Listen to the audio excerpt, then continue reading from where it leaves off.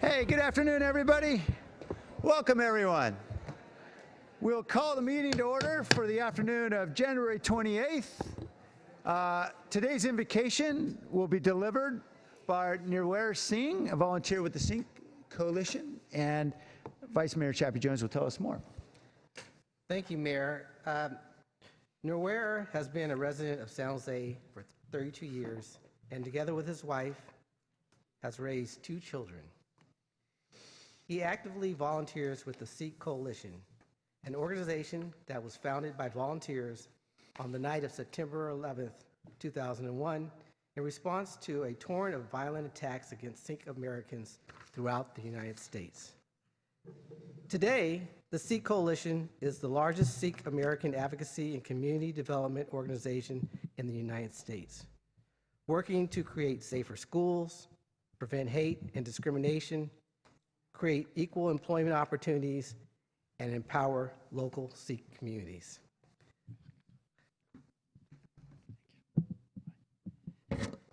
Okay. Good afternoon. Thank you, Mayor Liccardo, Vice Mayor Jones, for that wonderful introduction. I am going to say a few words about the prayer that I'm going to make at this time. It will be helpful if you know a little bit about the context around the prayer, because otherwise the words won't make a whole lot of sense. Okay? This prayer comprises of a verse from Sikh sacred scripture. This verse was composed by the 5th Sikh Guru, who refers to himself as Nanak in this verse because the founder of the Sikh faith is called Guru Nanak. Okay? And the 5th Guru carried on his mission, and in his writings and writings by other Sikh Gurus, they refer to themselves as Nanak. Okay? Sikhism, being a monotheistic religion, believes that there is one God, one creator for everyone, the entire creation. In fact, the creation is the manifestation of the God himself. That creator is formless, genderless. So when I refer to God as him, it's not literally a male figure. Okay? It's limitation of the language that I'm using. Okay? He's genderless, he's formless. And Sikhism also teaches that everyone, all of us, are created as equals. Gender doesn't make a difference. Socioeconomic background doesn't make a difference. Skin color, creed, your lineage doesn't make a difference. All of us are the same. All of us are equals. So with that, I'm going to say this prayer in vernacular and then translate as I go along. Okay? So please bear with me. The prayer goes like this. Tu Thakur tum pe ardas, jio pind sab teri ras. You are our Lord. To you I offer this prayer. This body and soul belongs to you. Tum mat pita hum barak tere, tumri kripa meh sukh kanere. You are our mother, our father. We are all your children. In your grace, our joys are abundant. Koi na jane tumra ant, uche te ucha bhagwant, sagal smagri tumra sutra tari, tumte hoye so agyakari. No one knows your limits. O highest of the high, most generous Lord, the entire creation is in your order and under your command. Tumri gat mit tum hi jani, Nanak, das sada kurbani. Only you know your vastness. Nanak, your humble servant, surrenders himself to you. Okay. Merciful Lord, bless our mayor, vice mayor, city council, and their staff with courage and strength to tackle the multitude of challenges that are facing them.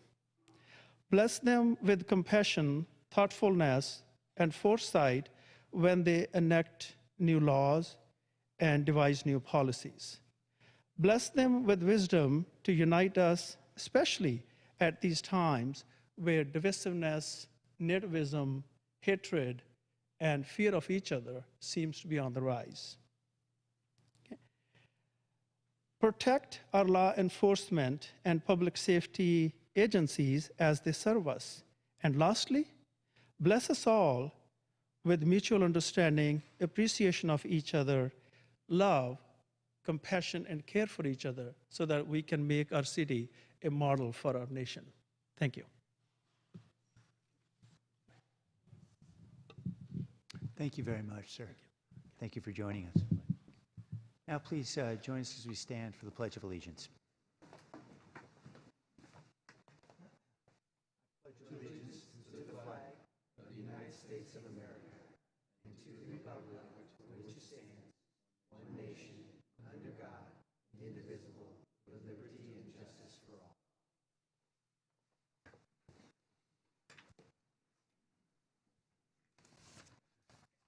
Thank you all. We have 3 ceremonial items.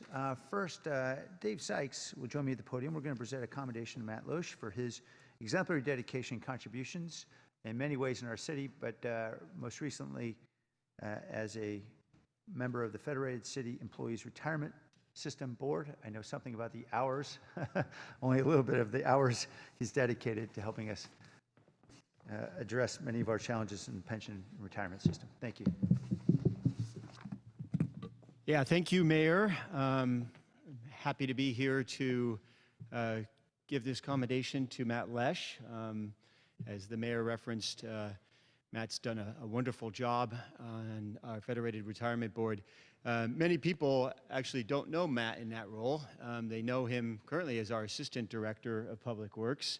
I've known him for many, many years as we worked together in the Public Works Department and actually got to know each other pretty well when Matt served as the president of the Association of Engineers and Architects. So it is my pleasure to be here to acknowledge Matt's work on the retirement board. Served on the board for 12 years, 10 as president, and I would say really took us through an extremely challenging time in our city's history and certainly in the history of the retirement board, looking in terms of changes the way we do things, actuarial changes, changes in the way that we carry on our business in terms of governance, and so just has done a remarkable job during that time frame.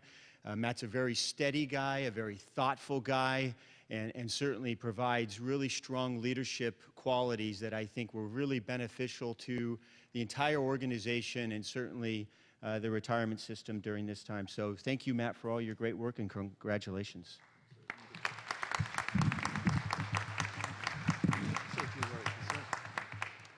So I appreciate this. I mean, first of all, I'm humbled by the opportunity and commendation. I am really thankful for the kindness that's been showed. I'm not going to hide that the last 12 years on the retirement stuff hasn't been a whole pile of fun. It's been a bit of challenges at times, but really the kindness that I've been shown by Dave, working with the mayor on these very challenging opportunities. I think we've put this federated board and the plan in a better place. It's still kind of scary and lots of things going on with the pensions, but I am grateful for the opportunity to have served, and I thank you for recommending me for this award. Thanks.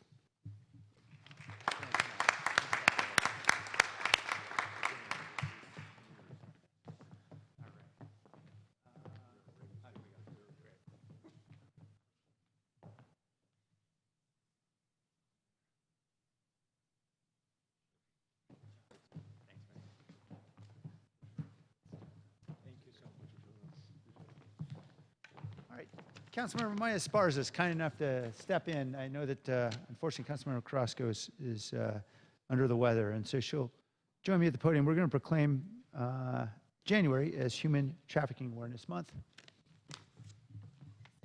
Thank you. Folks could come down.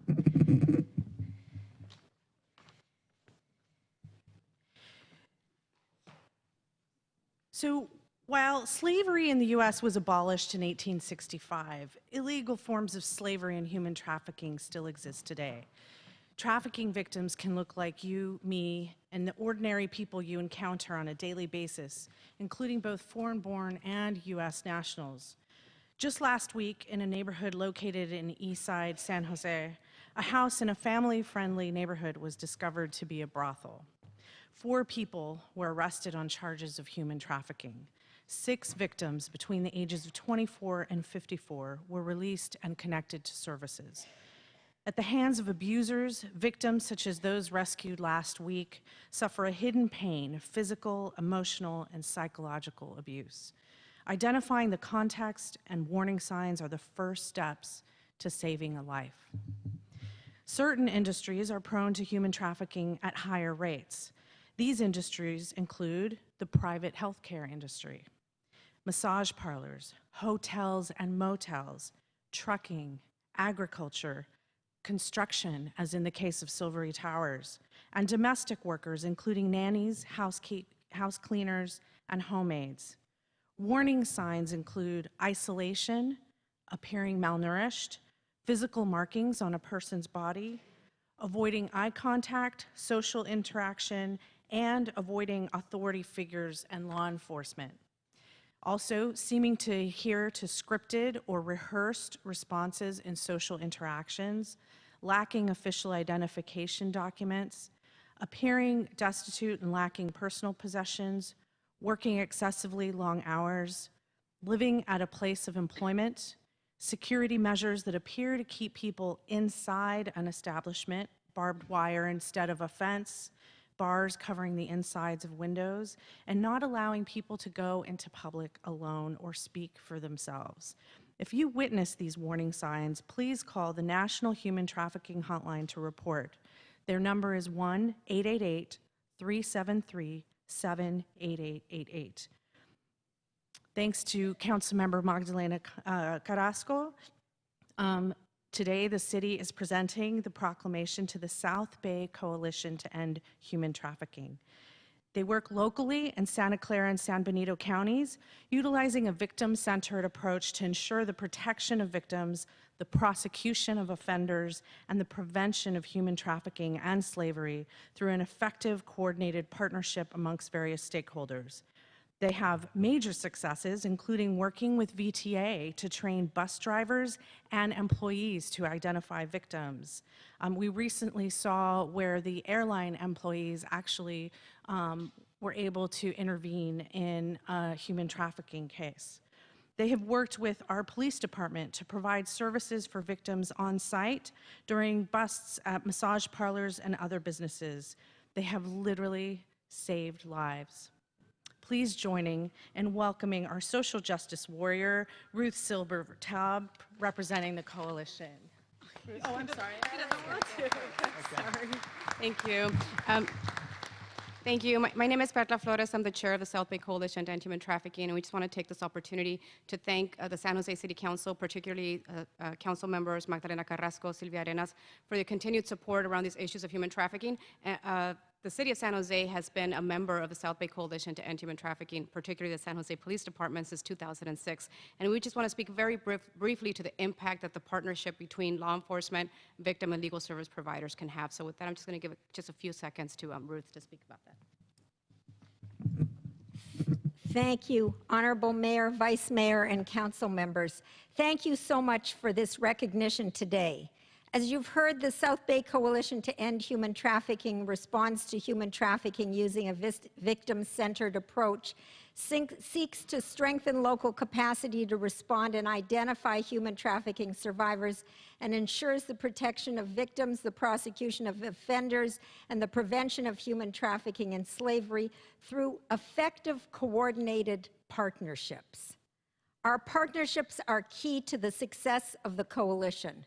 One of our most enduring partnerships is with the city of San Jose, who, as you have heard, has been a member of our coalition since 2006. The City Council has provided unwavering support for the coalition, has been responsive to our concerns on every occasion, and has collaborated with the coalition in an extremely meaningful way. We face enormous challenges fighting human trafficking because most victims are not easily identified. Forging collaborations with the community organizations, law enforcement, and legal representatives have enabled the South Bay Coalition to develop coordinated responses, to direct resources to survivors, and to bring perpetrators to justice. Our partnership with the City of San Jose has been invaluable for legal services providers, and I'm the chair of the Legal Services Committee. And so I particularly want to commend the city for their partnership with us, because it's enabled us to obtain justice for sex and labor trafficking survivors. On behalf of the legal service providers, I want to express our gratitude to the City Council for this recognition and for the City Council's unwavering support of our coalition and its commitment to the fight to eliminate both labor and sex trafficking. Thank you. Kim, the next speaker is Kim. Oh, she's going to be like 1 minute. That's okay. And thank the police. Okay. Yeah, Sorry. thank you. Thank you.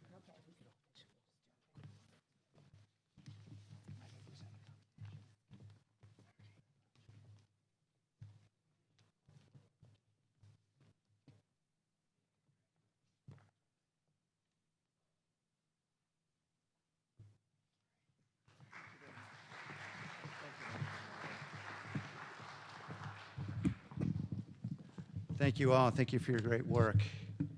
Councilmember Jimenez will be joining me at the podium. Today, we'll be proclaiming International Holocaust Remembrance Day. I believe that actually is January 28th. Happened? It was yesterday. That's what I thought. Okay, thank you. And I know we have many members of the community who are here, and we're often honored to have treasures in our community who've survived the Holocaust. If you are part of this and you would like to join us, please come up and join us. And we're happy to make accommodations. If you're not able to stand, just let us know how we can help you do that. We also have Tom Pike from Congressman Ro Khanna's office, who's going to just share something with some of the folks that are here. Welcome, welcome. So we're proclaiming International Holocaust Remembrance Day today, and we'll be presenting a commendation to Holocaust survivor Tamar Jacobs. Let me just first start by thanking the organizations that made today's remembrance possible: the Jewish Federation of Silicon Valley and the Jewish Family Services of Silicon Valley. Now, as we all know, the Holocaust was a state-sponsored systematic persecution and annihilation of European Jews by Nazi Germany and its collaborators between 1933 and 1945. Just yesterday marked 75 years since the liberation of Auschwitz, the largest camp established by the Nazis. The camp was first liberated on January 27, 1945 by Soviet forces. It is estimated that at minimum 1.3 million people were deported to Auschwitz between 1940 and 1945. Of these, at least 1.1 million were murdered. In 2005, the United Nations declared January 27th as the International Holocaust Remembrance Day, and this year, 2020, marks the 15th anniversary that the city of San Jose has remembered this day. Now, though Jews were the primary victims of the Holocaust, with over 6 million murdered, gypsies, people with disabilities, Jehovah's Witnesses, members of LGBTQ community, and others were also targeted. Millions suffered grievous oppression and death under Nazi tyranny. The Holocaust certainly is undoubtedly an unprecedented tragedy, and today we remember all genocides that have taken place across the world and demand an end to violence. In remembering the suffering of the persecuted, we give honor to their memory and struggles. But we must also remember the impunity and tyranny that allowed such a tragedy to happen. Never again can we be indifferent to the suffering of others, whether here or elsewhere. We will always remember, and we will always fight back. And so today, please join me in recognizing and inviting Tamar Jacobs to the podium. She's already here, who will share with us her inspirational story and some comments. Let's give her a round of applause.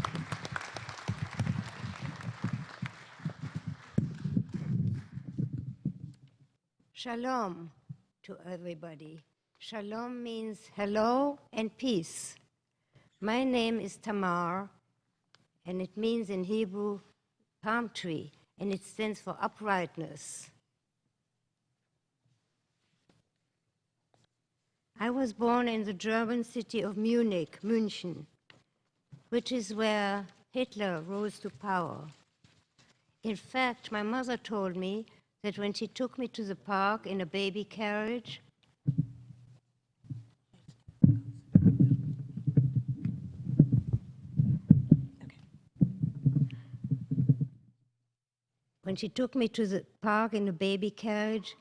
this way, the Hitler walked that way. And she used to say, if looks could kill, I'd be a corpse.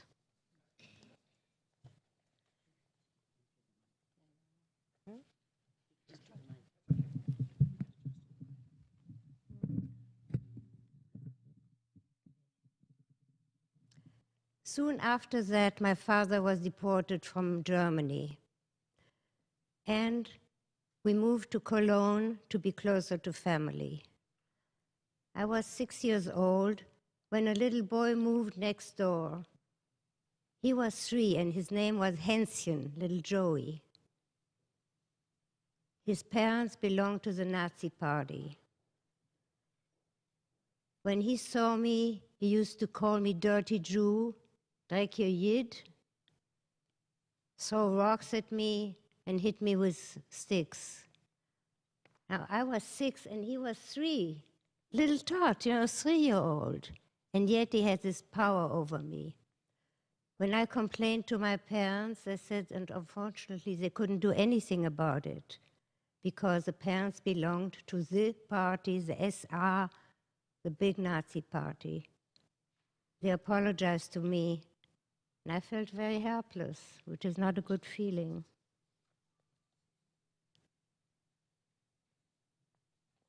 That happened even when the Jewish teacher, my teacher, came by and we walked to school. He was so brazen with the power of his parents.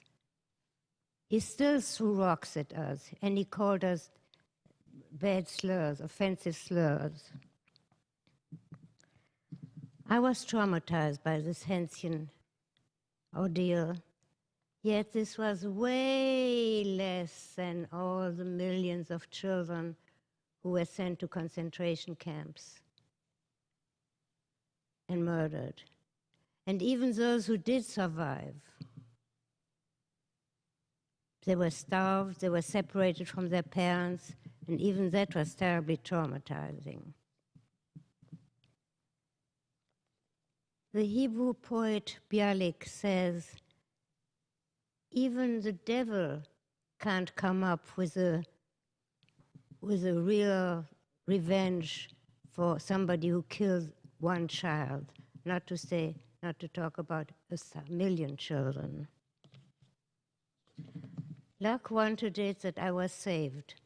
My mother took me to what became Israel to visit her father, and then we stayed there. It was very, very lucky I was saved.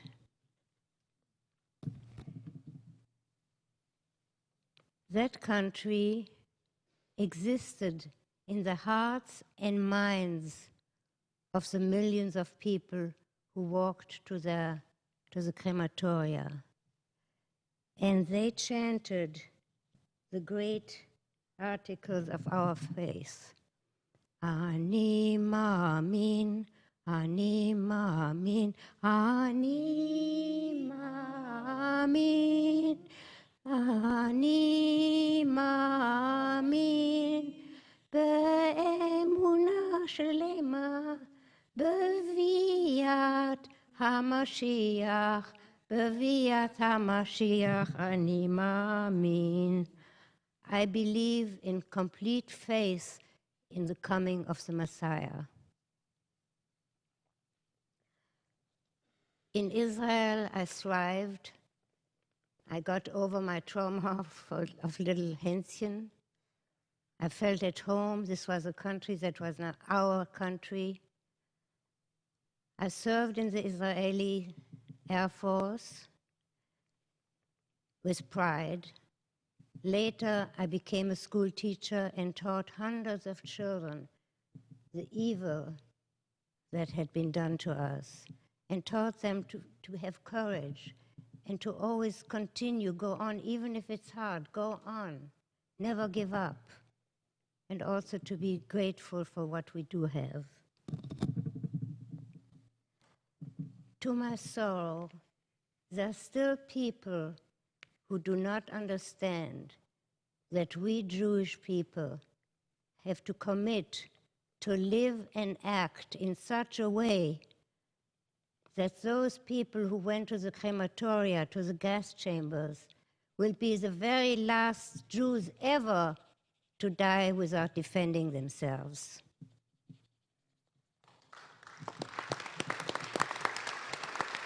Beautifully.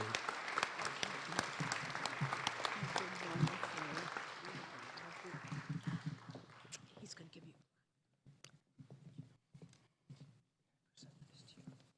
It's a combination from all of us in the city. Thank you. Thank you for sharing. Thank you very much. We'll take a photo.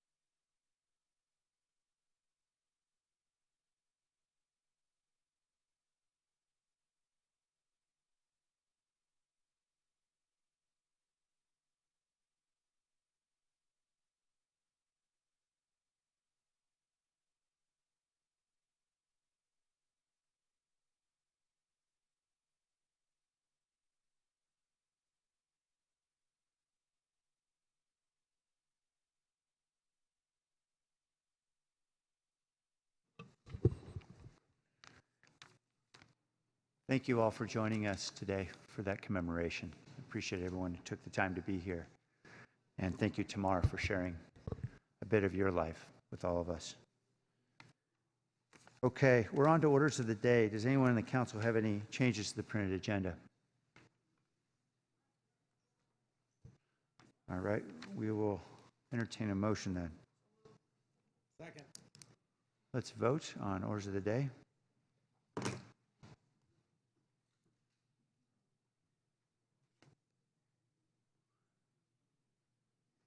Roll call. Should we do that verbally? Oh, there we go. Great. Okay, on the closed session report, there was no closed session. So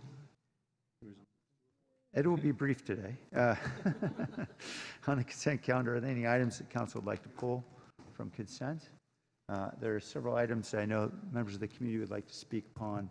Item 2.1 and 2.9, so we'll pull those two items. Are there other items for council to pull? Motion to approve the remainder. Motion on the remainder from Councilmember Camus. Let's vote.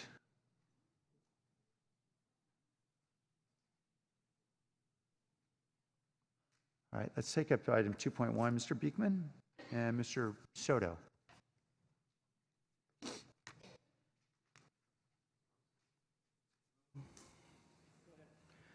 Hi, thank you. I'm very hopeful of both Concejal Arenas' suggestions and of city staff response to the idea of creating a community meeting process for San Jose in 2020 with equality and equity. to better ask for community thoughts and input, what they feel equity can be, how equity can be better defined for the future of San Jose. This is what the public can be a part of at this time. Equity is an issue that is being asked to be redefined across the country at this time. Each city can work on and develop their own important ideas, how to redevelop the term equity. I hope this can be an open, long-term project for all of us. To try to return to the root and ask, how can the same opportunities be given to people of low income who often do not have the same good choices, may be important for us to redefine at this time. To also mention, among its many positive, well-reasoned applications, I think my continual work of peace, better democracy, and sustainability with open and accountable technology practices can create an equal process that could invite everyone to understand questions of civil rights and civil protections, and to help invite ideas of good community reasoning, sustainability, and a more level playing field that I feel can be of help to bridge the digital divide. I think this can also speak well to new questions of equity and equality. Thank you. Thank you. Mr. Soto?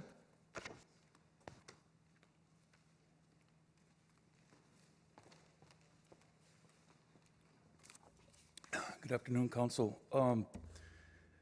I agree. I second what the previous gentleman talked about in terms of definitions. But rather than equity, what I would like to see is justice. Justice needs to happen in this situation. We can't debate about this anymore. This book I study every single day. I'm in The Devil in Silicon Valley by Stephen Peaty. And we haven't even scratched the surface of what justice looks like. This city allowed for pesticides to be sprayed on my ancestors. My grandmother, my father, my mother, and 7 tias were relegated, marginalized, discriminated against, and relegated to the east side of San Jose, and sal si puedes.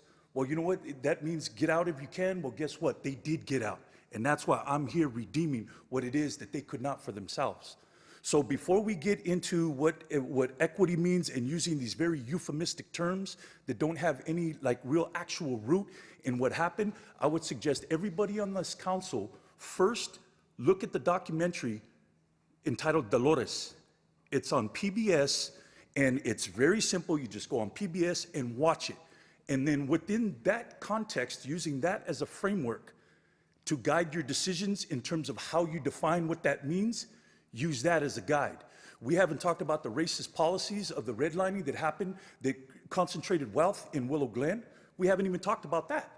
That needs to be put on the table, because what happened as a result of that is that the average age of the homeless person on the streets now is 50. So that means that that person normally would have inherited wealth from their parents had they had the opportunity to accumulate it. But because of these racist whiteification, not gentrification, it was whiteification of Willow Glen and Rose Garden, that it deprived Mexicans of the ability to generate that ancestral wealth that they could have possibly passed down to the next generation.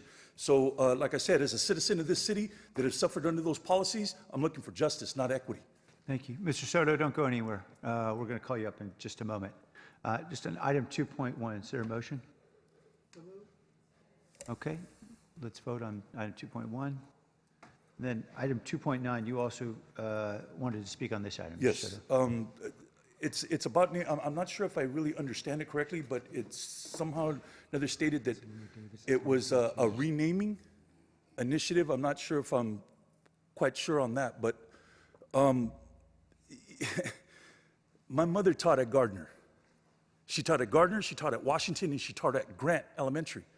And so, you know, that is the horseshoe. It has been commonly acknowledged as the horseshoe. And like I said, we haven't even come to a point as a collective, as a city, to come to terms with the injustices that that particular neighborhood has experienced. And I'll give you an example. The homes on the south side of the tracks have been given historical landmark status, which means they are going to be protected from the light rail, from the high-speed rail coming through. The homes on the south side of the tracks, which is all the horseshoe area, those are going to be demolished. And this council is lying. They are flat out lying to the people. Okay, because the horseshoe and all of those streets that are alongside of that, it's going to be gone because you're going to have 4 tracks that are going to have to go through there. Okay, and nobody's being honest about that. Nobody's putting that on the table. And so we want to get into these issues where we're going to rename that area, and this city as a whole has not even come to terms with the racist policies that created that area in the first place. And so, you know, just until we get to a point to where we can talk about race, we can talk about the historical injustices that Mexicans have experienced ever since Manifest Destiny. Ever since Manifest Destiny happened in this, we just barely grappled with Peter Burnett being changed. Peter Burnett was the most racist governor that this state has ever had. He was, so was Stanford. Leland Stanford was part of the Chinese Exclusionary Act. Thank you, Mr. Soto. I believe Councilmember Davis, you indicated you need to recuse yourself. Yes, Okay. I live in this neighborhood, and Yeah. so I know this is the first of a couple of votes that we'll be taking on this item, and even though I do not live in a contributing structure in this neighborhood, I do need to recuse myself from all of the votes. Right, is okay. what our city attorney has told me. Thank you, Councilmember. Councilmember Esparza? Yes, thank you, Mayor. I had wanted to pull this item because I wanted to take the opportunity to highlight the fact that nearly all of our historic districts and conservation areas are in District 3 and District 6. They are Guadalupe, Washington, Hanchett, Hester Park, Market Almaden, Martha Gardens, Negley Park, and Palm Haven. And while I support the North Willow Glen Conservation Area, I just want to be clear about that. I wanted to stop and think about what that means, what a conservation area means in the context of the conversations that we've had here about equity and about the displacement and development taking place in our city today. So because of historic redlining and the intentional lack of investment in certain communities, not all of our communities in San Jose, as you know, were created equal. And now we're affording an extra layer of protection and disincentivizing development in areas of the city that have historically been the wealthier and whiter areas. And I think it's important to recognize this and to take that context into consideration as we make decisions about historic conservation. And on the east side, we have a few individual sites like McDonald Hall, which is a national and a county historic landmark, and the Cesar Chavez home that the city of San Jose has designated as historic. And what does it say about whose history we're preserving when we only have a couple of sites preserved in a community that was instrumental in the civil rights history of this country, while we set aside whole neighborhoods and other parts of the city for historic preservation? And I think that's a question we need to ask ourselves as we consider what is deemed historic. And I don't know if Rosalind is here.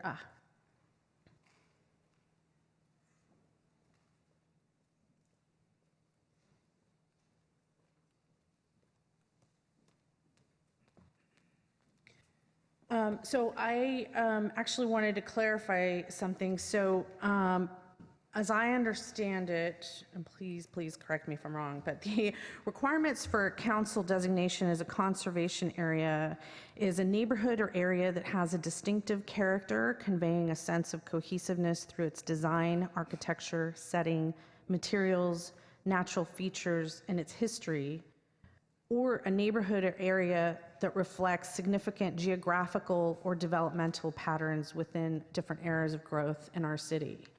So do we then have the capacity as a city to consider an area of the city that has contributed, for example, to the civil rights movement as an historic area of the city? Thank you, Councilmember Rosalind Huey, Director of the Department of Planning, Building and Code Enforcement. To answer your question, yes. And just to provide some context and background on conservation areas. So currently the city has design guidelines for conservation areas. So basically when an area is nominated, those areas are then subject to those residential design guidelines. I would want to just reiterate that really property owners can come forward and nominate their properties for a conservation area. The Historic Landmarks Commission can also do it. And as the council's taking action today, the city council can nominate an area as well. Thank you. I will follow up later on this. Thank you. Thank you. Councilmember Pross, did you? Actually, I had finished. I was I'm going to sorry. follow up with Oh, her. forgive me. I'm sorry. I actually, no, okay. I was just, never mind. Go ahead. Okay, we can come back to you. Councilmember Pross? I was just going to move approval. All right, is a motion and second. Anything further on this? All right, let's vote.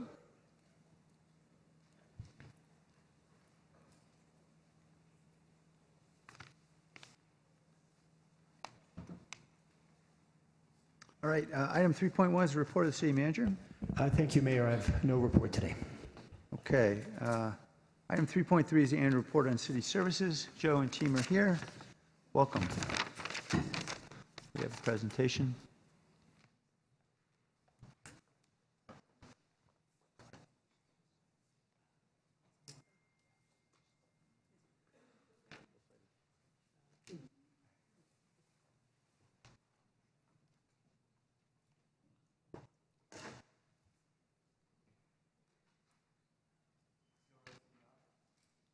Joe Roy, City Auditor. I'm here with Stephanie Noble from my office. So we're pleased to present the 12th annual report on city services. The report provides performance data on the cost, quantity, quality, timeliness, and public opinion of city services. It includes historical trends and comparisons to targets in other cities. The report's intended to be informational and to provide the public with an independent, impartial assessment of the services that the city provides with their tax dollars. By reviewing the report, readers will better understand the broad scope and breadth of the city's services across the many departments. The report builds on the city's existing performance measurement systems.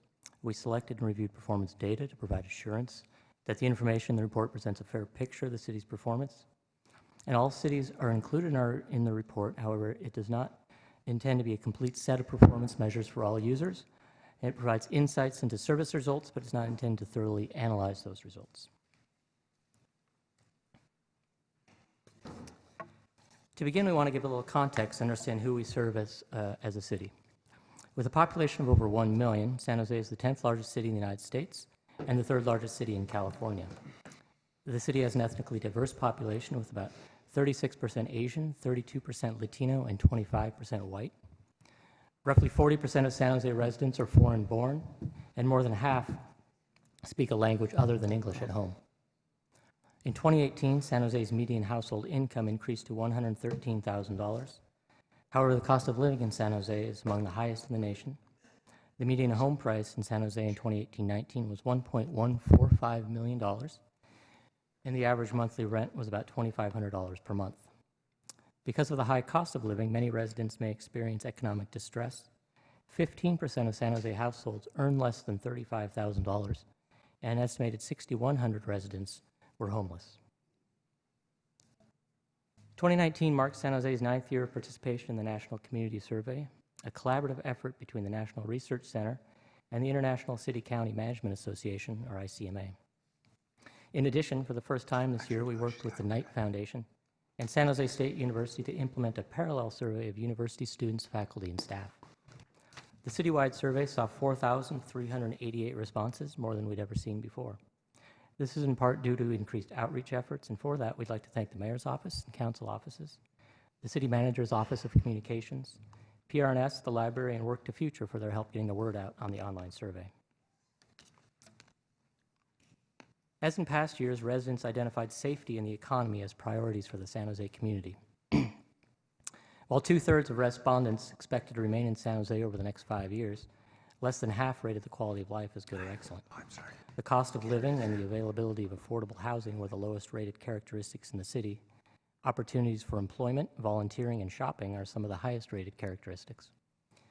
As described in more detail in the report, ratings for many city services were similar to prior years. However, ratings for services have declined in some areas from ratings from years ago, as the city has struggled to recover from budget and service reductions in the past decade. Some of the highest rated services include fire, libraries, garbage collection, and the airport. It should be noted that resident perceptions of governance in general for San Jose exceeds that of the county, the state, and federal governments.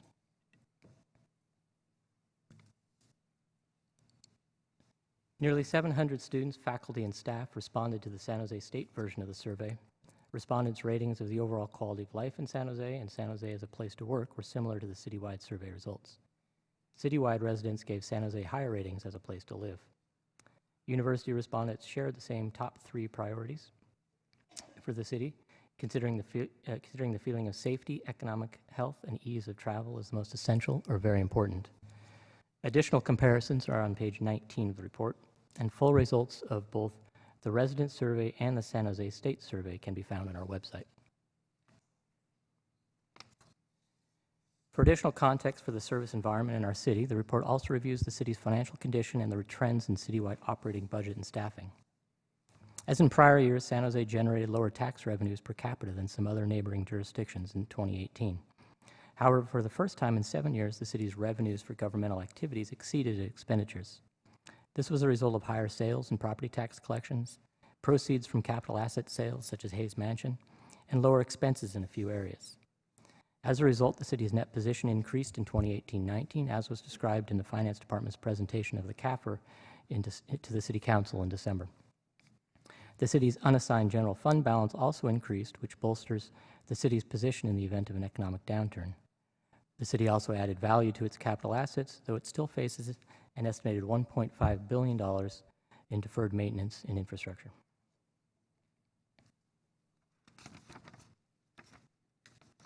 On a budgetary basis, departmental operating expenditures totaled $1.5 billion, or about $1,450 per resident. And despite seeing small projected shortfalls in the last 2 years, the city has generally increased spending in recent years.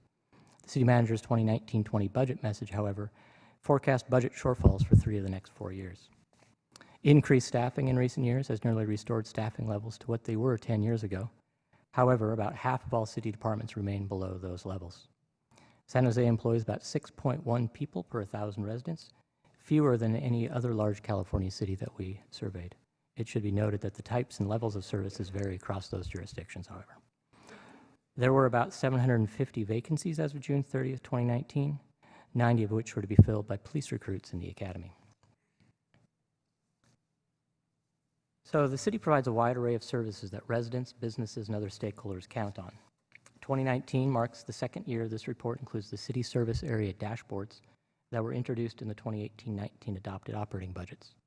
For these dashboards, the city administration selected its top 6 measures representing achievements in each city service area, or CSA.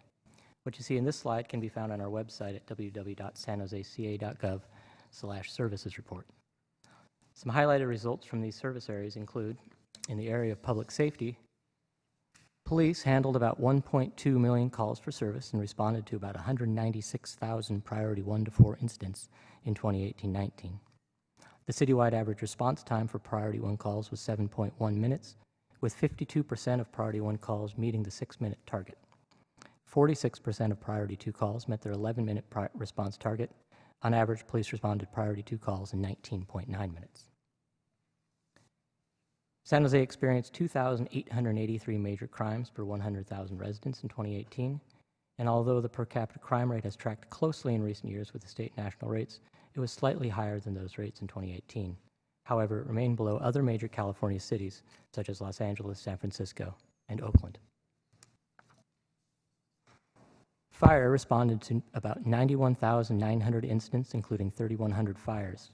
The department responded to 74% of priority 1 incidents within its time standard of 8 minutes, which is below the target of 80%, but is an improvement from the last 2 years.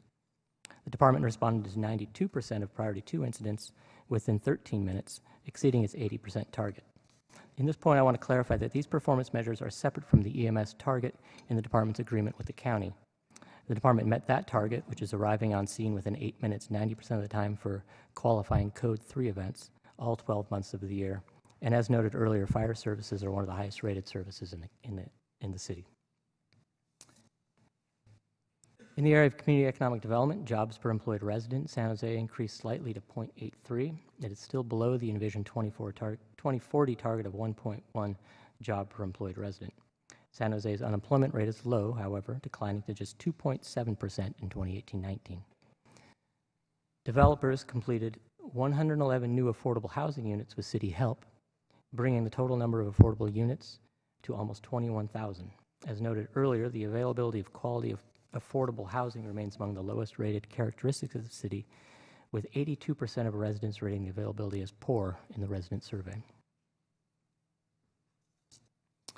Planning, building, and code enforcement completed 79% of plan checks for development projects within processing time targets and 69% of building inspections within the target of 24 hours. The value of construction increased in 2018-19, however, the volume decreased for the second straight year.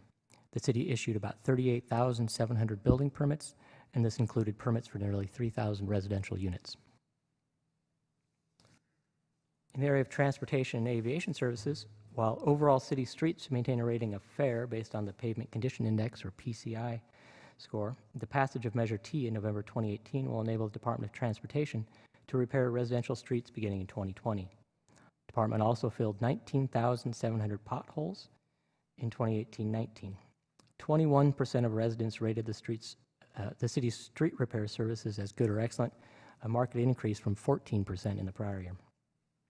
The fatal injury crash rate rose slightly to 2.2 per 1,000 residents in 2018, but remains below the national rate, which was 5.9 in 2017. The number of airport passengers continued to increase last year, serving over 14.9 million airline passengers. The airport served about 17% of the regional passenger market, up from 16% in the prior year. As mentioned earlier, the airport remains one of the highest rated city services, with 78% of residents rating the overall ease of using the airport as good or excellent. In the area of environmental and utility services, nearly 19 million gallons of water per day were diverted from flowing to the San Francisco Bay during the dry weather period, which is June through August. And South Bay Water Recycling delivered almost 4 billion gallons of recycled water over the course of the year. That is up from the prior year. San Jose Clean Energy began serving residents and businesses in 2018-19. It served over 328,000 accounts with renewable and carbon-free energy, helping the city to meet its greenhouse gas reduction goals. And the percent of waste diverted from landfills stayed consistent with last year, as the city is still working to address disruptions in the recyclables market. The city diverted 64%, or around 400,000 tons, of solid waste in 2018. In neighborhood services, Parks, Recreation, Neighborhood Services Department rated the overall condition of city parks 3.3 on a 5-point scale. 2 new parks, Cannery Park and William Lewis Manley Park, were opened in 2018-19. 90% of residents reported visiting a park at least once last year, and in addition, about half of residents reported using one of the city's rec centers at least once. Library customer ratings of services remain high, with internal surveys showing 94% of customers rating library services as good or better, and 85% of customers reported reading more to their children following participation in a library program. Again, as noted earlier, resident survey ratings of library services were high as well. Libraries offered over 24,000 programs last year, and the library opened a new neighborhood library at Mount Pleasant. A little over 2/3 of residents reported that someone in their household used a library last year. The city's Animal Care Center adopted, rescued, returned, or transferred over 15,000 cats and dogs last year for a live release rate of 92%. And finally, in the area of strategic support, IT reports that 86% of internal projects met scheduling, cost, scope, and value goals, exceeding its target of 80%. I want to clarify this is the internal assessment of staff's project success for IT-driven projects, such as the compilation of cybersecurity standards and Windows software upgrades. In a separate agenda item, we'll be presenting our audit of tech deployment, which looked at larger, broad, cross-departmental projects. IT also added staff last year, decreasing its vacancy rate to 10% from 18% in 17-18. Public Works reported that 97% of general vehicles in the city's fleet were available when needed, as were 100% of emergency vehicles. In addition, Public Works reported that 85% of city facilities were rated good or better during their 2018-19 condition assessments. The city has maintained strong general obligation bond ratings by the three leading national rating agencies, Moody's, Standard & Poor's, and Fitch. And overall, the Finance Department administered a debt portfolio totaling $4.6 billion. So this has been a pretty high-level snapshot of performance across the city's 6 service areas with a focus on the administration's CSA dashboard measures. Additional performance data for all city departments are included in the report. So additional copies of the report are available from the Auditor's Office and are posted on our website at www.sanjoseca.gov/servicesreport. We want to thank the many departments that contributed to the report. It would not be possible without their support. We'd also like to thank the Knight Foundation and San Jose State University for their interest and participation in our resident survey. And we're happy to answer any questions. Thank you. Thanks, Joe. Mr. Beekman? You'll pass? Okay. We'll come back to the council now for questions and comments. Councilman Kemps. Thank you again for the report and your time in my office talking about it. I really appreciate all the in-depth studies and generally, I really didn't have too many questions and had a couple of concerns. I think that we already discussed behind closed doors, but I am wondering, and I don't know if anybody's from the police department can actually shed light on this as well. You know, even though that we have a increasing staffing in our police department, it looks like our robberies and rapes and larcenies and burglaries have been on the increase here of late. And, you know, I think crimes nationally are going down. But I know that we changed a lot of laws in the state of California, and that that some of these crimes have been reclassified. For example, you know, Prop 47, anything above 950 is a felony, but anything below that is a misdemeanor. And do you think that even though we are showing a higher increase in crime, that these statistics are an apples to apples comparison? Because a lot of these are now misdemeanors, are no longer qualified as, you know, I don't know if you could shed light on that, or I don't know if the police department could shed light on. I mean, I like statistics, but I always like to see apples to apples.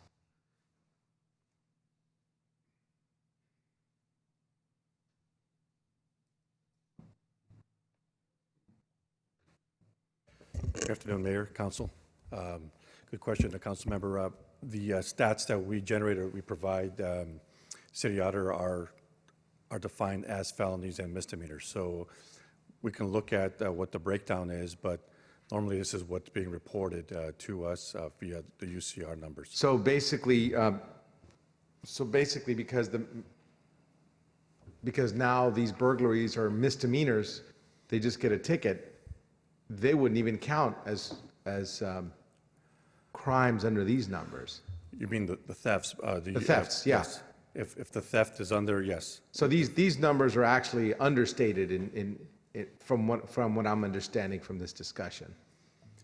Well, again, if the crime, if it's a misdemeanor, it's classified as a misdemeanor. If that theft is under that threshold. The limit, okay. Right. So and we if had if it's over that, then it's considered felony. Okay. All right. So I would expect to see misdemeanors going up and felonies going down, and that's not what I see. I see felonies also going up. Yes, and you're right. You're correct in that the aggravated assaults and the robberies were going up during 2018. Remember, this is 2018, so. Right. Yeah, we do have numbers in 2019. I think it's important. I mean, at least up to November, I believe. Yes, we do. Yeah. Anyway, I just wanted to get that an understanding, and I know that, you know, I'm very much in favor of growing our police department, but do you think that well, it just concerns me that even though that these crimes are no longer considered as severe, that we still have a rise. And Sure, Councilman, what we can do, we can take a deeper dive and look at those numbers, and we can also report that out at PISFIS, where we also report out UCR crimes. yeah, and I actually would love to get that. I'm no longer on PISFIS, but I would love to get that information Sure. as well at my office. Absolutely. Thank you. We can do Thank that. you again. Yeah, again, a great report.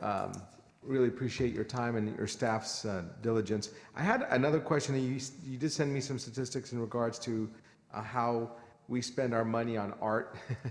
And, we spend a lot of money on quote unquote local artists. It looks like it's about a 50-50 or almost 50-50 local, non-local. I just, like the Sonic Runway is considered local, and I'm not sure that I would consider it local. What is the definition? What would you consider local as far as a catch basin of what is considered local to non-local?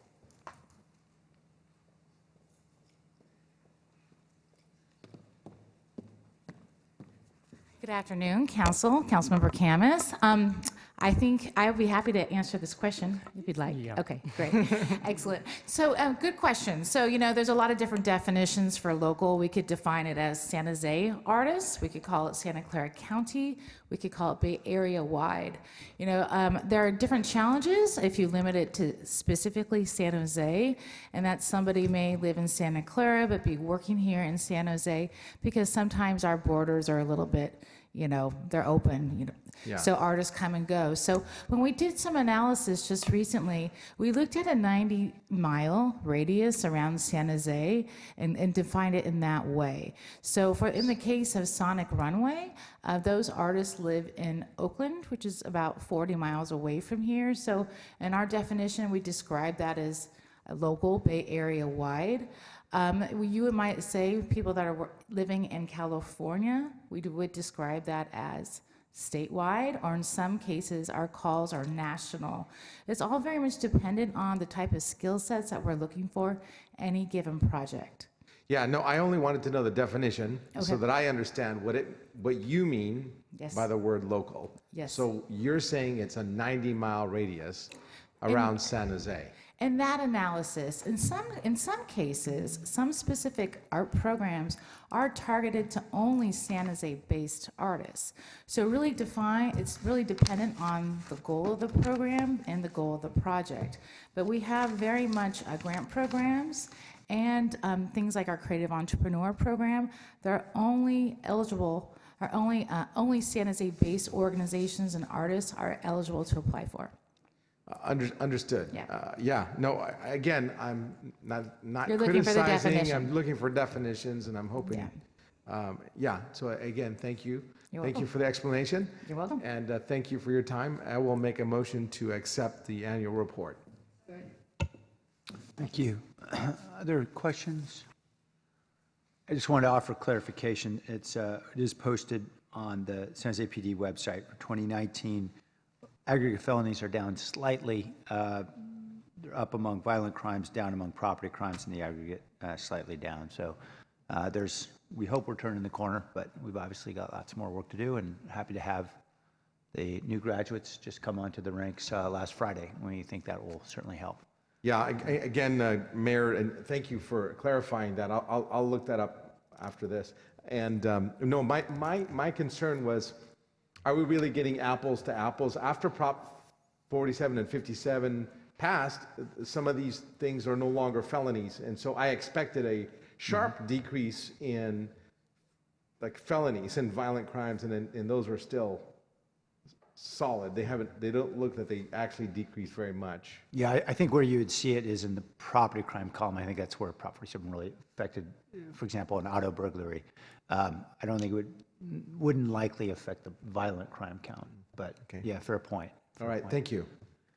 And I could also just offer a important data point here is in the survey that we conduct every year, the two lowest rated conditions in our city, as we might expect, cost of living and lack of affordable housing. So if anybody's wondering why we put a measure on the ballot in March, there's one good reason, or two good reasons right there. Okay, any other questions? All right, thanks, Joe, and thanks to your team for all your work. Appreciate. We know there's an enormous amount of work that goes into this, and we appreciate all the departments working together with the auditors to be able to present this to the public and to the council. On the motion to accept, let's vote.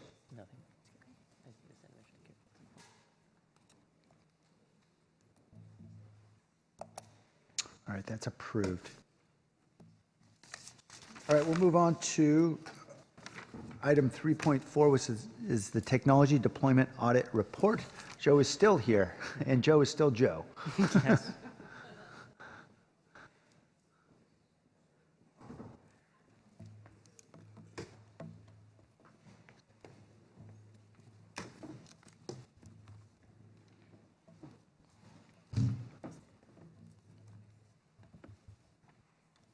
So good afternoon again, Joe Roy, City Auditor.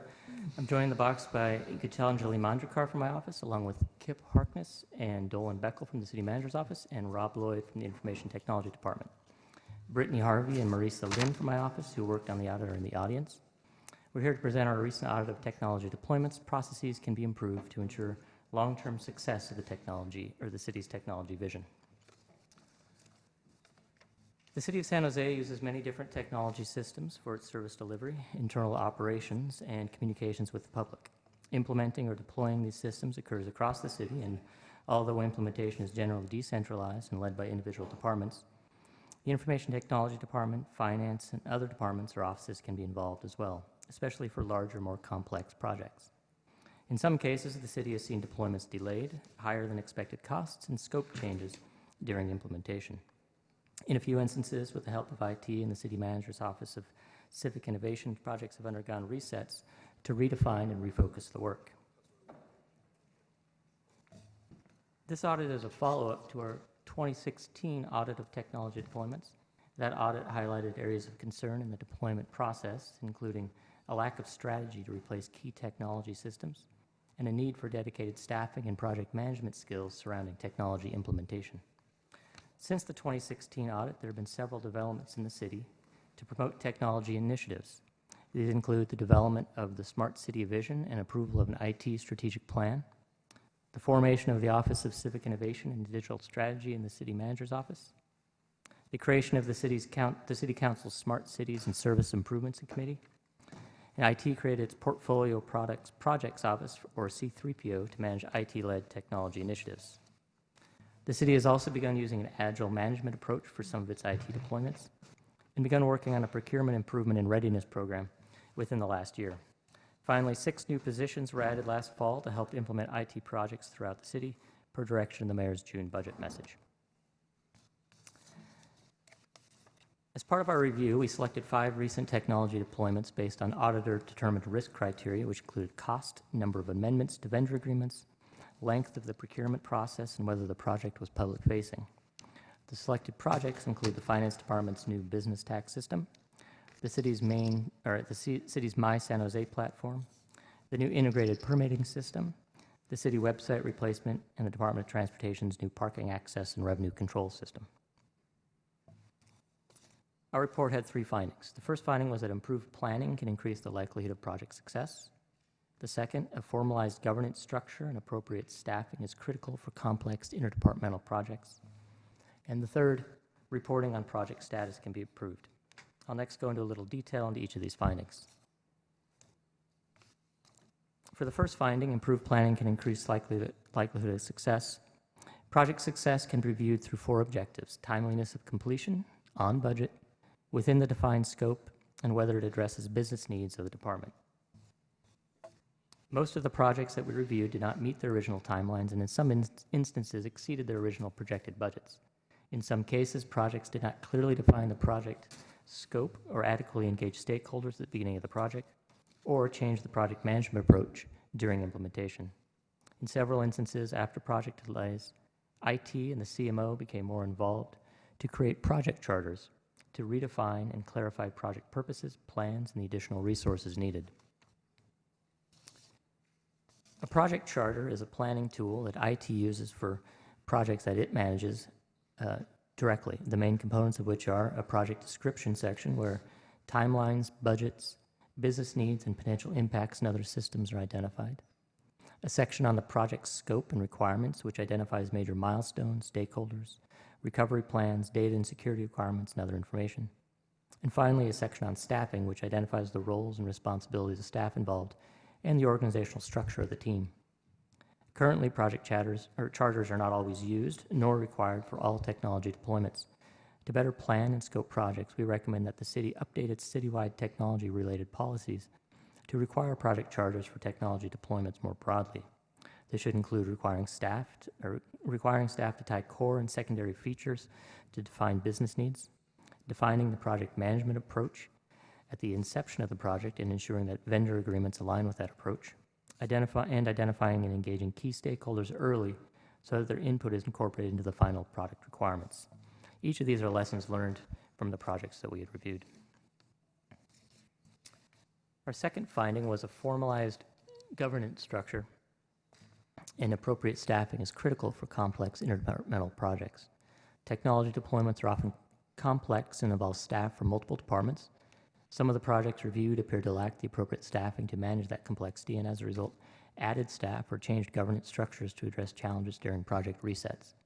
Having the right governance or decision-making structure and the appropriate number and type of staff with adequate decision-making authority is important, especially for larger and more challenging interdepartmental projects. In addition, IT's role should be better defined. IT currently reviews technical specifications of projects in the RFP process, such as architecture, cybersecurity, and the ability to function in the city's infrastructure environment. However, this review is initiated by departments, typically through the process of submitting help desk tickets to IT. During the implementation phase of several projects, IT became more involved as it filled gaps in technical and project management expertise. We recommend that, in addition to project charters, city policy should require clear governance structures and identify staffing resources with defined roles, responsibilities, and decision-making authority. The policy should also formalize IT's role in project planning and throughout the deployment. And finally, a lack of documentation and turnover among staff on the city and vendor sides contributed to delays and loss of institutional knowledge on projects. To mitigate the effects of future turnover, the administration should require appropriate documentation surrounding key milestones and decision points and modify city agreements to enable the city to provide input in vendor staffing. The last finding, reporting on project status can be improved. Regular reporting is essential to help policymakers provide oversight and the administration to steer projects toward their intended outcomes.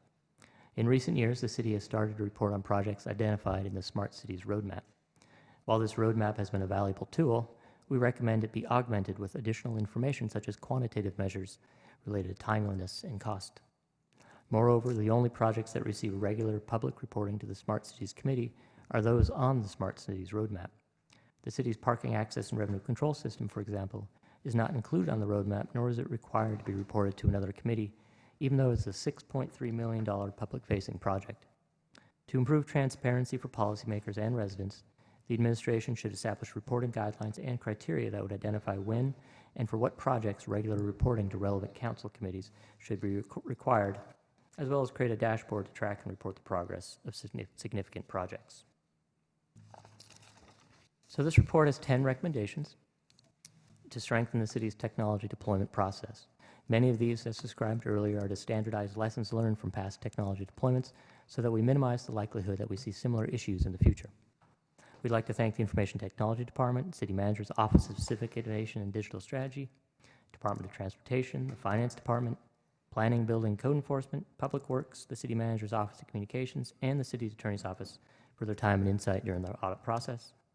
The administration has reviewed the information on the report, and the response is shown in the yellow pages. I ask that you accept the report. I'll now turn it over to Rob and Kip for the administration's response. Thank you, Joe. Kip Harkness, Deputy City Manager. We welcome this audit. We have been transparent that our historical technology deployments have been hit and miss, And fortunately, the city has made some significant initial investments in product and project management, and those investments have begun to pay off, and we have learned how to do the work well. What we now need to do is institutionalize and scale those lessons learned. So we have a long way to go. We very much appreciate the collaboration with the city auditor to shine a light on these additional recommendations to improve our technology deployments.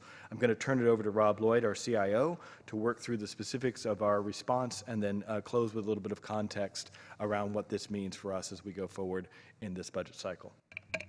Good afternoon, Mayor, members of council, and members of the public. Rob Lloyd, Chief Information Officer for the City of San Jose.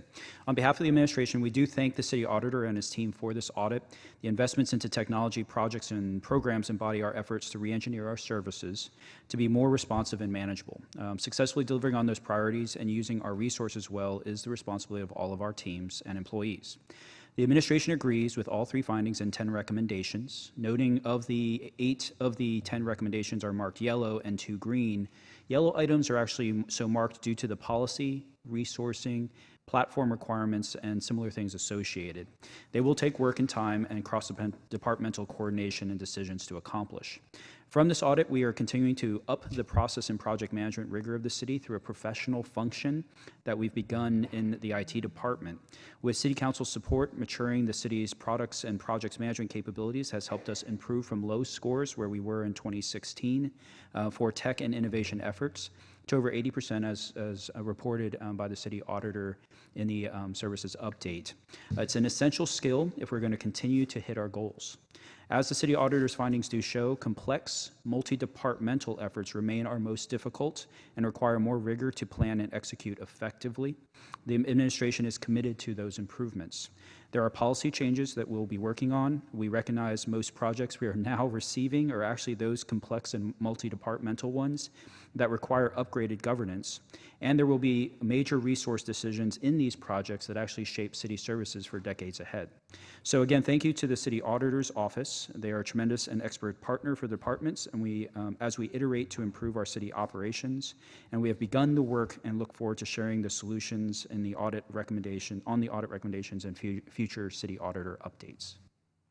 And to close, I think the audit findings kind of point in 3 directions, one toward IT, one toward the departments, and then one maybe toward the council.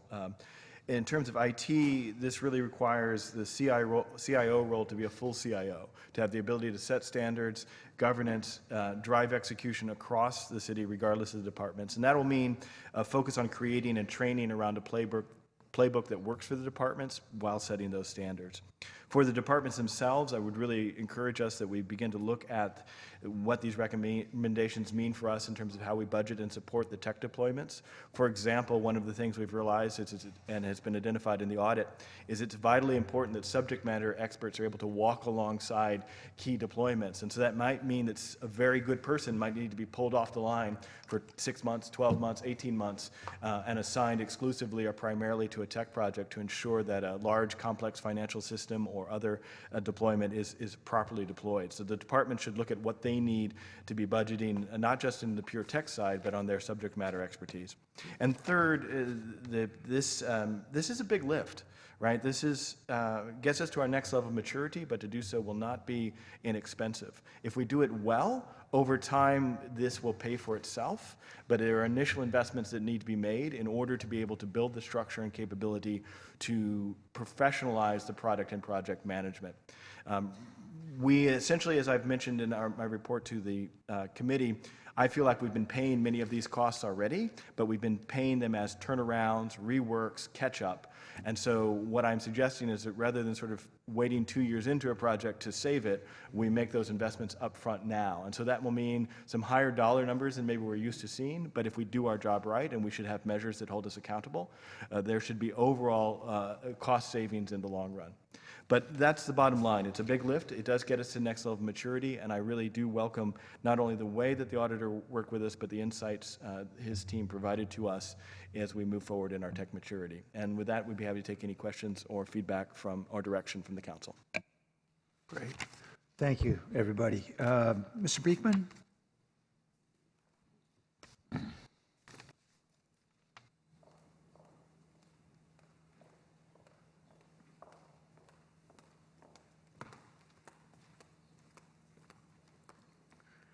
Hi, hopefully this will be a short one for once.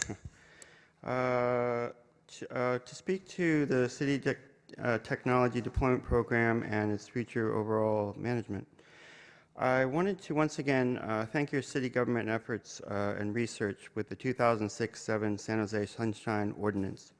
To remind, the Sunshine Ordinance may hold an important key about openness, transparency, and accountability, and to help to ask the mayor, city government, and community how we can all look for more creative answers and how to better work together. To offer my own creative reminder based on Sunshine Ordinance, notes and recommendations, a new CIO officer, Chief Information Officer, or second in command can give weekly presentations to the public and media to better organize and describe where city government projects are currently at. It can expand the role and service of what tries to be done at Rules and Open Government. Thank you. I also wanted to add that there is a new streetlight, smart streetlight being deployed over on 7th and San Fernando. I'll talk about this issue more tomorrow at Rules and Open Government. I worry about its location. It's about 30 feet from a third-story apartment building, and it's a subject I hope we can talk more about tomorrow. Thank you. Thank you, sir. All right, turning to council. Councilor, Vice Mayor Jones. Thank you, Mayor. First of all, thank you, Joe, and your team for that audit. And I focused on recommendation 5, and as Rob knows, because I'm always asking him to come up and speak at the Smart Cities Committee, that the oversight that we need from the CIO and from IT for all these projects is critically important, particularly up front. And as we know, based on the cost, and Kip, you really nailed it on hit the nail on the head in terms of the cost for rework and delays and other expenses that are incurred because of a project is off track, that we can have an ROI, a positive ROI in terms of making that investment up front. And I think that's a very easy case to make. So my desire is for IT to come back with some recommendations in terms of staffing or additional resources and make that ROI case, because I think it's an easy case to make. Particularly looking at, the responsibility to have compatibility and scalability across departments, as far as, network security and all those other issues that are involved with an enterprise level operation like we have. So we have to have a focus on those different departments, how they're managing their projects, and have a very robust oversight by the IT department. So I want to just emphasize that point and make a motion to accept the auditor's recommendations. Thank you.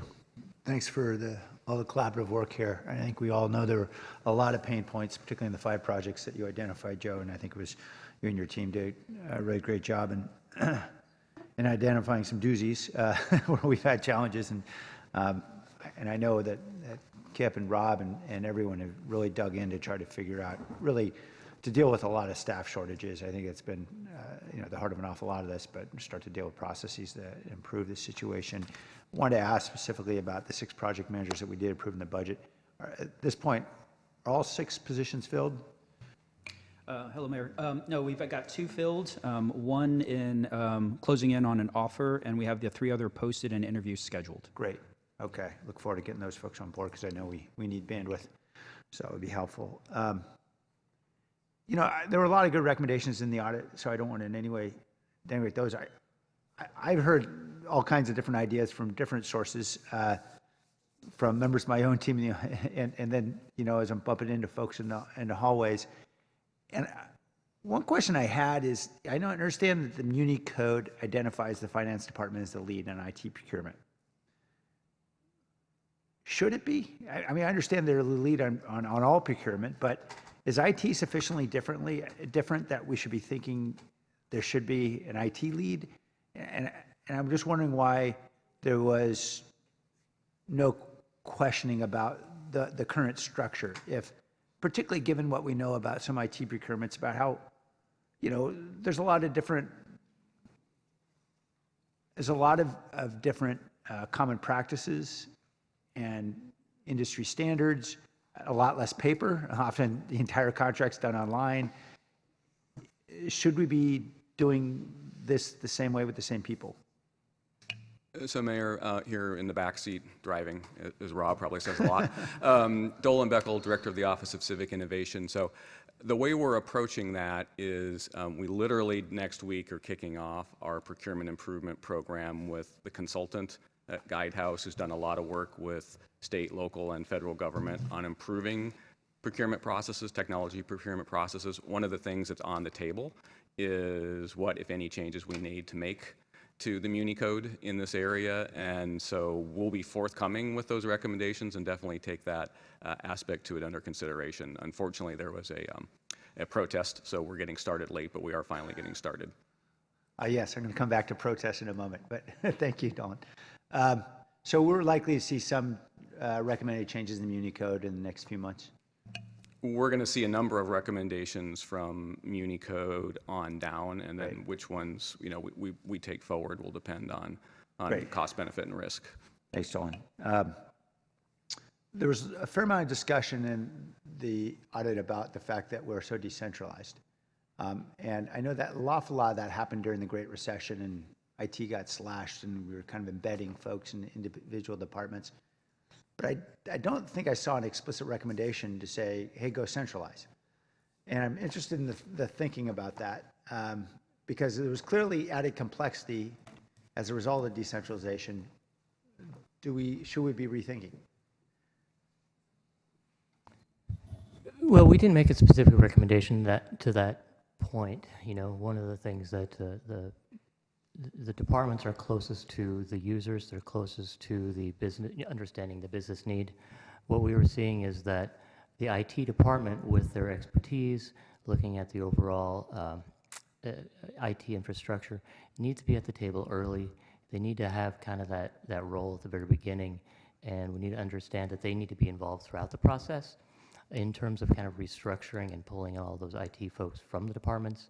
That would be we weren't willing to go necessarily that far, just because there are potential pluses and minuses of both models basically.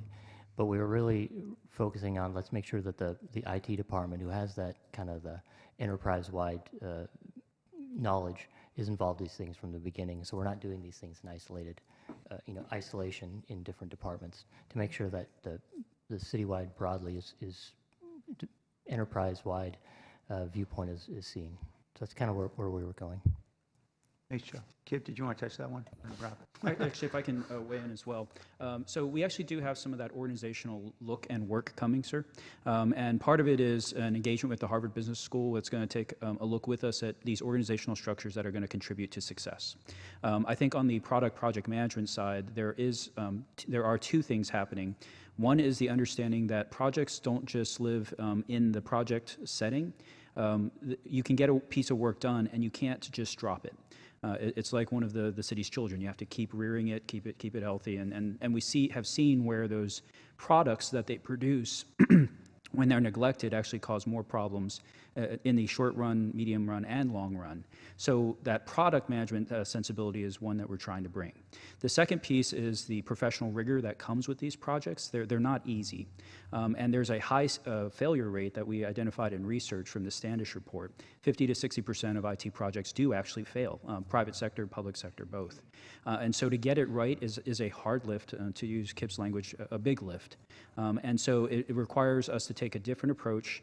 As they're getting more complex and more multi-departmental, those organizational structures and resourcing decisions are going to matter even more. And in 2020, we're actually going to be taking a look at that and saying, how do we address this best for the organization, both optimizing the resource use and the responsiveness to the departments, because we want to preserve that as well. And I would just say it's exactly the right question to ask now, which is, if this is the outcome that you want, which is consistent at scale, good delivery with tech, what's the best way to organize to get that? And I think what I like about the audit is they've given us a sense of what success looks like at the policy level, but they haven't necessarily been overly prescriptive about how you then stack the deck chairs. But I do think it is exactly the right time to say, okay, what are the capabilities that should be centralized? What are the capabilities that should be decentralized? And how are they governed out of the IT and in coordination with the departments? My experience from the private sector would suggest that our kind of ad hoc decentralization over the years made sense in the moment and doesn't make sense now in an era where you want an architecture that crosses systems, you want security and all the other illities that Mr. Jones talked about, Vice Mayor Jones talked about, to be thought about as a thing, not as a series of different things. And so we are looking to undertake that work in collaboration with the Harvard study, and we think that it's a good follow-on to this recommendation to think about what are the capabilities to centralize and what are those that should remain decentralized. Okay, thanks, Captain. I appreciate this is still work in progress. I'm sorry, Vice Mayor, did you want to? Oh, I just want to modify my motion to direct them to work with the Berkeley Business School, or even Stanford, as opposed to Harvard. But that's. Well, that was part of Harvard I never went to, so I have no partiality to the business school. You know, I appreciate those comments, Kip, because I just keep thinking, you know, what I've sensed, and I'm not pointing fingers here, is that, you know, for example, the experience of one of the case studies we looked at in the audit was that there was no product ownership, and I kept thinking, well, where's the department head? Right? And of course, department heads doing all the things department heads do, running a department, and they're not necessarily thinking passionately about every day about how am I going to drive this implementation to success. On the other hand, I would imagine folks maybe in an IDTD department might take it a little more personally and say, I'm going to own this and drive it. And so I can't help but think all too often we've really left these projects as orphans with department heads that are, you know, more or less busy with other stuff. And if I could, Mr. Mayor, my analogy on this is a new problem set for cities, and so we're figuring out what the right professional framework is around it. The analogy that I would use is the successful example of public works, right? You do not expect an individual department to run its own complex construction projects. Agreed. Yes, they may have an in-house team with a deep expertise, subject matter experts, but we have a whole department scaffolding around them thinking about how they design and manage and lay out those capital projects. I think we are getting to an era with our technology projects where we need a same level of expertise in centralized in technology that we have in public works. And just like in public works, we still want to work with those departments as clients and customers, but it would be unrealistic to expect 20 different departments to build up that capability and maintain it on their own, or 20 different department heads to be up to speed on the latest agile methodology or user research around how to work with customers and incorporate that or integrate the back-end data, blah, blah, blah. Yeah, heartily agreed, yeah. And I also think the stakes are really rising for us around cybersecurity, around privacy. We're now trying to implement citywide policies in these and other areas, and the stakes are way too high for us to think an ad hoc approach is going to work. So I just want to say I'm all for really thinking seriously about how we can centralize meaningfully. It's also apparent, you know, in my conversations in the past with Shireen and others, that, you know, there are new models of buying going on here, and I keep sensing that we're not able to be as nimble in embracing those new models as other cities might be. And I'm thinking, for example, around cooperative vehicles, working with other jurisdictions, around group buys, around you know, online software subscriptions, around multi-awards that involve both hardware and software and services all combined. It's much more complex. And it just seems as though, again, this may be an area where having, well, let me just ask you, how are we adjusting to new models of buying?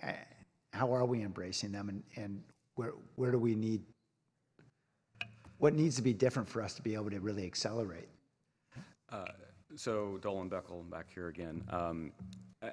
So we do cooperative purchasing.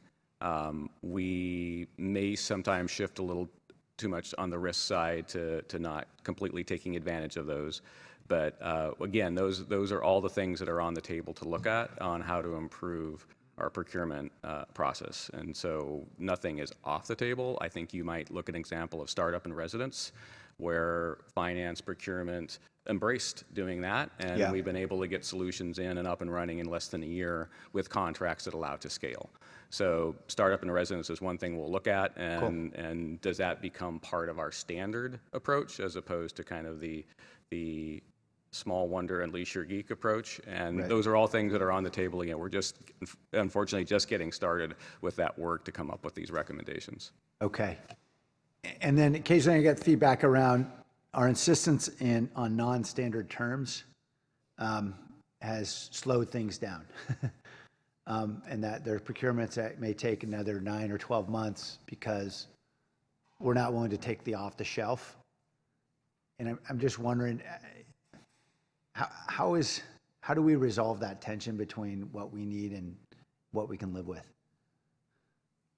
If I can weigh in on that one. So there are the solutions that we deal with now: cloud, security, privacy, disappearing hardware, service levels. They are a different animal than what we've seen in old software contracts when we used to buy things in kind of the capital sense. So we do need to work as purchasing, as well as city attorney's office and departments, to make sure that we're addressing those terms differently and putting in some of those things about breach and notification and the staff qualifications and acceptance.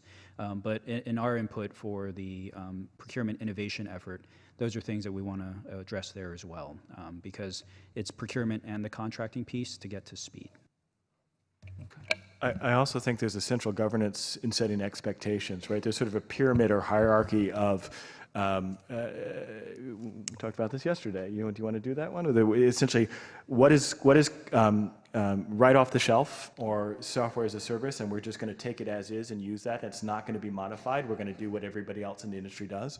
What are those ones which we're going to do some modification of, minor modification, and what are those ones that we're going to develop in-house, very highly bespoke? And that needs to be a pyramid, getting skinnier and skinnier as you get to the top, and there needs to be a strategic set of decisions on whether you're going to be bespoke or whether you're going to go with out of the box. Because if everybody chooses for themselves, everybody wants to go to Seville Row and get the tailored suit, but for most of it, it's really okay to go to Bonobos or wherever and pull it off the rack.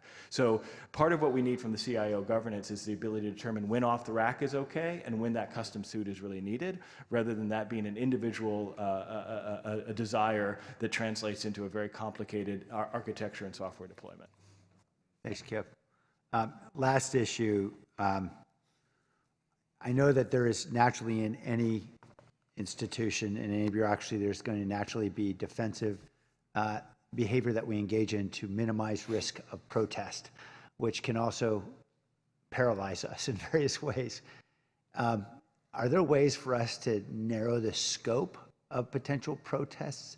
And maybe that's a legal question, and Ed can tell me no, but I mean, is there a way for us to actually reduce protest risk so we can move faster? So the question is whether or not the process is going to be challenged. I think that the IT and purchasing have come up with a process where they do a lot of the pre-screening early on, so that you do have the competitive process at the beginning. You have them do a pilot, and then you select from the pilot, so that people have an opportunity to at least submit their proposals. Process is usually the basis for most of the appeals. So long as we come up with a process that appears to be fair, then I think you would lower the risk of protests. Is all that dictated really by state law, or do we have any opportunity with our own Muni code to say these will be the bases for protest, and to narrow it in a way that enables us to be fair without continually kind of dealing with the fear of protest? Well, the protest is based on fairness and on whether or not there was due process in the selection. And so while we could try to narrow it down, both state and federal law sort of dictate what due process is. Okay, got it. Yep. Okay, thanks. All right, any other questions? All right, on the motion then. We do have a motion, right? Yes. Great, let's vote. Thanks, everybody. Look forward to more work ahead. All right. Excuse me. I'd like to register that as a yes vote. That's Councilmember Esparza is a yes. All right. Great. We're on to item 5.1, which is submission of a letter to VTA and affirmation and preservation of funding to particular projects for VTA Measure B. Hi, John. Thank you, Mr. Mayor, members of the council. John Russo, Director of Transportation. What we have is we have a memo that's requesting to send a letter to VTA to reaffirm Measure B in terms of its roadway expenditures. The administration put together a memo that provided additional background and context to that and is supportive of that action. I don't have a presentation here, but I'm certainly ready to answer any questions that can be of more assistance. Okay, we'll come back to you with questions in just a moment. I think first we'll go to the community. If you could all just come down as I call your name. Everyone has 2 minutes to speak. Blair Beekman, followed by Cole Cameron, Judy Pernington, Michael Hazelton. Forgive me, Michael, if it should be Hazelton, and Tim McRae.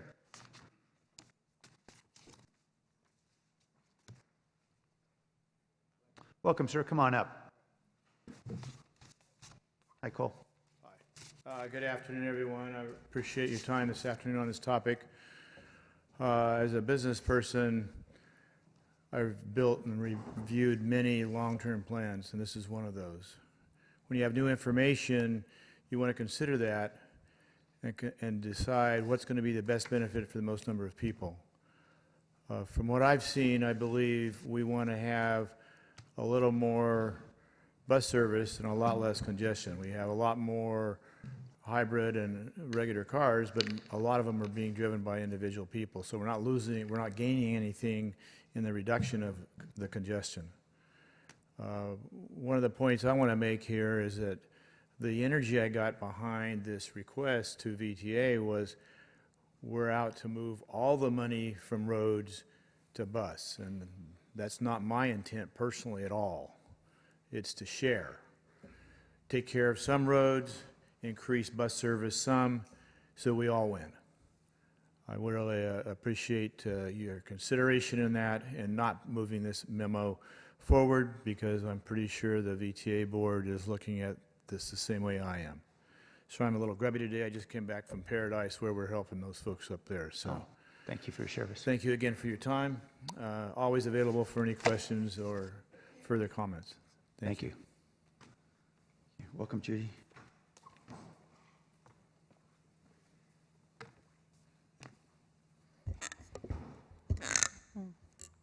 Mayor, council members, thank you so much for the opportunity to speak on this issue. I'm Judy Purrington. I'm a resident of District 2 in South San Jose and have been for the past 38 years. I'm an advocate with Silicon Valley Transit users and all volunteer local nonprofit, and I appreciate the opportunity to share information on transit needs from the perspective of transit users. I am transit dependent, so when I saw the memo earlier this month, I knew I needed to come and share my perspective. I use VTA buses and light rail pretty much every day along with my bike, as I have a medical issue that doesn't allow me to walk that half-mile distance to the bus stop on Santa Teresa or the 3.5 miles to the Santa Teresa light rail station. And of course, distances after I get off the bus or the light rail to my ultimate destination. I understand the desire of our elected officials to honor the voters for Measure B, but we are only talking about a reasonable allocation and certainly not maintenance funds. VTA bus services have been cut for the past 20 years. In San Jose, we have half the residents of Santa Clara County, yet we have many areas of our city that are woefully lacking in bus services. And with the latest cuts, we have a new low for services in our neighborhoods. This truly affects the transit dependent adversely. As far as honoring Measure B, let's not forget that the promotional materials and even the ballot arguments spent a disproportionate amount of words talking about serving the transit dependent populations, considering transit was being allocated the smallest pot of money for the 30 years of sales tax will be collected. Cuts in transit service over the past 20 years have systematically reduced transit options and severely reduced ridership. We all pay the transit sales tax, and we all should have good access and opportunity to stay out of the traffic gridlock and travel with a lighter carbon footprint. I beg you to be reasonable and to support some reallocation of the Measure B, sufficient to bring back services that are needed in our communities and strategically amend services where they are lacking. Thank you very much. Thank you.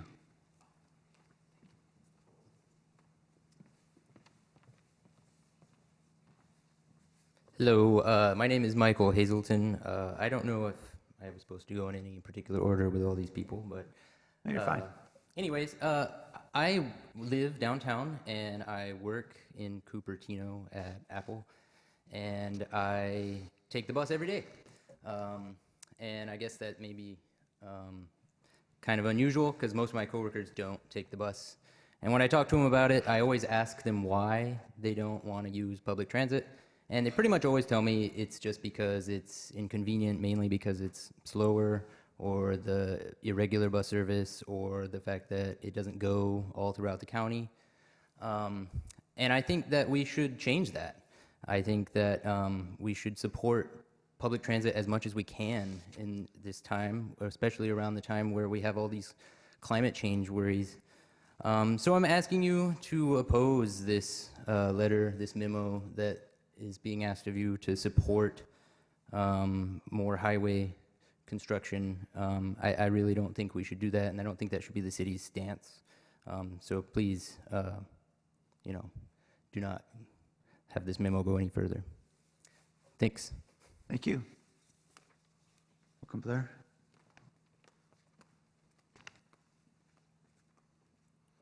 Hi.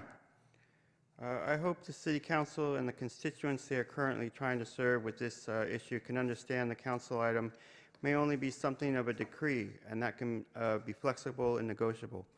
With new green sustainability ideas coming from the state of California, soon coming from the state of California, it would make sense. This should be a time of dialogue and conversation throughout Santa Clara County and the VTA. Interestingly, with this item, San Jose City government may currently be trying to make up to everyday community in its city government's honest good attempts and its own past mistakes with green sustainability. Thank you, city government, for this sensitivity and the responsibility at this time. As with my own case, guilt may be a good motivator, but it also can very much limit good reasoning, decency, and good perspective many people already have in Santa Clara County and across this earth with green sustainability issues and fossil fuel questions. Please consider, please be cautious to rely on your legal reasoning too heavily at this time. I feel there can be a good logic that can address in friendly, well-reasoned, good terms our own current decision-making at this time. From this item today of San Jose City government reasoning and ideas of overall responsibility, I hope bringing the San Jose, I hope I'm bringing up the San Jose, the responsible ideas of further thought and compromise. And for this issue to continue to be more openly talked about with the VTA and everyone of Santa Clara County. I think we all want to work towards more interesting conclusions and prioritizations of this issue in the future. Good luck to all of us in your decision-making at this time. I hope you can see something of this speech and agenda item in next week's public record. And again, I hope you can work, you found your good answers. I hope you can work towards compromise yourselves at this time on this issue. Thank you. Thank you. Hi, Tim. Good afternoon, Mayor Liccardo and members of the City Council. My name is Tim McRae, and I am the Vice President for Energy for the Silicon Valley Leadership Group. I also am a San Jose resident. I live in District 3, and I take the bus. I take the 68 bus whenever I go to Caltrain when I go up to San Francisco. I come to offer the perspective of our business group that is deeply committed to action on climate. Let me share with you just a few examples of that commitment. In 2006, the Leadership Group was the first business group to endorse AB 32, California's Global Warming Solutions Act. This legislation set targets for California to reduce its greenhouse gas emissions to 1990 levels by 2020. In 2016, we supported SB 32, which set targets of greenhouse gas emissions at 40% below 1990 levels by 2030. This will be ambitious, but we are committed to partnering with the state to achieve this goal. In 2018, we supported SB 100, which set a goal of powering California's grid with 100% zero carbon generation of resources by 2045. I still have a hat that reads 100% from that successful lobbying effort in my office. In 2019, we co-sponsored AB 784, which saves California transit agencies $17.4 million by reducing upfront capital costs of zero-emission buses by exempting them from the state portion of the sales tax in 2024. And last year, we supported the City of San Jose moving to 70% electric vehicle capability for new multi-unit dwellings. There are a whole host of ways that the leadership group advocates at the local, state, and federal levels for policies to address global warming. We welcome folks to join us in this advocacy. At the same time, we support the recommendation in front of you and we ask that you not ask VTA to make changes to a recent voter-approved measure attempting to relitigate its funding shares and undermining the will of the people. Thank you. Thank you, Tim. Welcome, sir. Our next speaker will be ASIN NDI, Hoi Poon. I believe it's Monica Mallon, Kari Crawford, and Dave Pochel. Good afternoon. Thank you, Council, for allowing me to address you. I suggest that the recommendations have been made to take some of the Measure B funds and put them back into mass transit is an excellent way to move San Jose to the climate goals they set about in the Climate Smart Plan. Think about the fact that if you had an electric bus, how many vehicles you take off the road if indeed you got more people to be able to do that. One of the challenges that you face with anything that you put in road improvements is the fact that it has been shown time and again that putting more money into roads builds more traffic and doesn't really help the issue. The gridlock around Houston is still as intense as it's ever been, and they've gone to 25 lanes going into the city. So I ask you to think about that. I ask you to think about it in terms of the youth. The youth are using this transit. They're the ones who are going to inherit the earth that we're leaving them. We need to leave them an earth that they can actually thrive on, and moving more to mass transit is a way to be able to move in that direction. Thank you very much. Thank you. Members of the Council, my name is ASIN NDI. I'm with Working Partnerships USA. I think the fact that we're even having this conversation about this letter is an example of the fact that there's been a lot of noise on this issue, and I think some of the signal has been getting lost. I think some of the confusion and the rhetoric around this issue is indicative of the fact that VTA, at least currently, is not actually considering doing this. I think they're looking into exploration of options for the future of the 2016 Measure B allocations. So in 2016, voters gave the board the ability to adapt to potential future uses of revenue. We know that the city supports VTA's flexibility and optionality to prioritize funding for projects to improve transit efficiency in the future. We know that 30 years ago, the Soviet Union was still around. Madonna topped the charts. Mullets were still a popular hairstyle. We don't know what 2046 is going to look like, which is when this measure actually is going to expire. We don't know what the future will hold in transportation, in transit innovation, and ways for folks in the valley to get around. I would hope that members of the City Council, especially those who are also members of the Board of Directors at VTA, would allow VTA to be able to make those decisions in the future. Thank you so much. Thank you. Good afternoon. My name is Hoi Poon. I am one of the co-founders of Silicon Valley Youth Climate Actions. And so I set up the group basically to provide opportunity for youth across Silicon Valley to take part in meaningful climate actions, because climate change is #1 issue for them, and they worry sick about their future. So in the past 4 months, our youth at the local, throughout the county, have been getting involved, getting organized, spoke at city council meetings, and helped pass strong reach codes, gas bans, and organized strikes with over 3,000 people.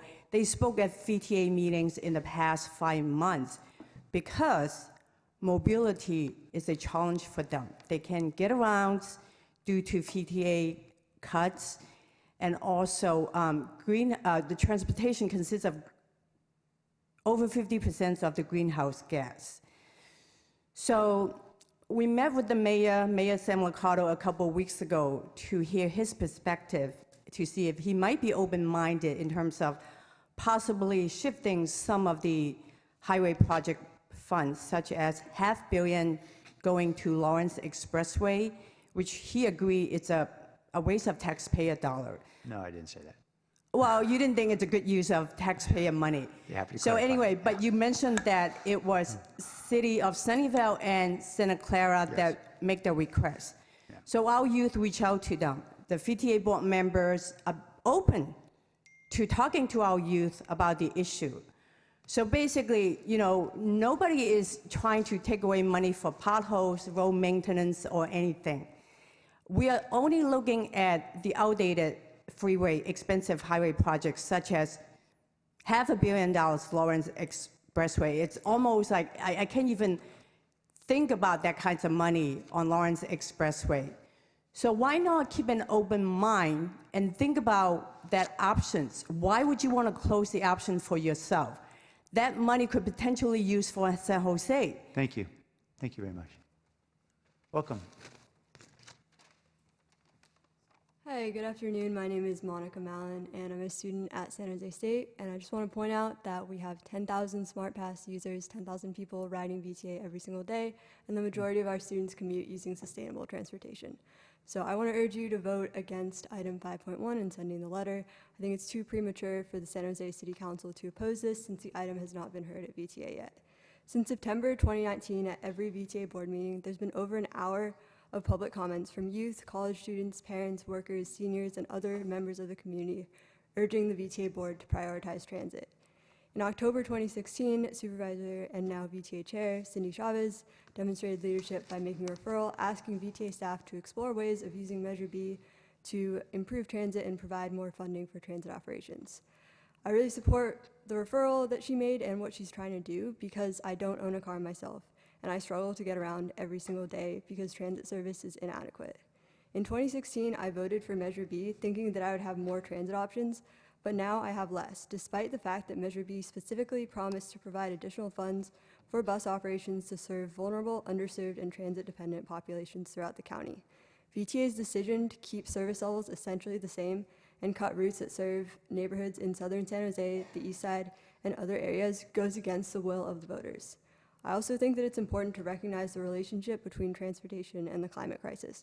63% of greenhouse gas emissions in San Jose come from the transportation sector, and yet we continue to prioritize cars over people. And that needs to change, and that will change. So really, this vote is about what side of history you want to be on. Do you want to maintain the status quo, or do you want to be open-minded about something that would allow VTA to move forward and for us to all continue to live? Thank you. Thank you. Welcome.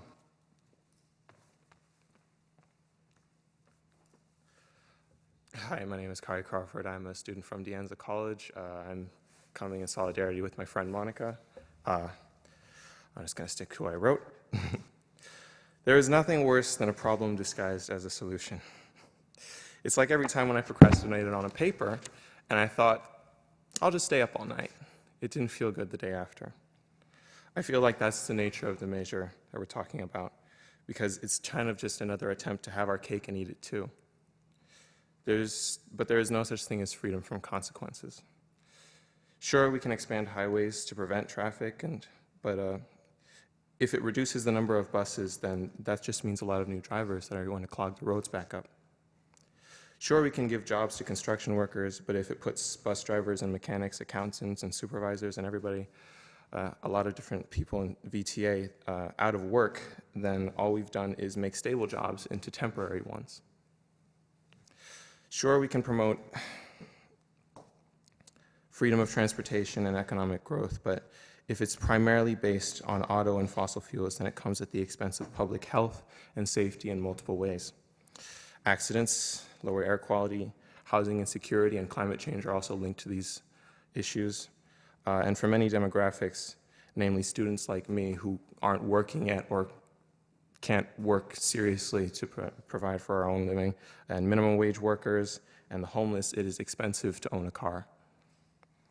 But despite the appropriate need for sustainable and affordable options, I feel that this city, the urban center of the Silicon Valley, is very far behind on transit relative to other places. I feel that this is sort of short-sighted to, shoot, 3 seconds. You can finish your sentence, go ahead. Okay. I feel that it is short-sighted to try to push forward an allocation for highways when we have other things to worry about. Please vote no on 5.1. Thank you, sir. Thank you. Thank you. All right, welcome, Dave. After Dave is, I'm going to mispronounce this. I believe Yan Trong? I hope I didn't mispronounce She your name. had to leave. Oh, okay, good. She didn't hear me mispronounce her name. Marshall Woodmansee, Lawrence Dang, Robin Rummer, and Wee Tran. Welcome, Dave. Good afternoon, Dave Pochel. I'm an advisor to the San Jose Youth Climate Action Team. Youth need encouragement, but I can't lie to them. I don't think there's any chance that will prevent terrible degradation of our environment and human civilization due to climate change. It's not because we don't have the solutions, we do. Humanity is too foolish and short-sighted to take the actions needed. It saddens me that you can pass a climate emergency declaration and either not understand it or not mean it. At the federal level, we continue to heap onto the youth trillions of dollars of debt, a trillion every year now. Here, your staff memo says, yes, climate is an urgent problem, but how about next time? Then we can adopt bold new guidance. Yeah, okay, boomer. We've already lost so much. Your delays with the Singleton Road barrier has probably caused the extinction of the steelhead fish on the Coyote Creek. A couple of decades ago, counts of western monarch butterflies were in the millions. But like all the plant and animal species, they're in decline dramatically. Scientists said that about 30,000 is the threshold before they collapse completely.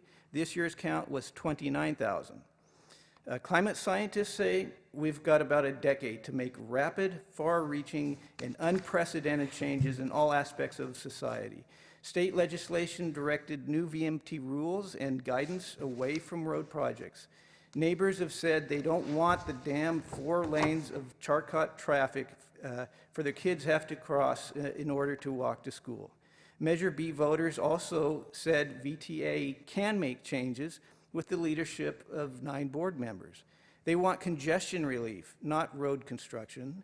They want your action, not the status quo congestion failure. But thank you. Thank you. Welcome. Thank you. Thank you, Mr. Mayor, City Council. My name is Lawrence Day, and basically in 2018, San Jose passed that it would run by clean energy by 2045. And the fact is, we do not have decades to combat climate change at this moment. We gotta act now or face the consequences. But throughout it, VTA is not just the essential part of San Jose. It is also the future of people that rely on it, people that can't drive, and those that are in need of it when necessary. Most importantly, right now, if we send the letter to VTA to build roads, we are emitting more carbon emissions, and we are not putting we're probably putting our priorities over what people want for vehicles over what the people need desperately. And I hope that you will put this into consideration, that it's not the roads that is, even though we need to repair infrastructure, one thing to know is that we need to put the people as our top priority, because the people are the future of the city, and the people are the future of how we're gonna be continuing the VTA transit. And I hope you put this in consideration. Thank you. Thank you. Welcome. Hello, Mayor and City Council. Again, this speech is for clarification on the intent and purpose of why we are in opposition to this letter. I'm not going to tell you my views on the importance of pedestrian, cyclist, and mass transit infrastructure, or my opinions about highways, because that is not under your jurisdiction. It is under the VTA's jurisdiction on what they do with Measure B funding. And what is at stake here with this letter is a way of influence over a sovereign governing body.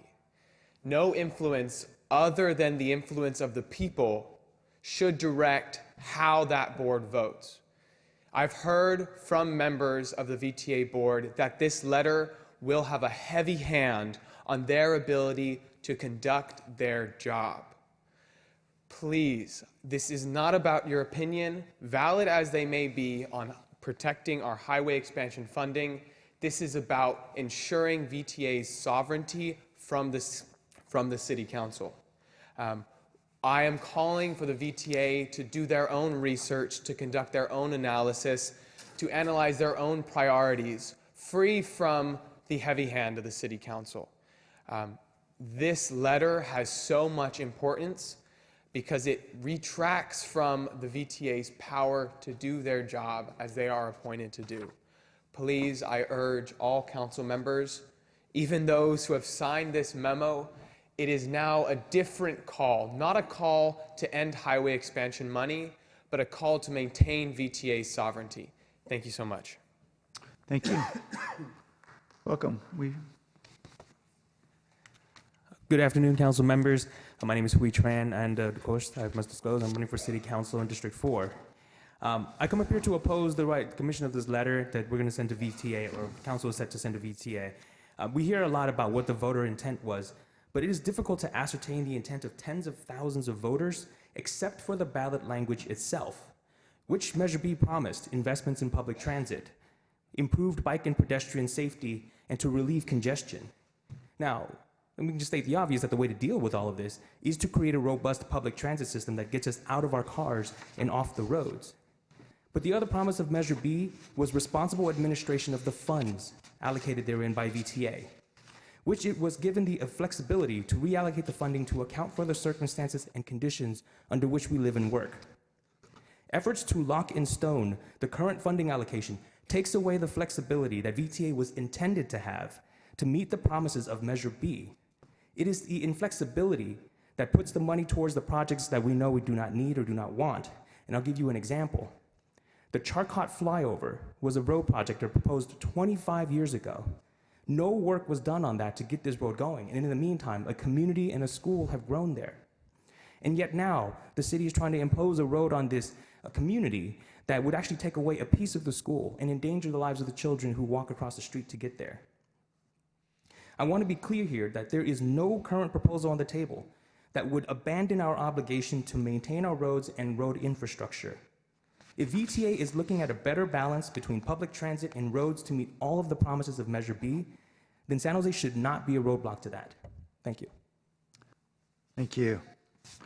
After Robin is Bruce Nagel. Bruce is gone. Okay, Scott Mace, Dasha Leeds, Daniel Quinn. Welcome. Thank you, Mayor. Good afternoon, Council. First of all, I wanted to thank John and his team for their supplemental memo, which I thought was really helpful in clarifying some things and laying out the process. And as previous speakers have mentioned, this is not, hopefully, or in any case, the end of the debate. If VTA, after thorough analysis that they're known for, decides to move forward at some point with a potential reallocation, this will come before you, and many of you are sitting on the VTA board, so you will have a say in this over and over again. And I wanted to highlight in this debate that has been somewhat tension, that I think we have many shared underlying goals of reducing GHG emission in the transportation sector, in our city and in our county, and that we want to get our fellow citizens quickly from where they need to where they need to go. Some call it traffic relief, some call it improving access and mobility, if you include the other modes. So in front of that background of those shared goals, I think I'm surprised that some would try to limit the debate about even talking about potential allocations or changes to Measure B program. And if you do feel the need today to send this letter, I would urge you to at least include the recommendations that staff has made about higher environmental standards for the expressway and the highway program, and the bold new guidance for implementation in SB 743 that VTA is kind of a little bit lacking. And in addition, I would also ask that you recommend VTA to really analyze if those projects that you're financing for millions of dollars will provide the traffic relief that others are hoping for. Thank you. Thank you. Good afternoon, everyone. I'm Scott Mace. I live in District 3 and a longtime resident of this area. Climate change aside, and I don't usually start by saying that, you have to ask if what you will be voting on to recommend will do any good. Show us the evidence that these proposed highway improvements will work. In the movie Field of Dreams, Kevin Costner's character became famous for saying, "If you build it, they will come." The technical term for this in traffic is called induced demand. Induced demand has been observed ever since the Triborough Bridge opened in New York City in 1936, if not earlier, as chronicled in Robert Caro's great 1974 Pulitzer Prize-winning book, The Power Broker. The latest example of induced demand is in the very own Mercury News column of December 15th. Congestion grows as Highway 237's newest toll lane becomes known. It doesn't take much time for these improvements to become just as congested as what they were supposed to be improving. New York City today is a textbook example of finding and funding alternatives to driving alone. Just recently, a new express bus lane in Manhattan became an overnight success. Why aren't prioritizing buses and through express lanes and signal prioritization a priority in the city of San Jose, which VTA, by the way, will come back and ask you to prioritize? Or go ahead and we can expect to be right back where we were a few years ago, a few years from now. What will you be backing then? The proposed $1 billion upgrade of the 101 to 880 interchange? Is $1 billion per interchange sustainable? Thank you. Welcome, sir. Hello, my name is Dashiell Leeds, and I'm a conservation assistant for the Sierra Club Loma Prieta chapter. Our chapter supports efforts to reduce single occupancy vehicle travel, and we support efforts to improve public transportation. Reallocating funds to public transit serves the public good, and expanding bus services, for example, benefits the least fortunate among us, while simultaneously reducing greenhouse gas emissions. This is an issue of both social and environmental justice, and this decision point comes at a time where we are in a climate crisis. We need our plans today to reflect the urgency of this crisis. This is a city that's declared a climate emergency, so let's not stand in the way of efforts to improve transit and reduce emissions. Please vote no on item 5.1, and let's keep an open mind for transit planning that directly addresses this climate emergency. Thank you. Thank you.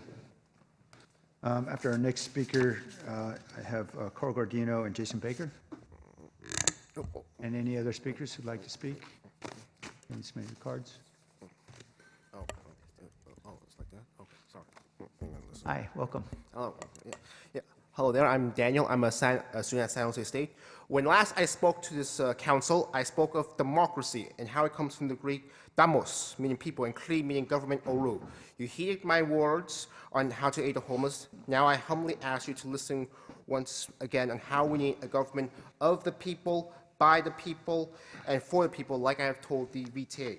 To paraphrase a presidential slogan, it's more than just me. It's about us. We need to make sure students like me can get to school safely without worrying about getting into a traffic accident or fighting over parking downtown. And that many, like some of my friends, can save money for school, to shoot for the stars, to even buy a house, a home. Money that will otherwise be spent on polluting gases for cars. We need to make sure poor people who are in need of work have the means to go get a job, to put food on the table and a roof over their and their family's head, and then have the means to keep on getting there to keep it. We need to make sure our senior and disabled citizens can continue to live in happiness, their lives in happiness, by being able to get to the places they want to go. We need to make sure the air we breathe and that our children will breathe is clean and that our environment is healthy. The first thing a city planner learns, as Mr. Musk found out, that adding capacity does not reduce traffic or pollution. It provides an incentive for more people to drive. We already learned this lesson the hard way over the years, and we're still stuck in this mess. Since my time's up, I'll just wrap up. Thus, I urge this council not to send this letter and let the VTA listen to its riders, to the people, and make its decision from there. Thank you very much for your time. Thank you, sir. Welcome. Mayor Liccardo, Vice Mayor Jones, and members of the council. My name's Carl Guardino. I'm CEO of the Silicon Valley Leadership Group and a four-term, 14-year member of the California Transportation Commission. It's an honor to be with you today to discuss our mutual goals to combat climate change while simultaneously keeping faith with the voters and taxpayers of San Jose and Santa Clara County. As you know, the leadership group has been the lead business voice to combat our climate crisis at the local, regional, state, and federal level for nearly 2 decades. That commitment is well documented and remains steadfast. It's within that context that we urge you to keep faith with the voters and taxpayers of Santa Clara County who voted to tax themselves, to pass the Measure B Transportation Initiative by a vote of 71.94%. Please note, in San Jose, your constituents passed Measure B with a higher margin of 73.5%. We urge your strong opposition to any change in the allocation of a carefully crafted program of Measure B transportation improvements that were designed to ease traffic, reduce greenhouse gases, and improve transit. In addition to breaking faith with voters, your constituents, it would also send a chilling message that voters should never trust their elected leaders on future ballot measures calling for specific improvements. Currently, as you know, we are co-leading a potential regional transportation improvement measure called Faster Bay Area, with the visionary premise that Bay Area residents deserve a world-class, seamless, integrated transit system that much better serves the transit-dependent and is competitive enough to compel current car commuters out of their automobiles.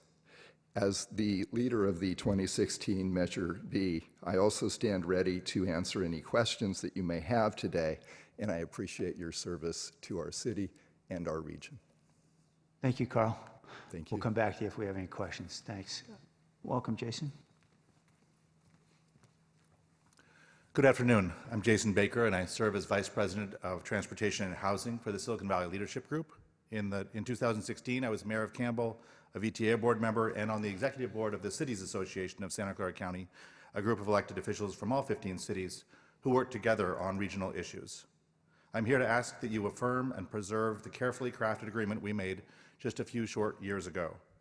Officials from around the region gave input on the mix of projects that were important to them and their constituents.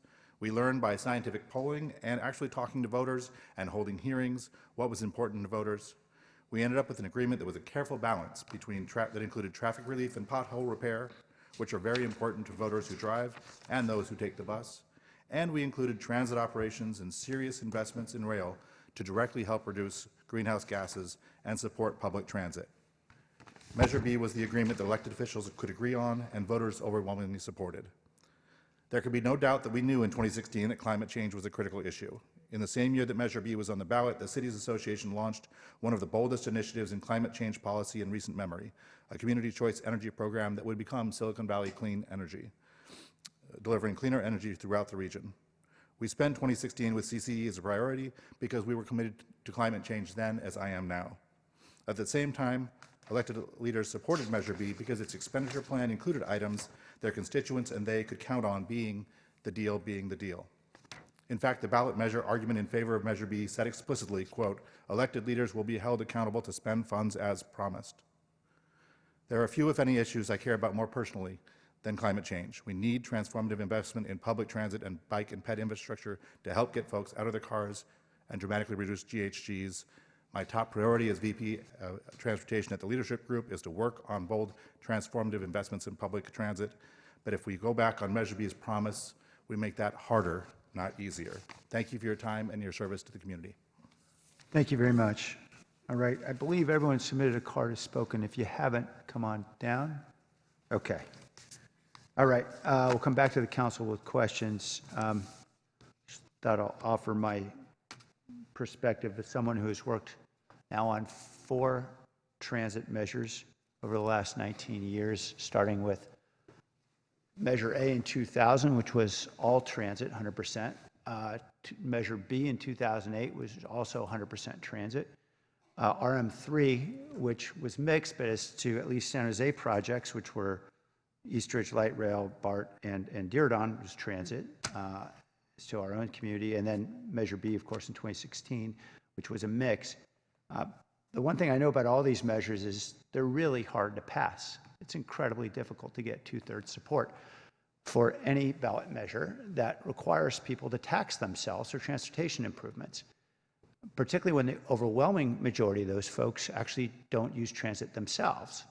And we've been successful really because of Carl Gordino's leadership and leadership group and a coalition, a broad coalition of environmental groups, of equity groups, of business groups pushing together to get a lot of funding for transit by taxpayers who are not likely to use it themselves. And it's really important for us to continue to be able to do so. And I know faster is certainly on everyone's mind. I'll go to the MTC board. We'll be hearing some polling, I think, this week. So certainly this is going to be something that will be on everyone's mind.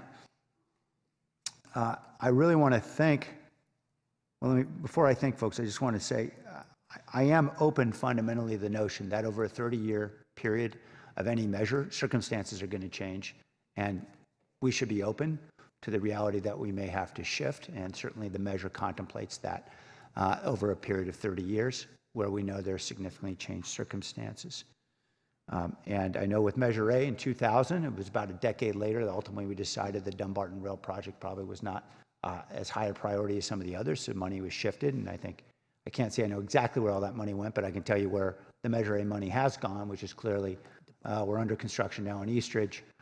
We've getting BART to Berryessa, just east of 101, and on BRT, getting the first bus rapid transit line from downtown to East San Jose built, the first bus rapid transit line in the Bay Area built there, as well as some modifications to light rail vehicles to enable better access for those with disabilities. So that's where the money went, and we all agreed after a very extensive regional discussion that Dumbarton would be defunded, at least temporarily, and really temporarily means many years, because it changed the circumstances that were many years in the making.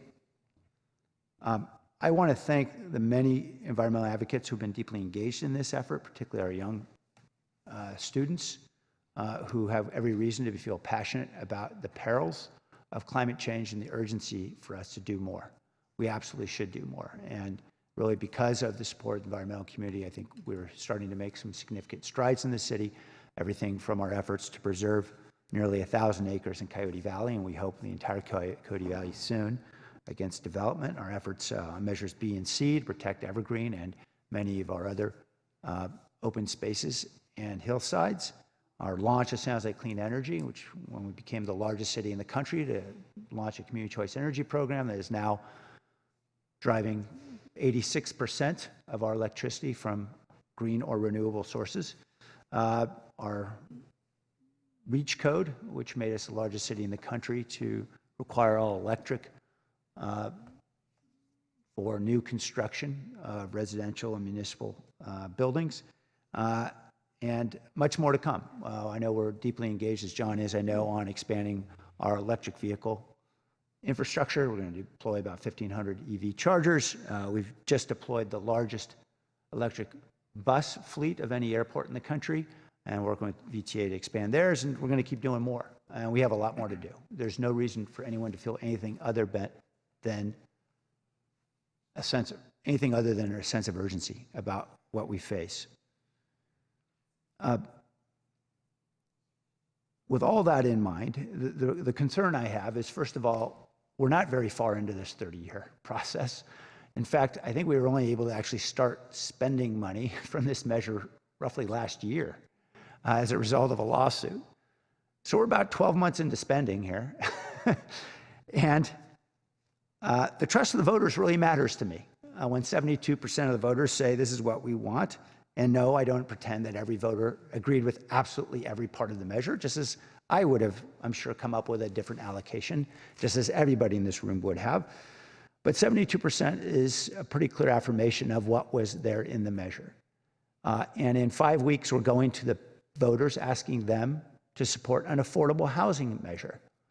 And a critical issue, I can tell you, I know because I've been working very hard in leading these measures, is whether or not they trust that we're actually going to do with the money what we tell them we're going to do. That will determine everything about whether that measure passes and whether any other measure passes at a time when we critically need more resources to tackle our affordable housing crisis and, of course, our transportation needs in a world in which climate change is very real. So I'm very concerned about deciding the morning after that we're going to change what we put in front of the voters. And I think it's what's often missed in the dialogue I've heard so far. Now I've heard several speakers comment before the VTA and now City Hall about the process and what we need to do in terms of community outreach. But I think what's often overlooked is what happened with community outreach before this measure ever got on the ballot, because I was deeply involved in that process, as several of my colleagues were as well on this dais. And I recall the formal extensive outreach started in June of 2015 when VTA started meeting formally with various stakeholder groups, and proceeded all the way until we put the measure on the ballot in August of 2016. And John, can you tell us a little bit, because I know the city was very involved in that, as were all cities across the region. Can you tell us a little bit about that outreach process that VTA conducted with the community and with the cities? Yes, thank you, Mayor Ricardo. John Risto, Department of Transportation. And actually, I was at VTA then when that process was underway. So That's right. I actually was leading that process. But you are correct. The process to develop Measure B actually began in mid-year of 2014. So it actually turned into a 2-year process that engaged many stakeholders. What the board did is took this very seriously when, as you pointed out, to put a sales tax of this significance in front of the voters, we needed to get it right, and that's what the board of directors wanted to do. This is VTA, of course. So they actually formed a special ad hoc board committee to oversee the process and provide policy direction directly to the committees that were working on it and the staff working on it. They also formed 2 stakeholder committees, one made up of general community interest groups and is one for transportation advocacy. And then they also used all of the VTA board committees and advisory committees as well. So we began that process way back in mid-2014, where we started to develop the goals and principles of what a measure and what a program of projects was going to look like. And all the times when we were working that, it was working through this board ad hoc committee, through the VTA board committees, and through these stakeholder committees to develop what the goals and principles were for how we were going to drive the project list. Then the VTA issued a call for projects to the cities. That's generally what VTA does, is ask for input into what those projects should be. And what was unique about that process that year was we also included the general public into that call for projects. Usually it was just for public agencies to submit, but this time it was actually inclusive of the general public could put forward ideas. Then through that next year, those projects were evaluated under a set of criteria that also went through each one of those stakeholder committees, VTA board committees, and to the board of directors to approve the criteria of how to sort through the hundreds and hundreds of project ideas that were received. So after that, then the VTA actually did the technical analysis of all those projects using that criteria, came out with a program of projects still seeking input from general public at public meetings through a specific website that was created where it was interactive and we allowed people to vote on different revenue structures, what was going to go into it, what the program of projects were going to be. So all through that year and a half was back and forth, finally culminating in a final program of projects in 9 categories, listing specific projects that were candidates, as well as a very big one, the BART Phase 2 project into San Jose and Santa Clara. That process entailed numerous input from thousands of people and hundreds of meetings, including the Silicon Valley Leadership Group taking a very big lead in helping us interact with lots of different businesses as such. Culminated in a June decision by the board of directors to put this on a ballot measure for that November. So it was a 2-year process that engaged just about everybody we could possibly do in a number of different ways. So inclusive, very technical in nature, policy-driven, and engagement of community. Thank you. And you mentioned community groups. I know Working Partnerships was very involved because yes, they were on one of the stakeholders. I believe there were other advocacy groups from environmental community and equity communities. Is that right? That's correct. 2 different stakeholder groups. Yeah. Okay. Thank you. So I think it's really important for us to acknowledge how much community engagement happened there, and then the ultimate community engagement, which is called a vote in this democracy, which also matters. And so I appreciate that there are many folks who believe they could have done better. And I am certain that we all would have a different opinion about how exactly to allocate these dollars. But the problem is that it is fundamentally disempowering to community and democratic processes when after we engage in that much outreach and that much engagement, then within a year of us being able to spend these dollars, we're deciding, well, that's not exactly what we meant. And I think it is important for everyone to recognize we've got resources allocated in this measure to do exactly what I've heard advocates tell me they want to do. There's $500 million dedicated to transit operations, improving bus frequencies, which we're doing along key corridors with the next network this year, improving services for seniors, those with disabilities, low-income residents, and students. That's all in the measure, and that's within the $500 million. And obviously, we would expect that if we find that that's not enough, then that is a conversation for us to have publicly at the VTA board about either how we find more resources, or years from now how we think about reallocating. But we haven't spent down the $500 million yet. So to say we're going to reallocate now, it seems to me, is premature. I'm also fundamentally concerned about what this does for our ability to build housing in North San Jose. And that's something I know that's overlooked because it really hasn't been surfaced very much as a public issue. But I know this isn't John's area of expertise, is housing and building and CEQA relating to development. But we have 24,000 units of housing that we'd like to build in North San Jose. My understanding is we cannot build a single unit of housing without incurring a lawsuit from the city of Santa Clara, despite our efforts to try to unwind an agreement we struck, I think, back in 2005. And John, can you tell us what the city of Santa Clara is particularly concerned about before we build a single unit of housing? Yeah, Mayor John Resto again, and maybe it's better to come at it from a different way, is when we do any land development in the city, we also have to make sure that it is supported by all of the public services, and in this instance, transportation to support that development. So in North San Jose, there is a planned development increase of both commercial, industrial, office generating, as well as supportive housing. There's 24,000 units available as a capacity in North San Jose. But that ability to move forward and permit those and approve those by the city is dependent on an agreement that we have with the City of Santa Clara, County of Santa Clara, and the City of Milpitas to actually provide that transportation resource support for all that development. So these funds that we're talking about here today are critical to being able to provide that some of the transportation improvements that support both the commercial and the housing. So without it, we do not have the funds to actually move forward on those to be able to permit. John, I'm going to ask the question again because it's really important to focus on the question. What is the city of Santa Clara saying? The county of Santa Clara is fine. They're not going to sue. The city of Milpitas is fine. That's the correct. city of Santa Clara is saying something specific about why it is they're going to sue if we build a single unit of housing. Well, they're really concerned that without this Measure B funds, that we will not be able to deliver on those transportation improvements that are critical and in an agreement to do it. So without those, we wouldn't be able to meet our end of the agreement, which would mean that they would probably likely take some of that action that you're talking about. So there was a set of transportation road improvements that we agreed to a decade and a half ago, well before any of us were in office.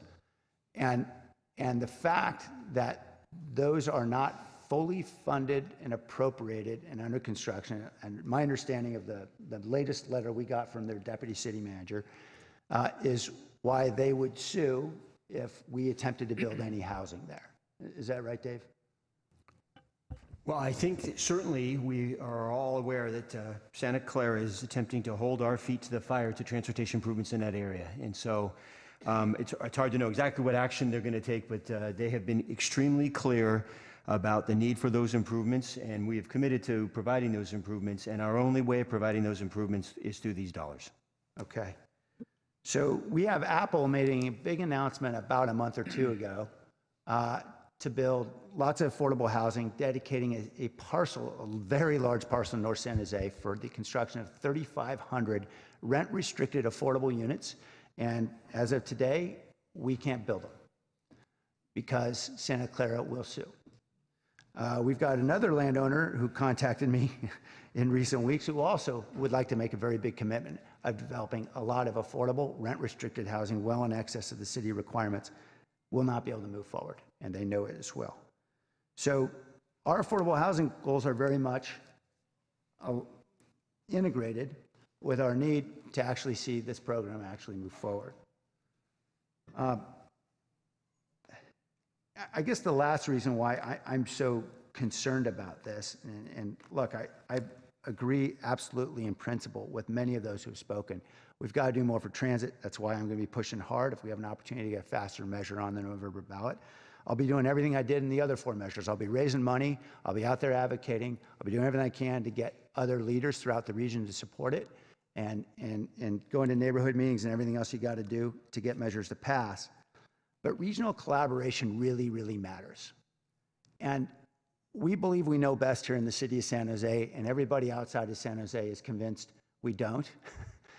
And, you know, I think the speaker was right that there were certainly aspects of Measure B in 2016 I would love to reallocate to transit in the city of San Jose, like the hundreds of millions of dollars that went to grade separations or Caltrain in North County.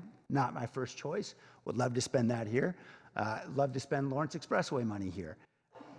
The reality is we need to move together as a region.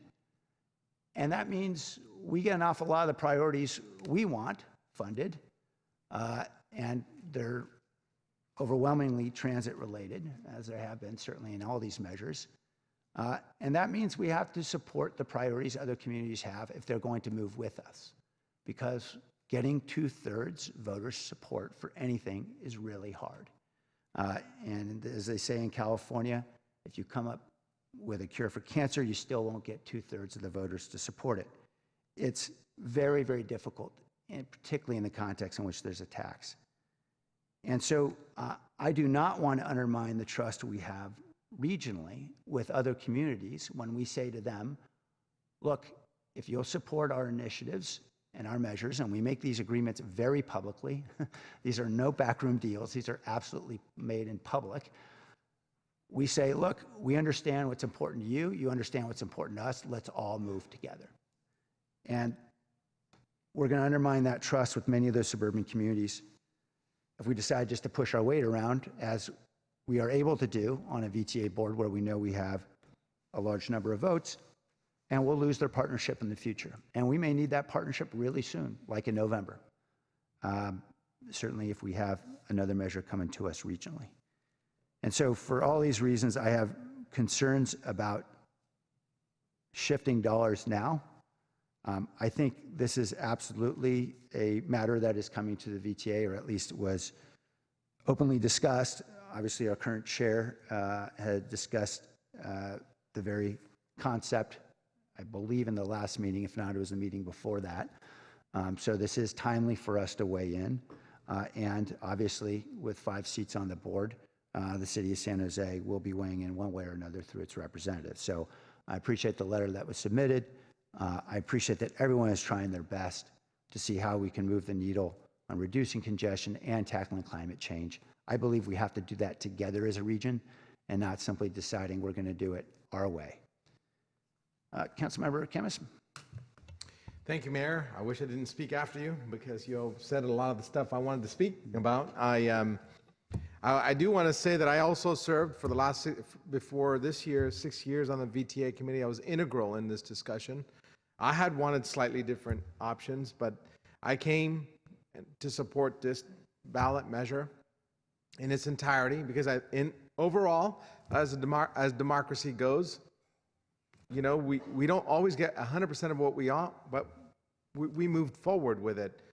But I want to be clear, I support the environmental goals that were discussed here. And we've done many, many things, as the mayor had just discussed, both here at the city and at VTA, including investing a lot of money in electric buses. And I support transit funding. I mean, $500 million was for buses alone. $1.5 billion was for BART Phase 2. $250 million for bicycle trails, and $1 billion for Caltrain improvements. You know, and in a tax measure that's going to eke out $6.3 billion over its 30 years, having $3.25 billion, which is more than half, going to transit, should have been a win for transit. And the rest of it, if those in the public who don't want to touch maintenance, $1.2 billion for maintenance, and $750 million for county expressway maintenance, and so what we have left is $750 for highway interchange improvements. Most of those are safety-related improvements, and then $350 for Highway 85 congestion relief. Now that's the only area that was suggested to increase a lane of traffic. And by the way, the lane of traffic there is a dedicated bus lane. So, I mean, I don't understand the decision-making here that we're going to expand highways everywhere. That's not what's happening. We did discuss improving the Highway 85, 280, Foothill interchange to make it safer so that people don't kill themselves trying to merge into traffic. That we did discuss at VTA at length, and many of the other interchange projects that we did discuss. Over years of discussions. What I'm really afraid of is, you know, I personally supported this with my reputation, and I never want to be accused of a bait and switch. We took this to the voters, and almost 72% of the voters said yes. And now, only a year, this is only 1 year after we started getting the money, and this is what confuses me a lot. A lot of people saying, well, we have the right to change course. We haven't even started spending down this money at all, and yet we're questioning the way it's being spent. This thing's been locked up in the court system since it's passed in 2016 because somebody accused us of not using the money properly. That's why we were in the court system. And we finally won that, and we started getting the money, and now we're being asked to change the direction of the money without actually most of it, 29 years worth of this money not being spent. And so I don't understand this move. I think we are investing in transit heavily, $3.25 billion in transit. We are investing with a current allocation. And I want people to understand None of that 3.25 billion has been spent yet. So of course you haven't seen improvements because none of it has been spent.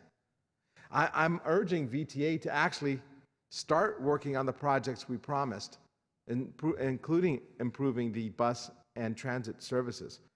I also appreciate the work that the staff has done to create this memo. I think I agree with it wholeheartedly, and I especially like the passage. However, there aren't, you know, there's many ways to improve environmental impacts.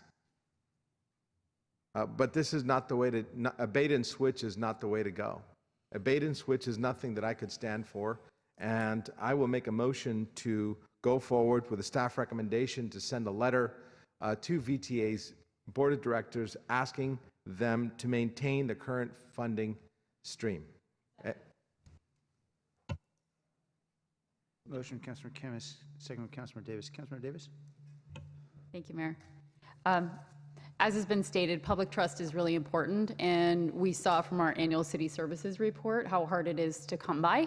So when we make commitments, we absolutely need to keep them. I know it's been discussed already, but that funding has only been released for a year, so we haven't even begun to see the benefits from this measure yet, and that includes on the transit side, not just on the highway side. I really feel like this effort to reallocate dollars right now is a lot like trying to relitigate a decided issue. It is too soon to do that. And I know the mayor already talked about this, but it's so important to point this out. We have other measures that are going to the ballot, both regionally about transit and locally about other issues, that if we pull the rug out from under the voters now, we directly imperil the passage of those measures. And those are measures like Faster Bay Area or like dedicated Caltrain funding that I think the people who are here today would support, but we need everybody to support them. And they are regional measures. So I really don't want us to cut off our nose to spite our face. I'm proud of my record and of this council's record on the environment. The mayor listed out many of the actions we have taken over the last few years to not only declare a climate emergency, but take action against climate change. And this action today does not take away from any of those things. The point of this letter is to make it clear to the VTA board and to make it clear to all the council members here who are on the VTA what we all feel about it, and that now is not the right time to reallocate those dollars. We have to let the will of the taxpayers actually work for a while before we reopen this discussion. Thank you. Councilor Diep? Thank you, Mayor. Well, I want to acknowledge the speakers. I think it's great to see young folks come and advocate, and I feel your passion on that. I am convinced by, you know, there are two items in my mind that we're talking about here. There's the kind of process issue and the substance issue. On the process matter, I agree and I hear you that it is within the VTA's discretion to reallocate Measure B funding, and that's in the ballot measure, and I don't dispute that. So on that regard, you know, but for me, it's not so much a matter of timing. We're only 1 year into this. That's true. For me, it's a matter of, are there new facts or circumstances that change the calculus of what voters decided when they passed Measure B? And as far as I'm concerned, there are not yet. As to the merits of the argument, I am not convinced that circumstances have changed that we need to look at Measure B. And from the perspective of the council member representing District 4, North San Jose, I just want to underscore how vital the Measure B allocation as it is to the success of North San Jose. And the success of North San Jose means the success of the rest of the city. We have over 90,000 jobs up in North San Jose. We continue to want to build out that area as our job center. I like to say it's the economic engine. The arguments that some speakers made about, you know, how slow the city has plans are and how slow we are to move towards them, and now we shouldn't be, you know, shooting for a target that we set some 20 years ago. I think that misses this context of the reality of getting things done for lack of funding or for lack of resources or for conflict with litigants or neighboring cities. In 2005, residents in North San Jose came up with the North San Jose plan. We came up with a development policy, and that vision outlined 32,000 housing units, X amount of retail, X amount of jobs, and we were moving towards that. But for reasons beyond our control, litigation from the county, from the city of Santa Clara, city of Milpitas, that slowed us down. And the lack of redevelopment agency money that we thought we were depending on to build out North San Jose and settle those lawsuits, it went away. And so North San Jose has been in this bind where we're trying to move forward, but lacking the resources to build out the infrastructure that we agreed to build out in order to achieve the vision that our residents set out in 2005. Measure B provides those resources. And so now we can finally move forward. To the extent that residents in San Jose don't want density near our suburban neighborhoods, you need to double down on growth areas like North San Jose. And without the Measure B funding to allow us to do that, we jeopardize that entire vision, not just for North San Jose, but for the entire city. And so for that reason, I can't support you in your ask, although I do hear your heartfelt ask, and I applaud you for making it. The other thing is in terms of environmental impact, I do think that there's something to be said for smoother roads helping reduce greenhouse gases just because of the lack of stops, lack of braking, and the lack of carbon emissions when people aren't braking so hard and so frequently. And so I'll be supporting the motion on the floor. Thank you. Councilmember Peraz? Yeah, thank you, Mayor. First off, thank you for the community members too. I appreciate a lot of residents that have come out from my district and those that are actually taking public transportation despite today its inefficiencies. I join you in that effort, as you know, and appreciate your advocacy and continued advocacy. So first off, I think it's important to note that at the moment I am not eager either to make any changes to these dollars. And I think we've heard the arguments as to why that's important. But at the same time, it was certainly thought of and put into the measure the opportunity for the VTA board to take up discussions like this. So I'm also not interested in preempting some discussions that should be had at the VTA board, which currently are not agendized. So I also don't agree with the urgency. But I do think that discussion, and as the mayor pointed out, 5 of us sit on that body, would have to be done, in a collaborative context, and certainly invite in the stakeholders that helped to pass this measure, because this was not done quickly, and it was done very collaboratively in order to get support, to get a supermajority of our voters to pass this. So I would not be supportive of any changes today, but I'm also not supportive of preempting a discussion at VTA, so I cannot support the letter that will be directed that way. Vice Mayor Jones? Thank you, Mayor. Really, for me, and the reason why I signed on to this memo, it's really a statement of principle and trust with the voters. I was involved with the process, not nearly as heavily as, say, a Carl Gardino or even the mayor, but I was out there at Deer Dawn Station at 7:30 in the morning talking to voters. I was participating in the Highway 85 corridor policy advisory board, where I got an opportunity to interact with a lot of the West Valley cities. I also interact with a lot of the West Valley cities in my capacity as representing the west side of San Jose. And so I have a pretty intimate knowledge in terms of the sausage making that went on to try to get a ballot measure in place that would pass that 2/3 majority. Like any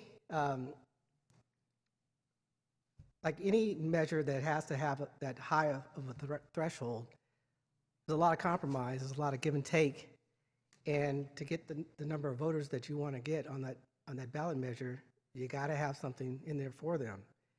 And that's why you see the county expressways, that's why you see the highway interchanges. One of the things that gets lost in this whole discussion is the value of those transportation improvements. Public transit runs on those expressways. Public transit goes over those interchanges. Public transit goes over those roads. So if we don't have an infrastructure that's going to rapidly move people on public transit as well as in their cars, then we're going to have, additional damage to our environment. I just want to ask the city manager a question, because I think there's maybe a misconception in terms of what this letter would actually mean.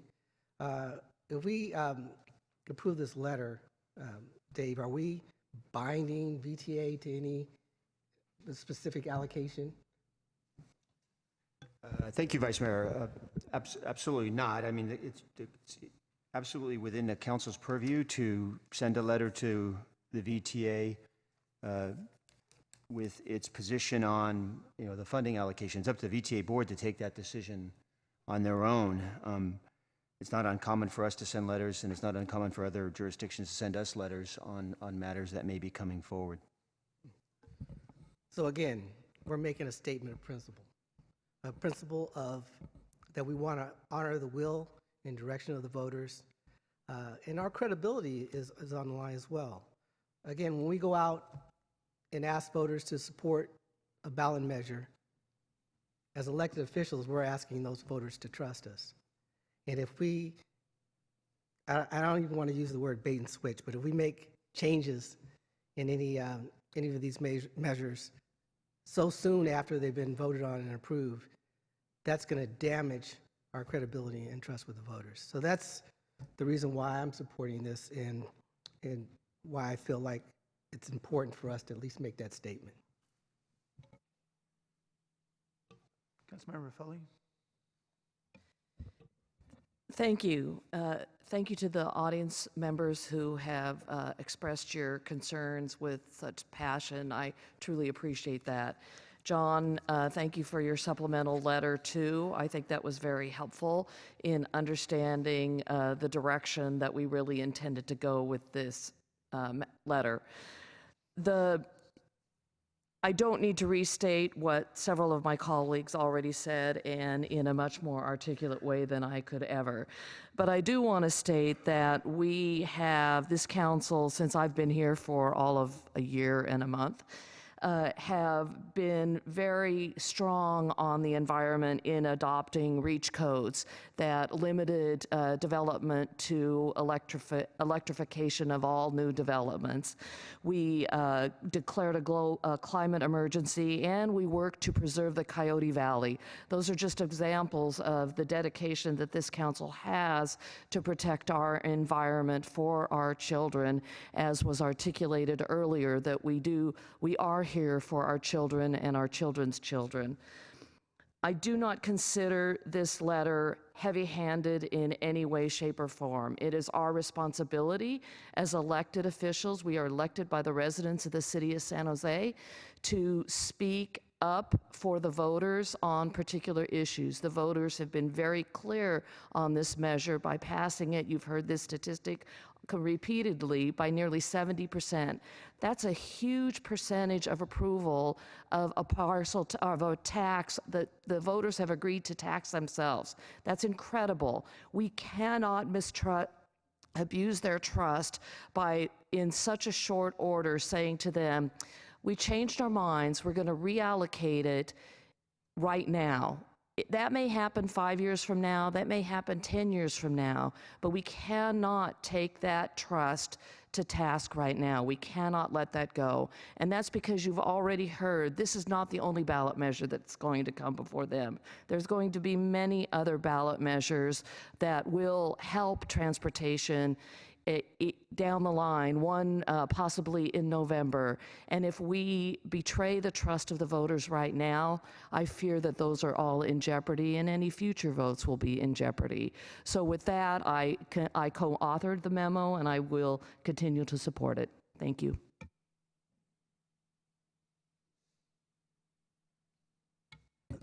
Councilmember Jimenez. I just wanted to state that I very much appreciate the comments from Councilmember Perales, and I'm going to be voting the same. I'm going to be voting it down. I think not sending the letter isn't suggesting that we should go out and chop this up and reallocate. I think, you know, the members of the VTA board, 5 of those which are members of the San Jose City Council, are there to make these type of decisions, and understanding that this even has yet to be agendized, I think speaks to me, so I will be voting against it. Councilmember Esparza. Hi. So I am a little confused because I feel like we're voting on something that isn't real yet.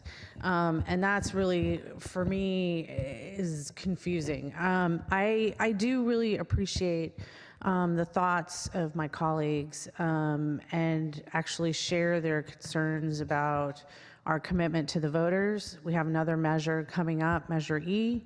And again, you know, we're asking voters to trust us. At the same time, I represent a community that is very public transit dependent. You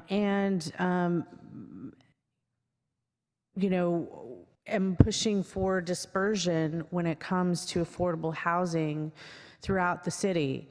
And when VTA cuts bus lines, they're doing a lot more than cutting bus lines. They're cutting off opportunities for development in those parts of the city that I think really does impact what we're all trying to achieve when it comes to equity. So like my colleagues, I kind of don't understand what we're voting on when it's not real. So I just wanted to share my thoughts. Thank you. Thank you. Take it away, Mayor. Thank you, Vice Mayor. My apologies. I was trying to time it perfectly to make race to the restroom. All right. So any other comments before we vote? All right, let's vote. All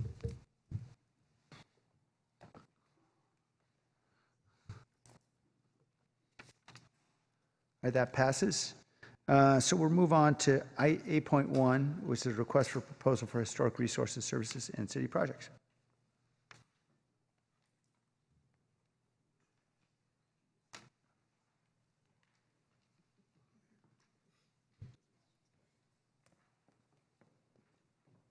Welcome, Rosa.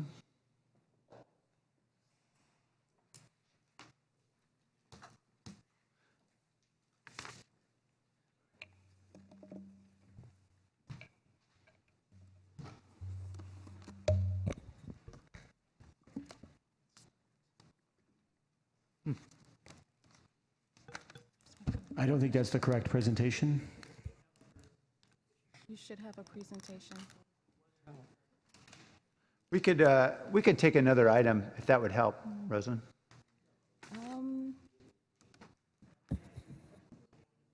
If you want a few minutes to Actually, work I that out. think I can move forward with this item without the Okay. presentation. There were just a few slides, Mayor. Okay.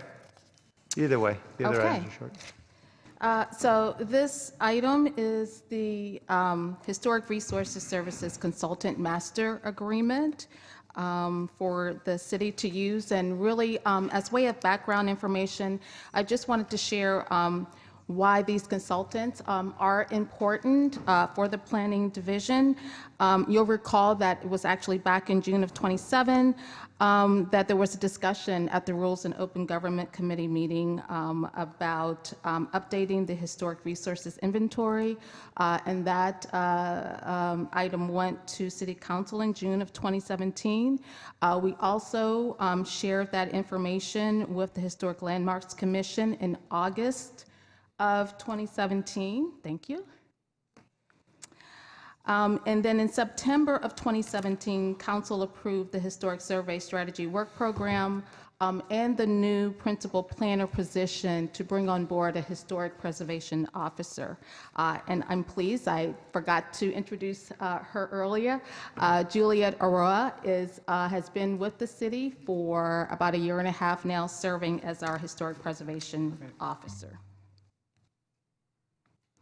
So I did just want to go over some of the accomplishments that we've made in terms of our historic survey work program.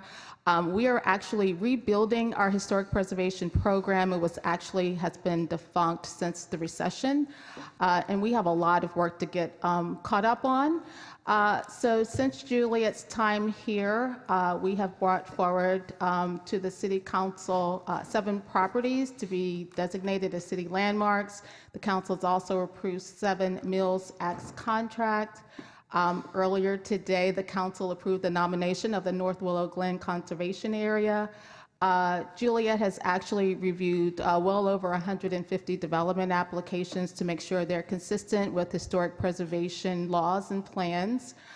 And she's applied for several grants. We've actually received 2 grants from the National Trust for Historic Preservation and from the California State Historic Preservation Office. We currently have 2 grant applications in with the county's Heritage Grant Program. She's also assisted in developing the downtown design guidelines and standards that council approved last year.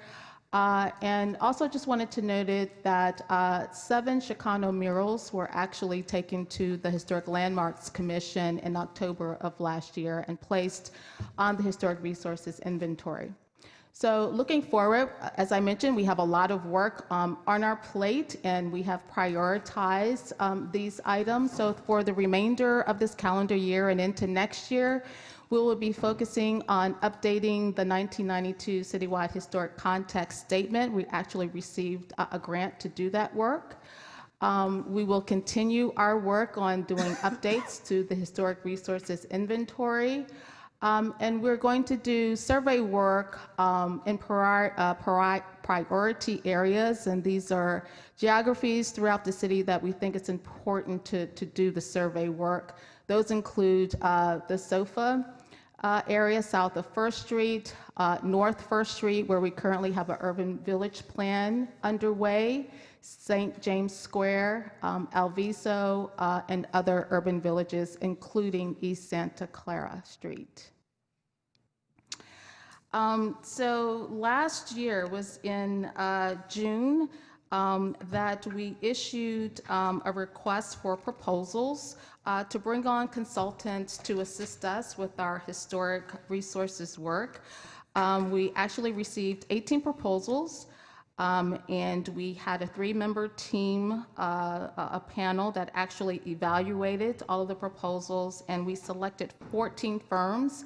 They are listed here on this slide that we would like to have available for our staff to contract with to do the historic survey work.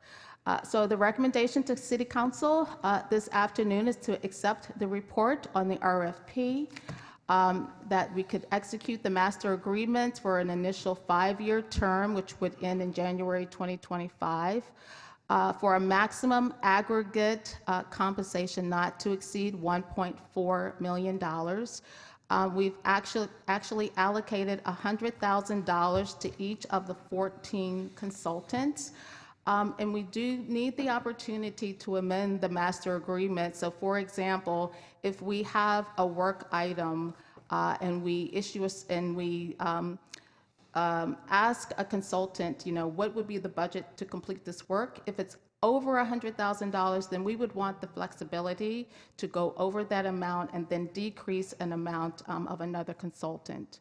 And then lastly, we would like to execute up to 3 one-year options that would take us through January 2028. And that concludes our presentation. Happy to answer any questions. Also, do want to acknowledge the memorandum from Council members Carrasco and Esparza. Thank you. Thank you. And speaking of that memorandum, Councilmember Esparza. Thank you, Mayor. First, I really wanted to thank city staff, especially Juliet Arroyo, for her work with our offices and in the community on providing historic designations of Chicano murals within the city, especially after we had a couple of murals that were painted over. You did a lot of outreach in the community, and thank you for that. your work has resulted in a working context statement that has created the list of the 7 murals that was added to the city's historic resources inventory in 2019. I think it's important to understand that when we're looking at historic resources for many of our communities, particularly on the east side, murals and public art, this is our history. We didn't have, not every community in the city had investments for having architecture and major traditional landmarks. And so in East San Jose, we have things like murals and other things. For example, like I mentioned earlier, the context of McDonald Hall and acknowledging the work of the civil rights movement. And so I just wanted to add to that it isn't just by chance that most of our historic buildings and neighborhoods are in Central and West San Jose. In the past few months, we've talked about historic discrimination that drives patterns of development and displacement within our city. And so this work and looking at the murals helps redefine what we think of as historic in our city. And so with that, I wanted to move the memo, which includes 1, to accept the staff update and recommendations, 2, ask staff to bring back the inventory of historic murals to City Hall, and 3, to identify any carryover funds to provide proactive historical research on assets in underserved low-income communities to preserve the untold stories in San Jose. Is there a second? Thank you. There's a second? Okay, there's a second. Great, thank you. Appreciate the memorandum and appreciate the work, Juliet, that you've done already, and welcome, a year late, forgive me. The work you've done already, particularly with the 7 murals, given the loss that we've seen in the community over the last couple of years. I know there will be questions out there about when we start doing significant historic inventory, because I know I've been on the front end of trying to persuade building owners to say, hey, give up your wall so we can put a mural on it, pretty please. And the one hesitation that always makes them pull back is, well, what if everybody says I can't do anything with it once the mural's up? And so can you help me understand just how we balance, what criteria we use for determining that a mural is a historic resource, and how we might balance the desires of property owners to say, sure, I'd love to have a mural, but I expect this will be temporary and everyone should understand that. And then 5 years later, someone decides, no, it's historic. So the murals that we added to the inventory are historic murals because they're associated with a period of history in San Jose. And for the murals, we have to look at a cutoff point depends on the resource type. So for the murals, the cutoff point was 1993. So any murals done after 1993 are not considered historic. So if there's a mural painted on a building today, it will take 20, 30 years before it is deemed historic. Okay. So is that threshold moving with time? I assume the 93 becomes 94 next year? Or? Right. Okay. 93 becomes 94 next year. So it's kind of like the 45 years with buildings? Yes, exactly. Right. Exactly. Okay, that's helpful to know. So theoretically, if a building owner said, yeah, I'm all fine with it, because my understanding in engaging with many of the muralists, the artists are, hey, we expect a lot of this is going to be temporary anyway too. So if, I just want to make sure we're not setting anybody up to get stuck. We know that there are beautiful murals we do want to preserve, or murals that have an important part of our history, clearly like those 7 Chicano murals. But is there a way we can do this so that we can still continue to encourage people to step up to say, I do want to have the facade of my building used for 8 or 9 years, but not forever? Yeah, it'll take 30, 40, 20, 30, 40 years before it becomes historically significant. So okay. As long as it doesn't reach that time period, right. It's safe to say that it would not meet the qualifications. Okay, great.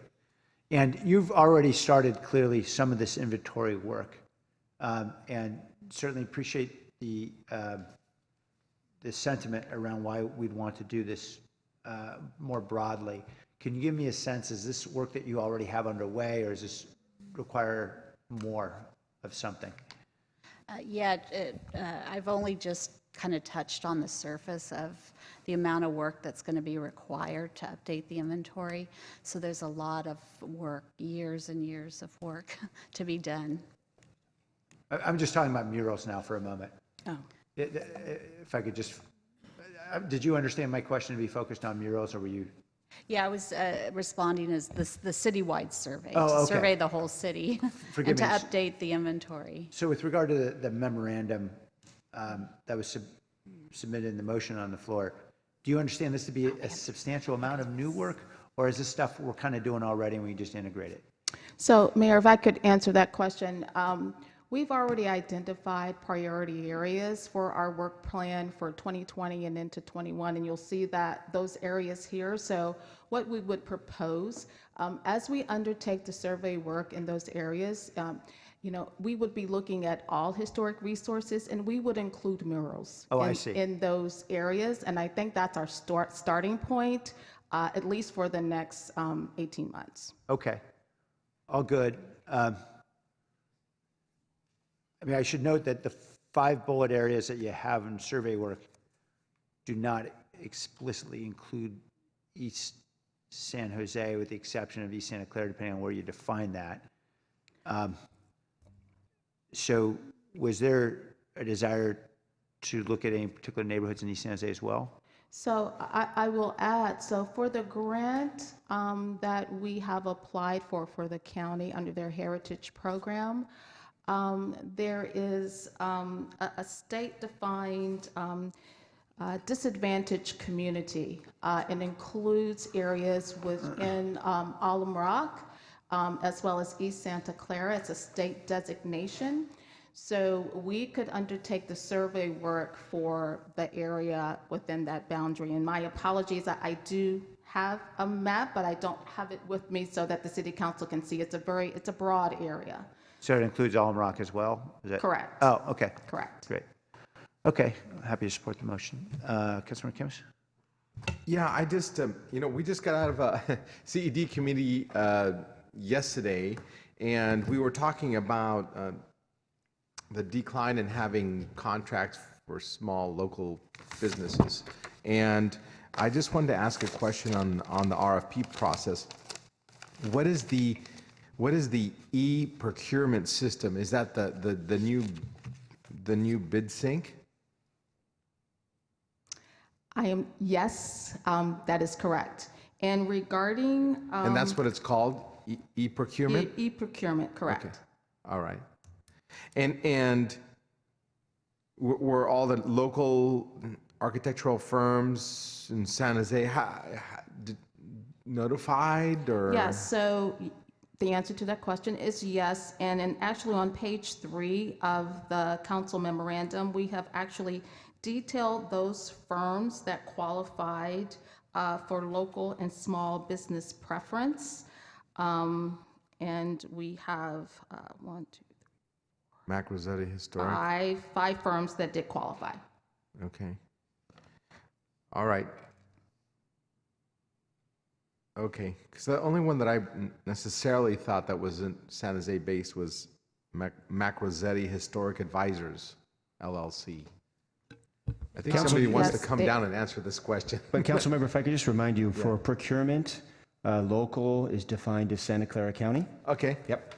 And I would just add, they are listed as a local and small business preference.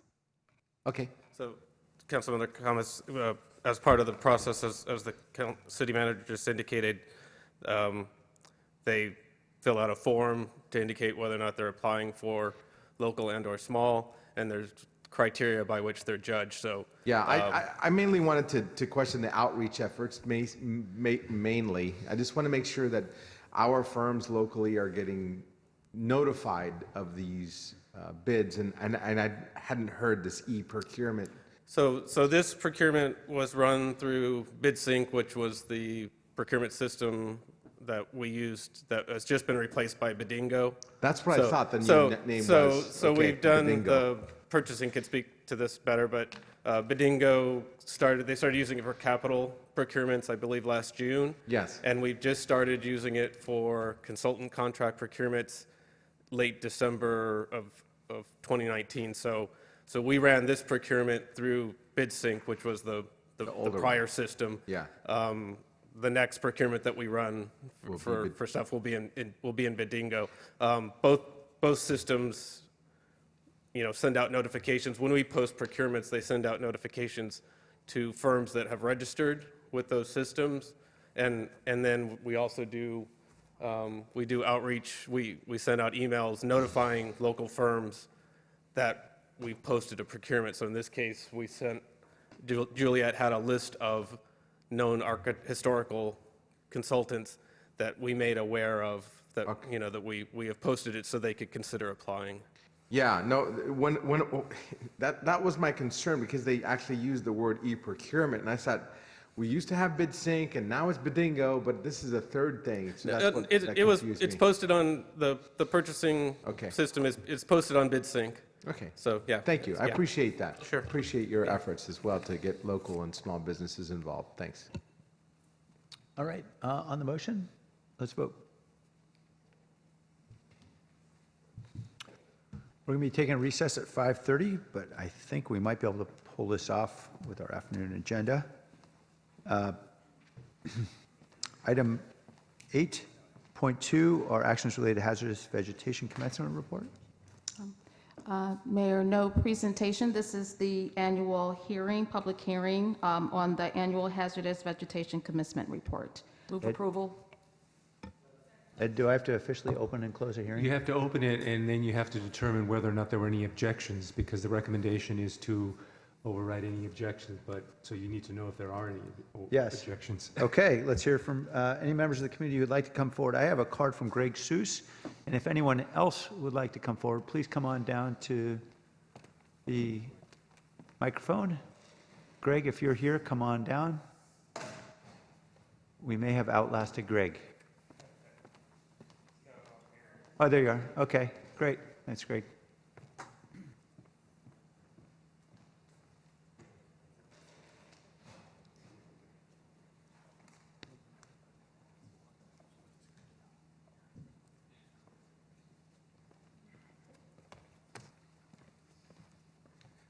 Hello. Hi. So I didn't realize I was coming up here in front of everybody, so I'm not really super prepared. I'm helping my mom out. And so we got a letter from the County of Santa Clara stating that she had to have the weeds done on her lot on Echo Loop, and she's been a property owner for over 50 years. It's a vacant lot, and we've always maintained it. And with last year, it was a very long rain year. It lasted through May to June, I believe, and we always contract with Joe's Tractor Service, and when we got that letter, we already contacted them, had a contract for them to come out to do the lot, and had a date to have it done by July 3rd, somewhere around there. We had them come out on June 24th, and we received a letter from the abatement company on the 20th that they came out and inspected the property, and since it wasn't done at that time, that they're automatically putting her in that abatement program. So we're just disputing the lot being put into it. We're not disputing that the weeds don't need to be cut down. It's just the additional costs for the yearly inspections and everything that go on. Right. So thank you, sir, and I'm sorry for the trouble. Let me ask if anyone might be prepared to respond in some way now. If not, we can take it offline. So, Mayor, we do have in the audience Mo Cumry, who is from the county's Division of Hazardous Vegetation and might be able to address this. And Great. I called Mo, and that's the letter I received, and he said, once I'm in the program, there's nothing I can do. So I called back to the original people that I received the letter, and she stated she was going to do whatever she could on our part, since, we've owned the property for over 50 years, And she also said we'd have the opportunity to contest it here in January, and so that's kind of where Sir, we are. understood. Okay, so I think I get it. This is just for public comment, so we're not actually going to resolve it all here. But if you could please sit down, sir, and then I'll ask Modus to come on up. Okay. And see if he can offer any light on the situation and see if there's any way to extricate you from this process. Hi, Mo. Can you help? Well, first I can explain, and then I can say what we can do. The weed abatement season in San Jose, as set by this council, is from March 1st to the end of October. So anytime a property is seen, a vacant lot is seen to have high grass and weeds during that period of time, we notify the property owner that they're out of compliance, and then we add them into the weed abatement program so we can monitor them to ensure that they maintain the property. After maintaining the property for 3 consecutive years, voluntarily they would come off the program automatically. The other way, of course, is to develop the property. In the case of this particular property, it has been on our program before. We did know that Joe's Tractor Service had typically been addressing it, but with the changes in Joe's Tractor Service and situations, they were no longer informing us of the properties on their list. This was found, I believe he said in June, and I can verify that information to be non-compliant, which is well into the fire season. So we added it. I can work with the property owner to see if there's something more we can do, but I'm, again, trying to be fair and consistent with all properties. We're halfway through the fire season, the property's found to be non-compliant. That's how we address those properties. Okay. Thank you, Mo. Thank you, sir. All right, any questions from council? All right, any other public comment at this time? Okay, the hearing is closed. I understand this is a matter primarily for county enforcement. Is that right, Rosalind? We don't have a direct role. That's correct, Mayor. Okay. All right. Well, the authority is with the city, but we have the contract for them to act on our behalf with the county. I see. All right. If there is any amount of conversation that might result in some resolution of this challenge, I'd certainly be grateful if anyone might be able to make contact. Thank you. We'll certainly make contact with the property owner. Great, thank you very much. Okay, on the motion, let's vote.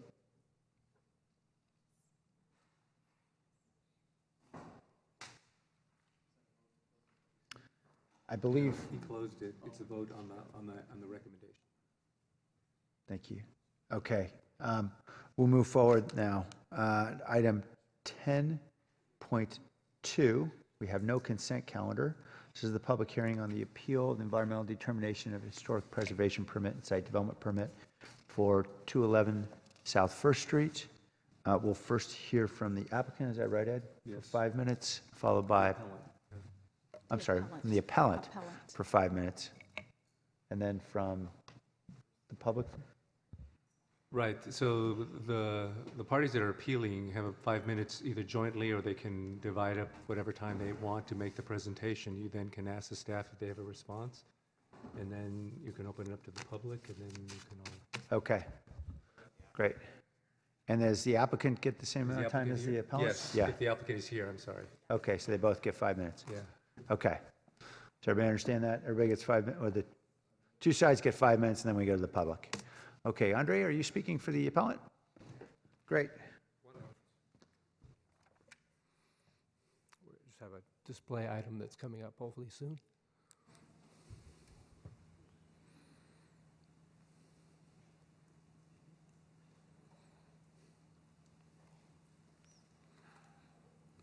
And Rosalind, forgive me, I did see there was a presentation on the, should we be going to presentation first? I can give a brief overview of the project description as well as Okay. the appeals. There were actually 3 different appeals, so just for information purposes, so the council will Yeah, why have don't we do that? Forgive me, Okay. Andre. Thank you for your patience.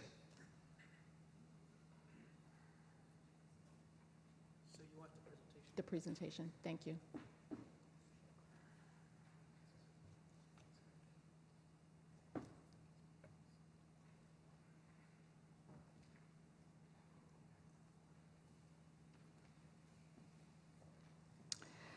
So this appeal is actually on the planning director's November 13th, 2019 decisions on the Tribute Hotel project that's located at 211 South First Street. The project is a 24-story, 274-room hotel that's actually integrated with the Montgomery Hotel, which is a designated city landmark. The Planning Division received 3 appeals of the Planning Director's decision. November 19th was an appeal of the certification of the supplemental EIR, and all of these appeals were filed by Preservation Action Council San Jose. On November 22nd, we received 2 repeals, one on the historic preservation permit, and then the second one on the site development permit. I do want to note that the Historic Landmarks Commission did recommend denial of the historic preservation permit. However, the hearing officer found that the permit was in conformance with the general plan and the historic preservation policies and goals. And this is really as a result of numerous iterations by the applicant and the project team in addressing many of the issues that were brought up by the Historic Landmarks Commission, staff, as well as the neighbors of the project. And I do want to acknowledge that the applicant has worked hand in hand with staff to address those issues. And the primary issue is the fact that the project cantilevers over the existing Montgomery Hotel. It's integrated into it, but you can see from this project elevation that it does cantilever over it.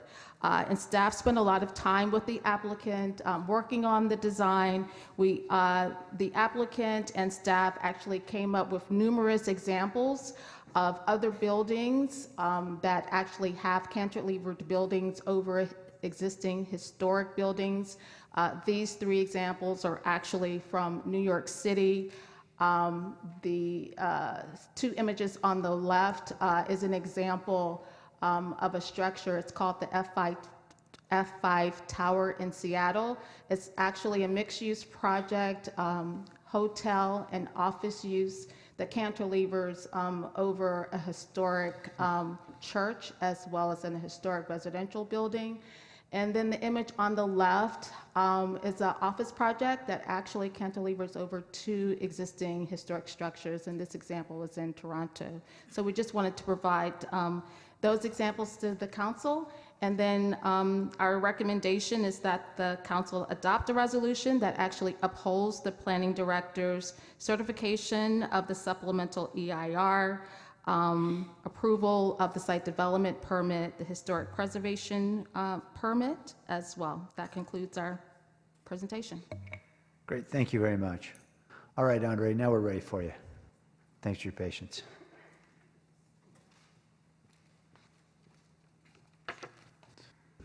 And you have 5 minutes.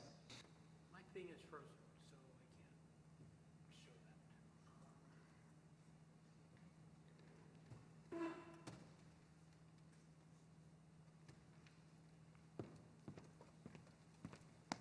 that. Could I just get a clarification too, after the 5 minutes by the appellant and 5 minutes by the project, are there still comments from the public allowed? Yes, then the public will each have 2 minutes each, yeah.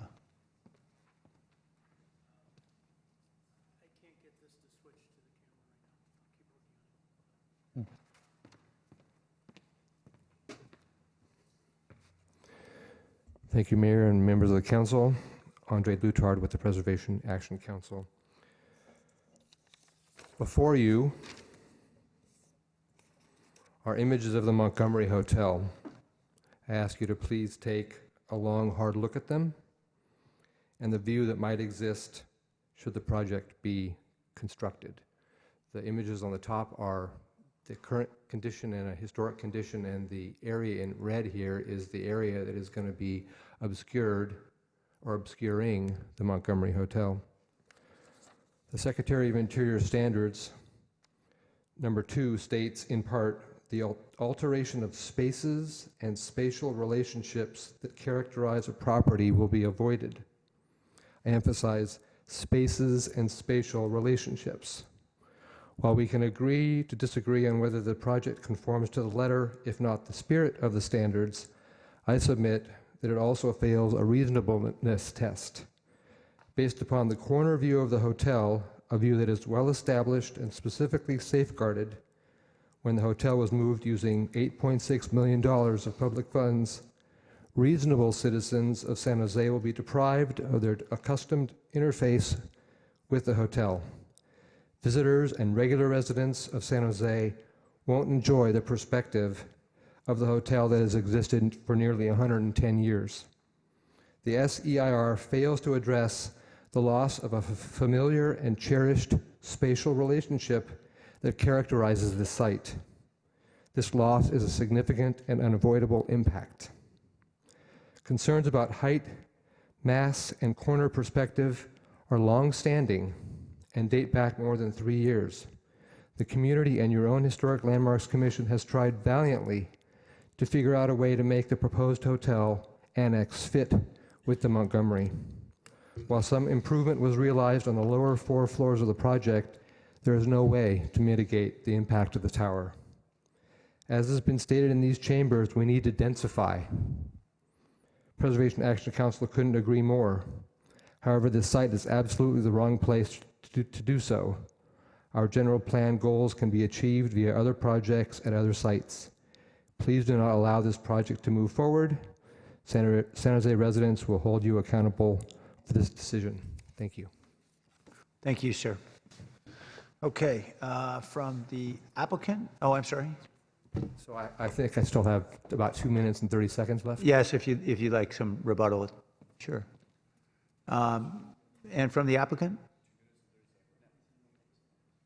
Oh, I'm sorry, are you, Andre, was there someone else who wanted to speak at this time? From the appellant? Yes. Yeah, if you'd like to use it for rebuttal, that's fine. Okay. All right. Mr. Schoenauer, you speaking for the applicant?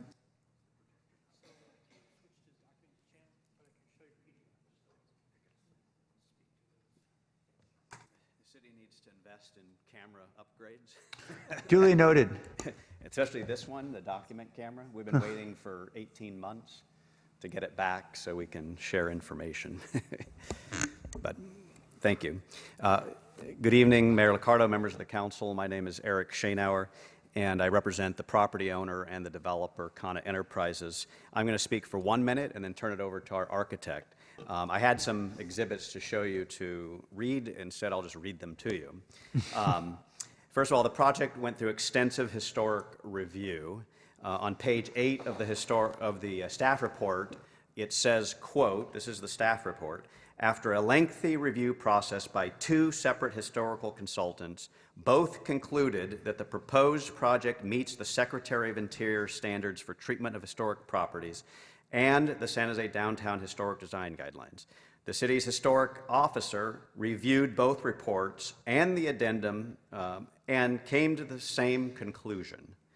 In addition to that, all those reports, there were 4 public hearings at the Historic Landmarks Commission and 3 community meetings on the topic. As a result, the city's historic experts have concluded that the project is worthy of support. Carey and Company, a historic consultant, did their report. Archives and Architecture, a historic consultant, did their report. The city's historic preservation officer, who met earlier this evening, she concluded that the project conformed to all the guidelines and requirements. And of course, the planning director's recommending approval. And I'll just close with this. In your deliberations about the De Anza Hotel 2 weeks ago, the mayor had a very profound quote that I think is applicable to this scenario. So I'm going to read it to you. This is Mayor Liccardo 2 weeks ago. Now I know you're lying, Eric. Okay, go ahead. He said, quote, I don't believe that great cities simply keep a large zone of non-development and non-interference around historic resources. Great cities find ways to integrate historic resources and ensure that they can be respected despite what may be large buildings, more modern buildings all around them. Although that pertained to the De Anza Hotel, I think it would be applicable to this site as well. I'll turn over to Paul Adamson, our architect, to review some of the physical design.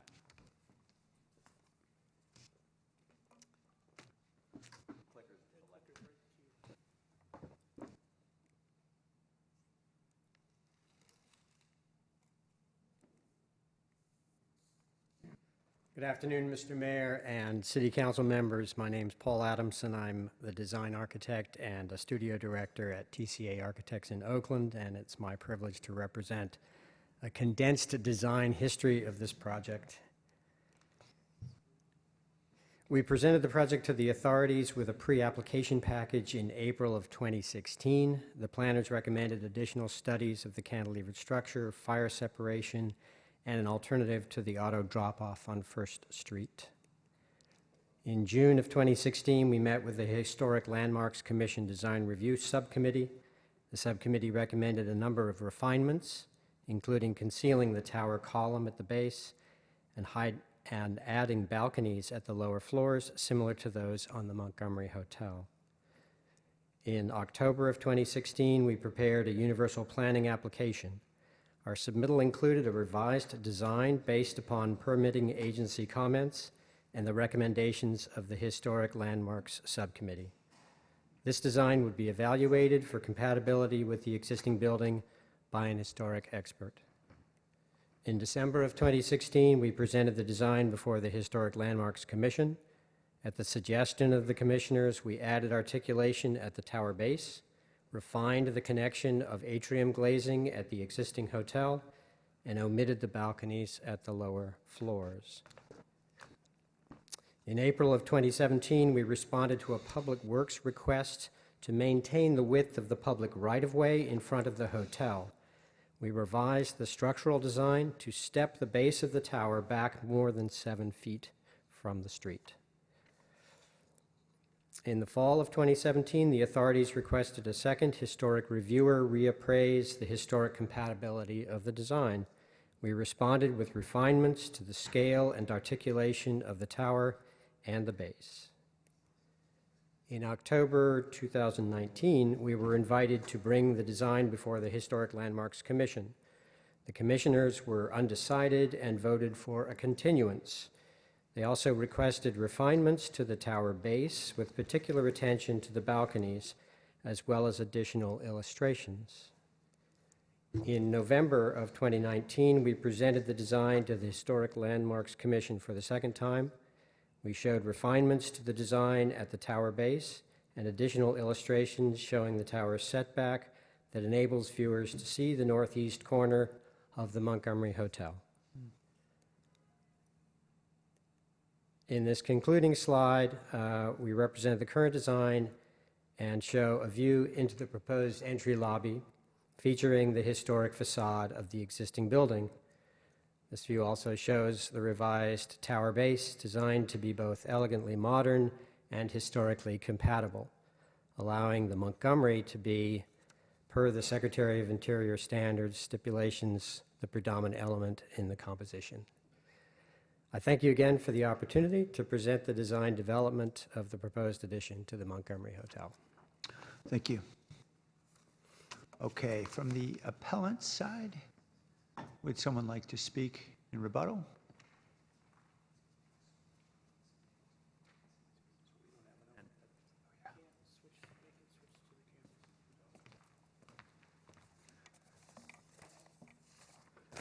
Can I give this? Perhaps to the clerk? I just was going to have a background picture Oh. that showed when you talk about the environmental impact reports, there's a lot of commentary about massing. And there are statements that are made in conclusion that are inconsistent with what the historic analysts actually reported. It's well over two and a half times the equivalent massing of the Montgomery. Would you prefer that we just pass this among council members? Yeah, that's okay. fine. Why don't we do that? Yeah, we'll pass this among the council members. And I believe you have this one here, which allows me to chirp about my favorite complaint that Drawings don't necessarily reflect what's actually there. If you look at the drawing from the side, the gap between the Fairmont and this building is really quite narrow. This artistic drawing makes it look like you could drive a truck in there easily. So I'm not sure that that's actually the case. So addressing the recommendation from planning, it says specifically, adopt a resolution denying the environmental appeal and upholding the planning director's certification of the supplemental environmental impact report. I find it interesting that the first finding is that the city council has read and considered the SEIR. Is that really true? That's hundreds of pages and a dozen different documents. Is that a statement that we really want to have in the record, that every city council person read all of those pages? And the reason why, I'm not trying to pick on anybody and call anybody out, but what I'm finding as I read these environmental impact reports is there will be statements such as the following.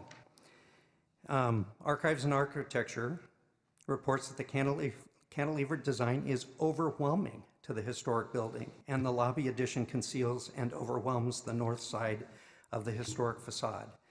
The Archives and Architecture report concludes that the proposed project is not compatible with the historic building on the property or with the design patterns of the surrounding historic resources, and it goes on and on. So that's buried on page 39 and 38 and 39 of a supplemental historic report. But the conclusion that's presented to you says there is no impact. And I submit to you that those words are incompatible. So. Thank you, sir. Is that it? Sir, I'm sorry. Okay, thank you. Okay. So we'll hear now from members of the community. Eric Arevalo, followed by Sarah McDermott, John Froley, Eddie Trong, Mike Sodergan. Welcome. Oh, he did. That's a good point. Alcalde y miembros del consejo, mi nombre es Eric Arevalo y soy empleado de mantenimiento en el Four Points Sheraton. He trabajado ahí durante 9 años y soy un miembro orgulloso de Unite Here Local 19. Hoy estoy aquí en nombre de mis compañeros de trabajo para pedirles que aprueben este proyecto. A lo largo de los años, mis colegas y yo hemos ganado buenos salarios y excelentes beneficios en este hotel. Mi trabajo es importante para mí porque puedo sacar adelante a mi familia y a mis 3 hijos, que mis 3 hijos tengan mejores oportunidades. Los planos que les presentan hoy permitirán que nuestra operación se expanda. Esto creará más empleos de calidad para los trabajadores de hoteles en San José. Me encanta trabajar en este histórico Montgomery Hotel porque tengo una historia personal. Conocí a la persona que ahora es mi esposa y ella también trabajaba en este mismo hotel. Me gusta que este proyecto permita a más personas que se queden en nuestro hotel y no dañará el edificio histórico. Esta es una excelente manera de unir nuestro pasado y nuestro presente. Le pedimos que deje este proyecto avance. Gracias.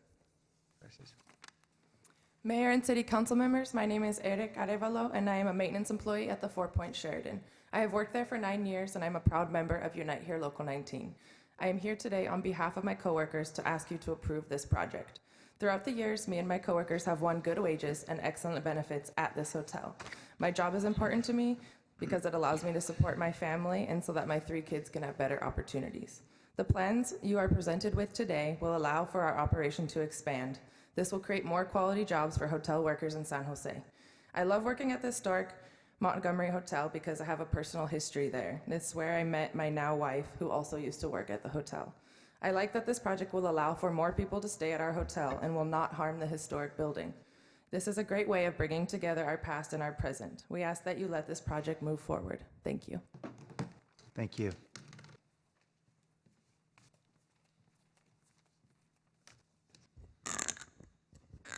It's getting harder for me to reach this mic, but good afternoon, Sarah McDermott. I'm the political director of Unite Here Local 19. We are here today representing our members who work at the Four Points Sheraton, also known as the Montgomery Hotel. And I'm joined today by our members, to ask that you approve this project. We, like many of the people here today, have great respect for the history of this hotel. Our members are proud to work there, and this is not a project that will pit a large modern hotel against a historic one. Instead, it will allow the historic hotel's operation to expand and thrive. By having one operation across the historic and modern structure, this project will enable more guests to enjoy the historic Montgomery. Most importantly, we support this project because it will bring more quality hotel jobs to San Jose.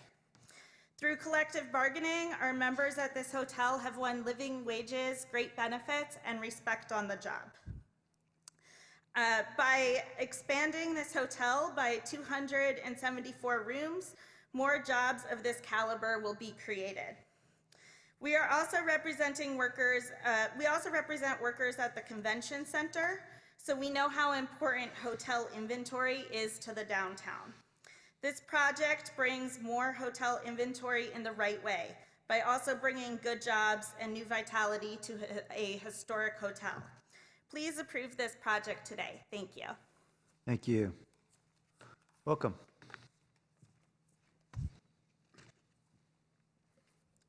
Mayor, Council, excuse me. Thank you. My name is John Froley, and I'm a resident of San Jose. And I'm here to basically request that you review the project in terms of the mass and scale. I'm not in favor of the mass and scale of the project, the overall effect it will have on the historic Montgomery Hotel. But I'm really here to talk more in general terms. I was here last week and 2 weeks ago when we reviewed the De Anza Hotel, and I'd like to really talk more about the broader picture that the city and this city's direction. In today's Mercury News op-ed, Andre Luthard had a letter stating that very clearly what we face and why it's a problem. We're really up against a lot of development right now, and it's drastically changing the downtown feeling and the overall effect that it's having on the environment. It's my opinion that for too long now, the San Jose design review process has just allowed overly large projects to be built that overshadow and threaten the architectural integrity of our city. 2 weeks ago, as I mentioned, a large number of concerned citizens came down to the City Council to express their concern for the impact that the Almaden Corner Hotel would have on the De Anza Hotel.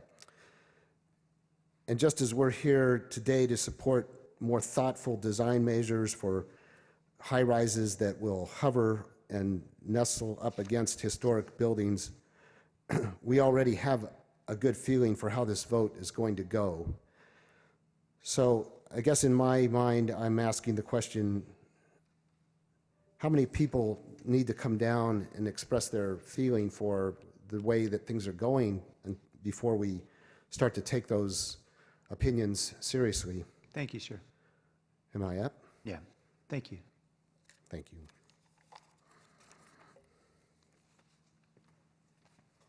After Eddie is Nate LeBlanc.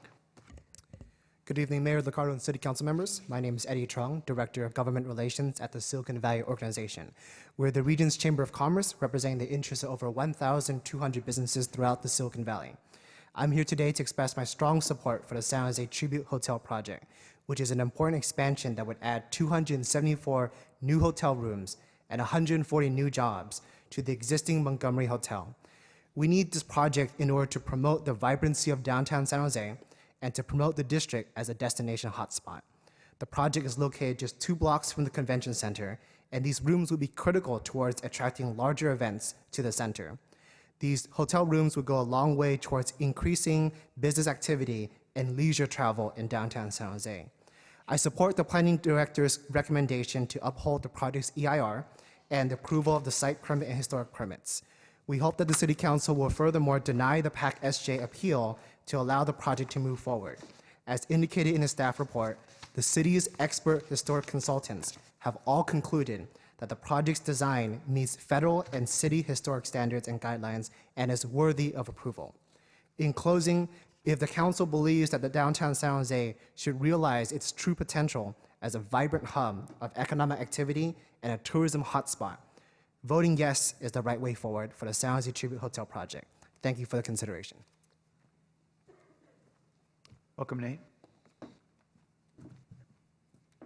Good afternoon, Mayor and Council. My name is Nate LeBlanc. I'm the Business Development Manager at the San Jose Downtown Association and the staff liaison to our Downtown Design Committee. I'd like to note that we worked extensively with staff and the project applicant on the vehicle kind of positioning ingress-egress issue, and I think it's a good example of community input positively impacting the project overall. This is a great example of dense infill development, and I'd like to read a portion from our design review letter from 2016 when we reviewed this project. Respectfully adding capacity and programming to an existing historic building is a difficult challenge that the design team has addressed in a sensitive and practical way. The slightly cantilevered approach to the upper massing creates a sense of distinctive and unique architectural features that works to amplify the historic nature of the existing Montgomery Hotel, not deter from it. The development team used examples from similar projects throughout the world to clearly demonstrate that this approach to the treatment of historic resources works well in practice in many places. In conclusion, we'd like to ask that you adopt a resolution denying the appeal and allow this development to move forward. Thank you for your time. Thank you. All right, back to the council. Councilmember Perales? Yeah, thank you, Mayor. And thank you to our community members that have come to speak out. And Andre and Preservation Action Council as well for your continued and steadfast interest in preserving the historical, not only buildings, architecture, but elements of the city of San Jose and helping us to continue to tell that story. I want to mention as well, I know that one of the speakers was mentioning about how many people would it take to come down to have your voices or your opinions matter, and I will say it only takes but one, because I know myself and my colleagues value the opinions from our community members. We don't make any of these decisions in a silo. That's why we host these meetings in public and we make the decisions in public. But it is important that we have that feedback. Now, we may not always agree and have the same opinions, but it is valued nonetheless. And there's absolutely, I don't think, any definitive between, perfect here or in regards to how we may view something. But there are rules and regulations that we do have to follow. And I can't necessarily speak for my council colleagues, but I do know, obviously, as issues arise in my district, and I imagine in theirs, we take those extremely seriously.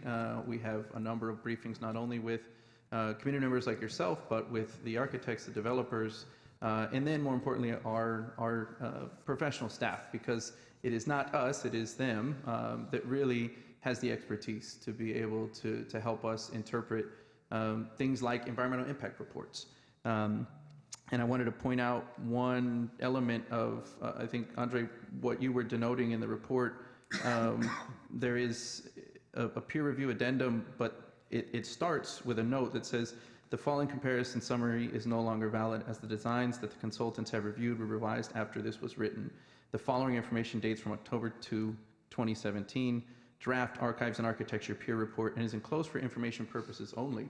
The section that you read off that does speak a little bit about where you were denoting that they stated, or one of the peer reviewers here was not necessarily in favor of this or did not feel that it met the standards, was actually even denoted in the headline there in the note, as I said, is no longer valid. And if you go back a little bit in the archives and architecture, their actual report conclusions, you'll see that they say the proposed project therefore would be considered mitigated to a less significant level, and the project could be found to have no significant effect on the environment under CEQA. It goes on to detail a couple of other things, but these are the professional reports that were done by others that's what we asked them to do to make sure that these projects do conform, because we're not those experts, and that's why we do have not only peer reviews, but more than just one agency to review it, and obviously our own in-house staff to review that and give us that feedback. So I understand there may be a difference of of opinion, but I do think that the reports and the analysis here stands for itself. Now, I'm not saying that that means that somebody should look at this, and if we can go back to one of the other slides that kind of shows the full new hotel, that anybody should look at this and say that, I expect them to say that this is somehow acceptable to them. There's the professional expertise on what the impacts may be, what the CEQA impacts will be, and then there's personal opinion. And I know when I first saw the design, the first thing that I responded to was, is this even possible? I'd never seen a building that was cantilevered over another, historic or not, like that. I've seen buildings that were squished up against one another, but not like this. And I was surprised, one, to learn that it was even possible. And then it's fine if we can't get to that slide. I was surprised to find that this was even possible. But then, really surprised and happily seeing some of the other examples that I researched myself and then staff showed on the presentation today of how some of these buildings that are cantilevered, not only over other buildings, but over historic buildings, can be done. And I think this is a testament to the architecture, and certainly it is, in my mind, raising the bar of the type of development and architecture that we have in our city, and we haven't had anything at this level. And I really appreciate what the hotel and the owners have done in order to try and preserve their business, for one, and I know that we have speakers from the hotel employees there, but an interest in their part to continue operating this hotel, which I'll tell you is not one of the most profitable in our city, much like the Hotel Dianza has had struggles because of what it's competing with, even in the environment that we have today, lacking so many hotel rooms, they're not as competitive. And in order to be able to even maintain operations at this hotel, this is one of those ways that we can not only preserve their operations, but ultimately preserve the beauty of this building and preserve the historical importance of this building. As Andre pointed out, that the city invested a lot of public money to actually preserve in picking up and moving a hotel like this to be able to preserve it just a few feet from where it originally was built. And so I appreciate the staff's work and the partners that are involved. And again, from Preservation Action Council, although we differ on our opinions, I support and will make the motion to approve staff's recommendation on this. All right, motion and second. Any other comments? Let's vote.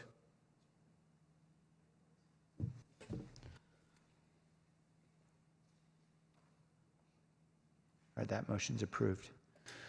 All right, we have one item, but it's also 5:30. I just do want to do a quick check-in here.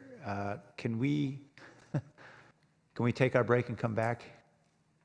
Or I'm expecting that there may be some significant discussion on the Ice Center. All right, well, okay, we could take it and move forward. All right, let's see what this council does. Here we go.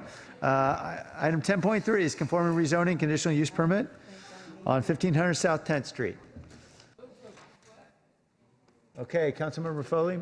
Move to approve? Okay, I think I'll take Councilmember Esparza's as a second to the motion was already made. We do have, no, we do not have public comment on this item. Nancy, do you want to seize defeat from the jaws of victory? No. Okay. All right. Any comments? All right, let's vote. Mr. Beekman, you have the final word before we break. That's unanimously approved. Go Sharks. All right. Thanks, Nancy, for all your work. Go Barracuda, forgive me. Thank you. Barracuda skate? I don't understand. Yeah. Hi, thank you, everybody. This was a very informative session today. It's important, the issue of what to do with the future of green sustainability is becoming more important to me. I am climbing on board to what you're trying to accomplish and what is possible with, say, we're at a time to seriously question fossil fuel use. And that impetus was, that's what, the group that's been talking to you, they've been trying to talk to you about and raise the consciousness of in this area. And I think you guys have a real important responsibility to learn how to share that, those ideas and what time we are at with the community that you are serving and protecting right now, and to really clearly explain to them the importance of what is possible to work on right now and what we will be facing if we don't.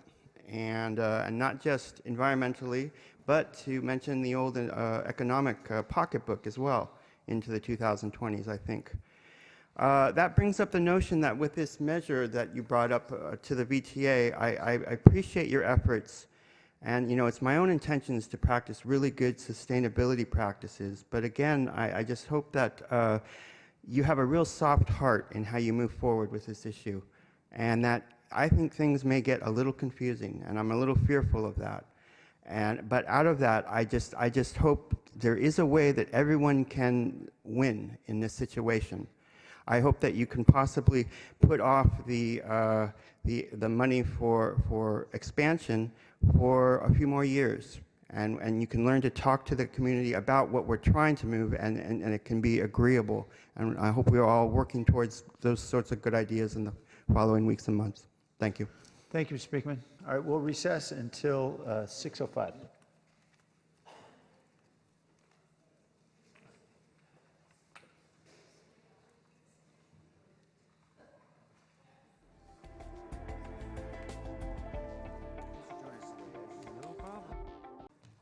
Commend the fine Osborne family for all they have done, a very unique way of serving their community and helping their neighbors. And Councilmember Deb Davis will tell us more. Good evening. I am proud to recognize the fine Osberg family for raising nearly $33,000 for City Team San Jose over the Christmas season. City Team San Jose is a nonprofit organization that works with people who are struggling with poverty, homelessness, and addiction.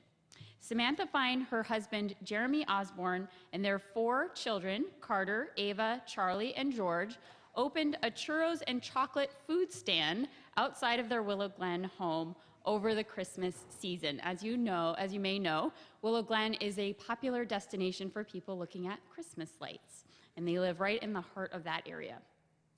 The family gathered 42 volunteers. In fact, people were bragging on Facebook, by the way, about their volunteer time at this churros and chocolate stand. And they worked throughout the month of December to bring holiday cheer to those who are most in need. Carter, Ava, Charlie, and George, the kids, took the lead on this project, and through compassion and dedication, they surpassed their original goal of $4,000. Now remember, I said they raised $33,000. Thank you to James Alvarado, the City Team Operations Manager, for encouraging and supporting them during this project. Now I will invite Charlie Fine Osborne to accept the commendation and to say a few words. Thank you so much, Councilmember Davis. This means a lot to our family, especially my brother and sister and I.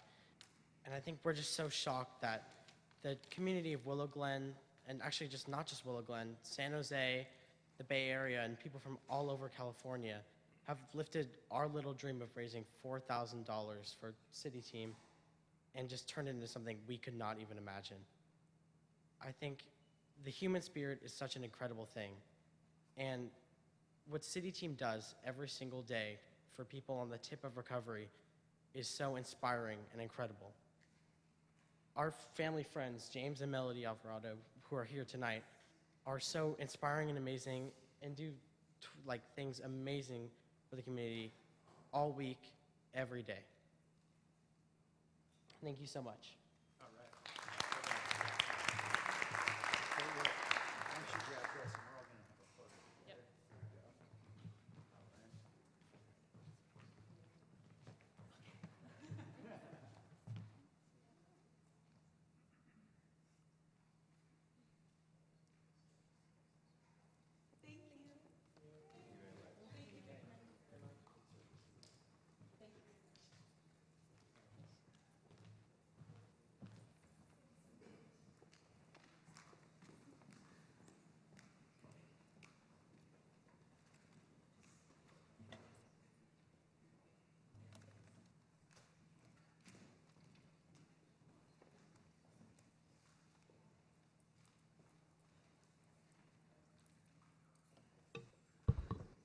Okay, now we'll commence our study session on the Dearborn Station concept plan, specifically on decision number 3, since the first 2 decisions apparently we more or less made.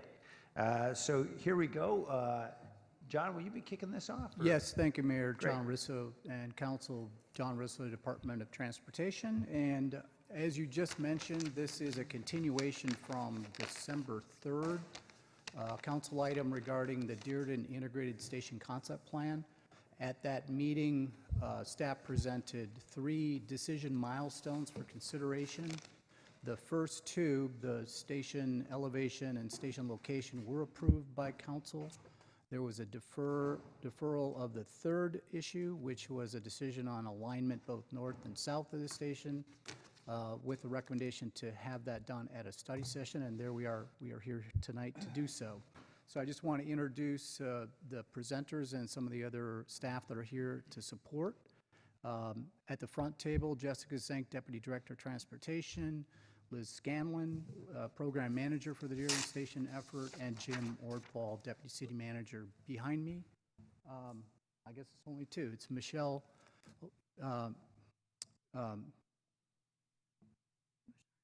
Bouchard. Sorry, Michelle.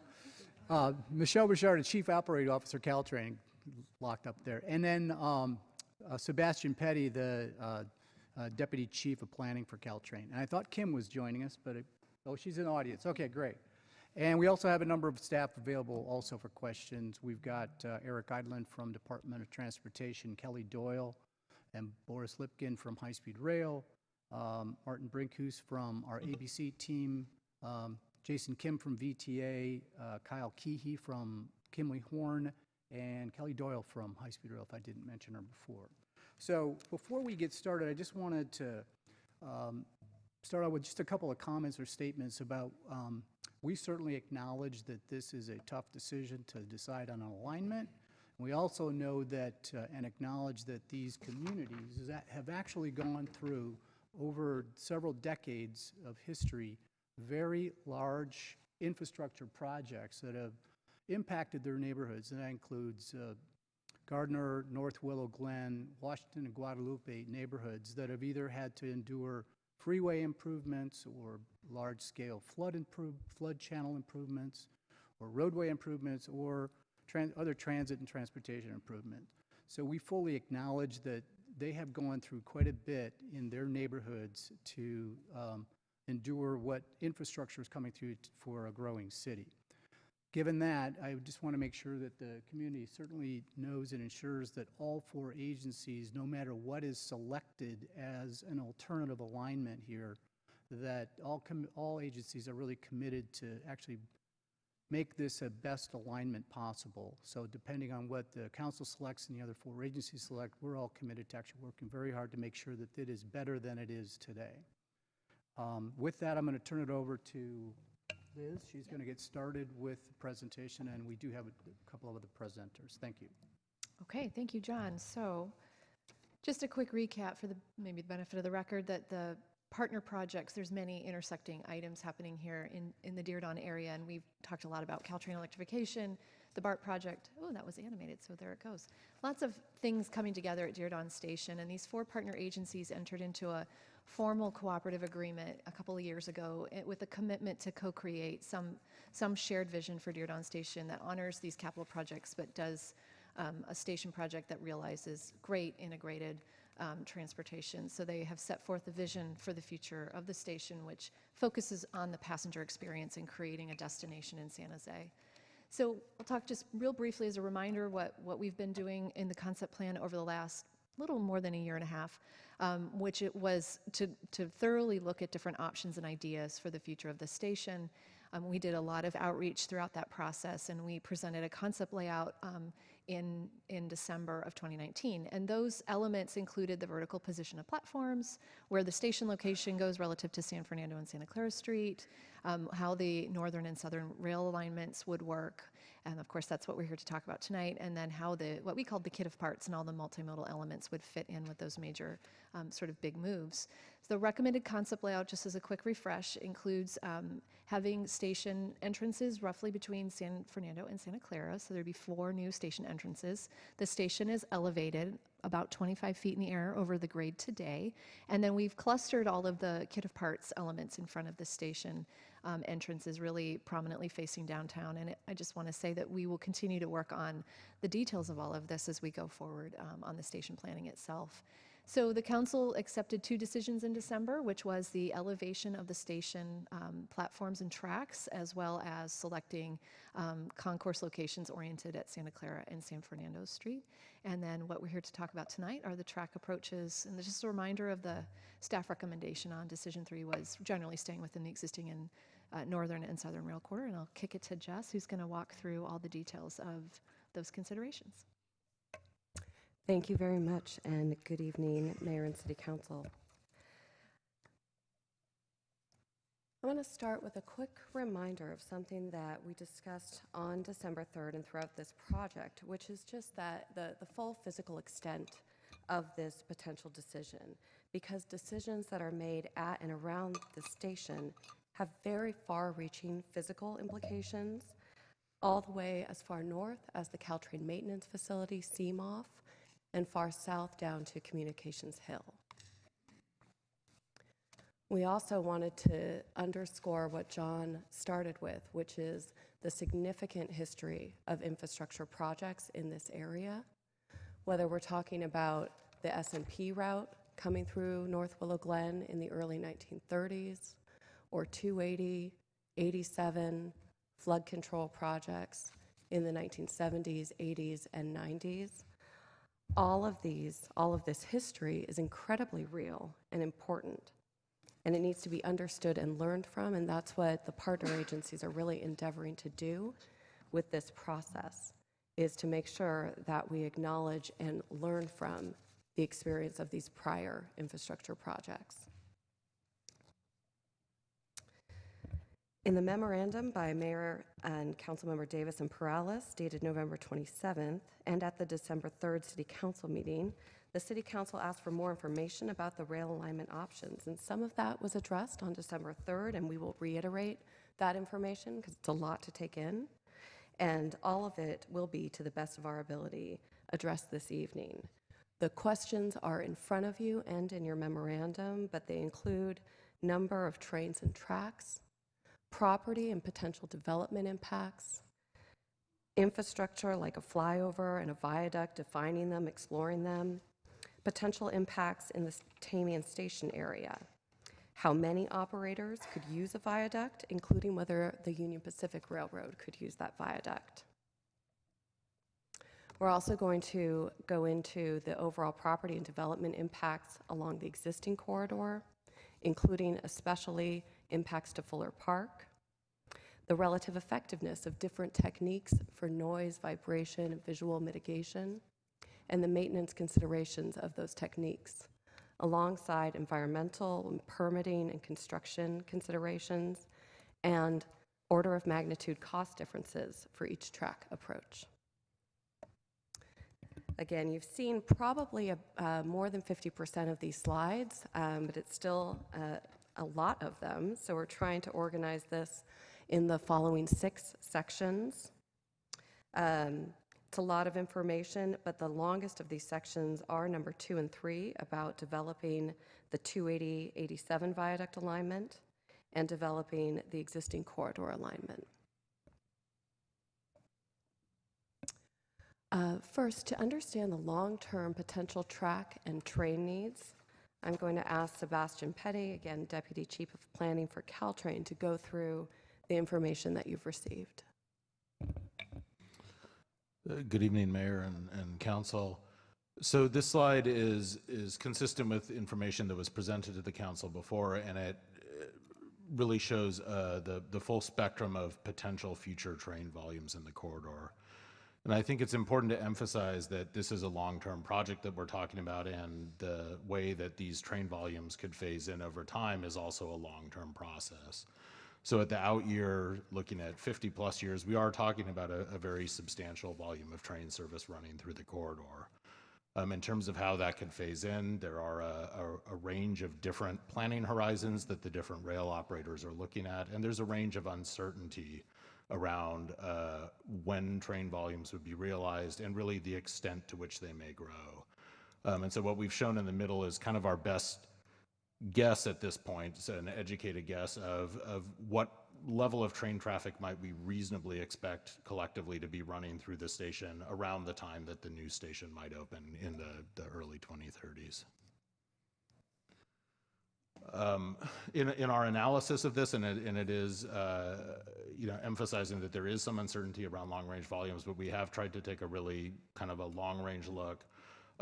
We believe, and this is Caltrain's belief as sort of the owner and manager of the corridor, that no more than 4 tracks in the existing corridor through the Gregory, Gardner, North Willow Glen neighborhood would be necessary.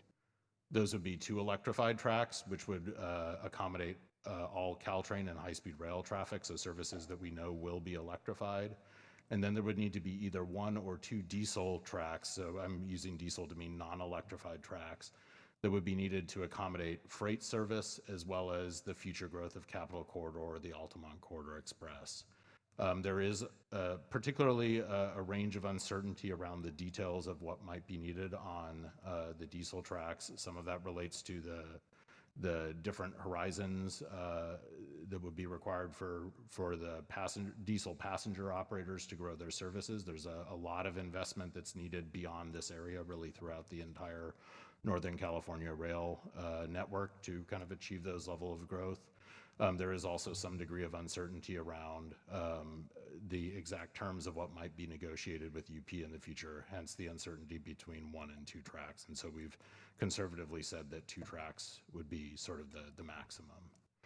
I think, in looking at this, we're, as Jessica emphasized, we are, of course, planning for a corridor that is brought up to the standards needed to handle this level of train service as it manifests. I think it's also important to emphasize really the sheer volume of passengers we're talking about serving at the station. And one of the reasons that we're looking at a future that does involve a lot of trains running through the station is because we're looking at a facility that may serve a demand of over 140,000 travelers per day, and that's really the equivalent of what SFO is serving currently. And so part of doing that in a way that is space efficient is to make Diridon a through running station. Today, if you were to watch the trains coming in and out of Diridon, the trains are really turning in the station. So they come into the station and then turn back and go north. In the future, when we're trying to accommodate far more people and far more train traffic than is using the station today, for that station to continue to have a relatively compact footprint, we do need it to be a through running station. Thank you very much. Moving to section 2, this is our longest section about investigating and developing the I-280-87 viaduct. We're going to look at the viaduct alignment options, defining and understanding the flyover that's needed, either north of the station or south of the station, and then answering, as much as we can, questions about which trains could use that viaduct under which considerations. So first, the alignment. The blue alignment is the one that the High Speed Rail Authority has significantly developed over the years.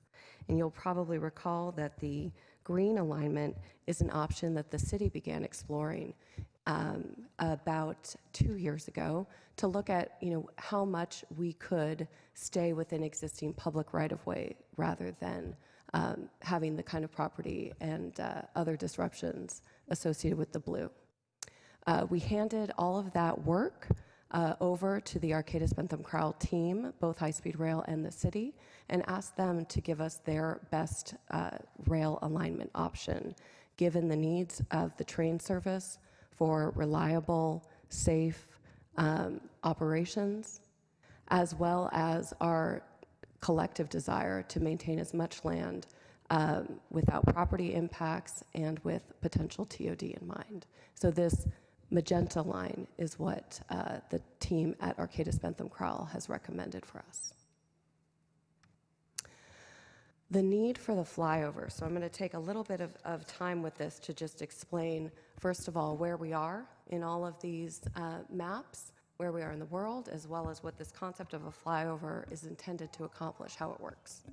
So you'll see that a number of these maps kind of take our world and shift it from the way we typically look at things. So I wanted to make sure everybody was looking at these and understood that the left of your screen is the north, at the right of the screen is the south, top of the screen is east, bottom of the screen is west, right? So we're kind of looking at the station, but from west of it today.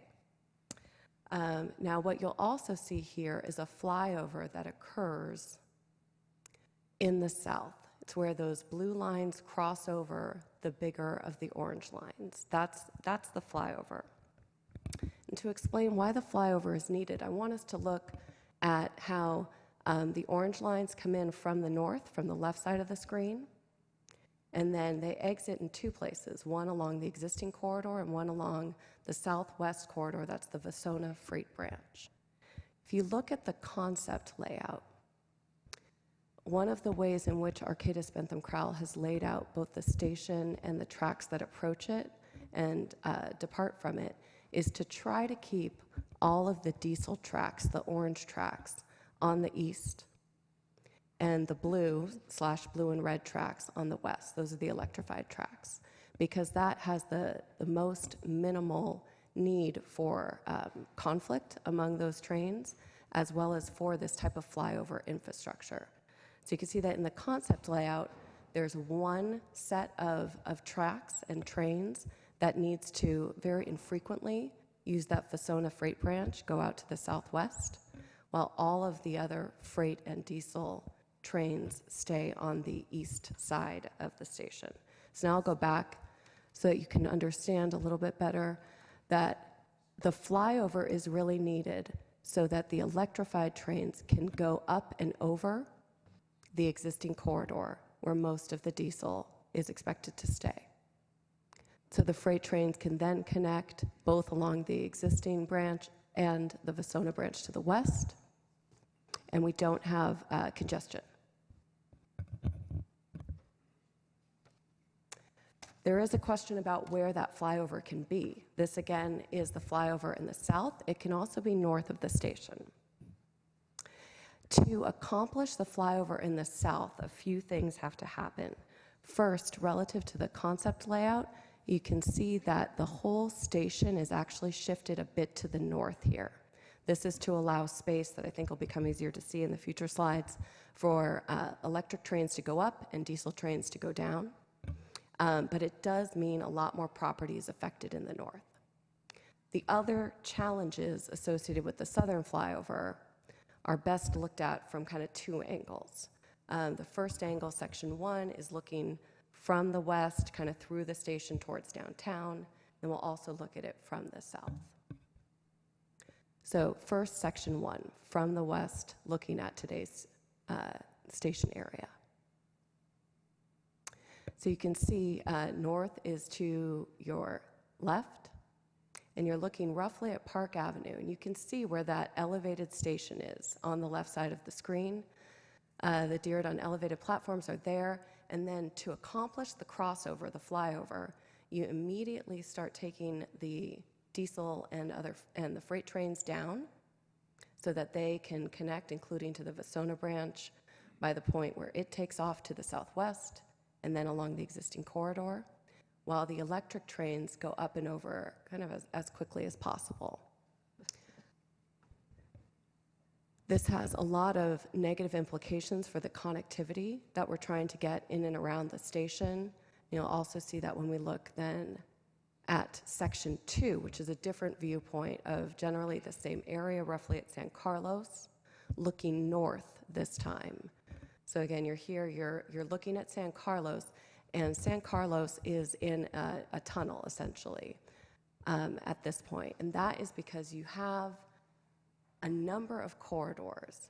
The rail, of course, in fact, 3 rail lines, streets, the Los Gatos Creek, They all intersect at roughly the same location. So the engineering solution to this is to put San Carlos alongside Park and Azaray below ground, below the Los Gatos Creek. So this has significant challenges for bike and pedestrian connectivity, people connectivity in general, as well as significant maintenance, flooding, and environmental challenges. I think we've all experienced places like this. This is just one living example of such a tunnel in the Bay Area in Alameda. But it brought the partner agencies to eliminate the southern flyover option from future consideration. This combination of spaghetti-like infrastructure, rail, road, trail, creek. We have a lot of questions about whether we would be permitted to do this environmentally or regulatory, and also the loss of the connectivity benefits that we're seeking when raising the station and the tracks.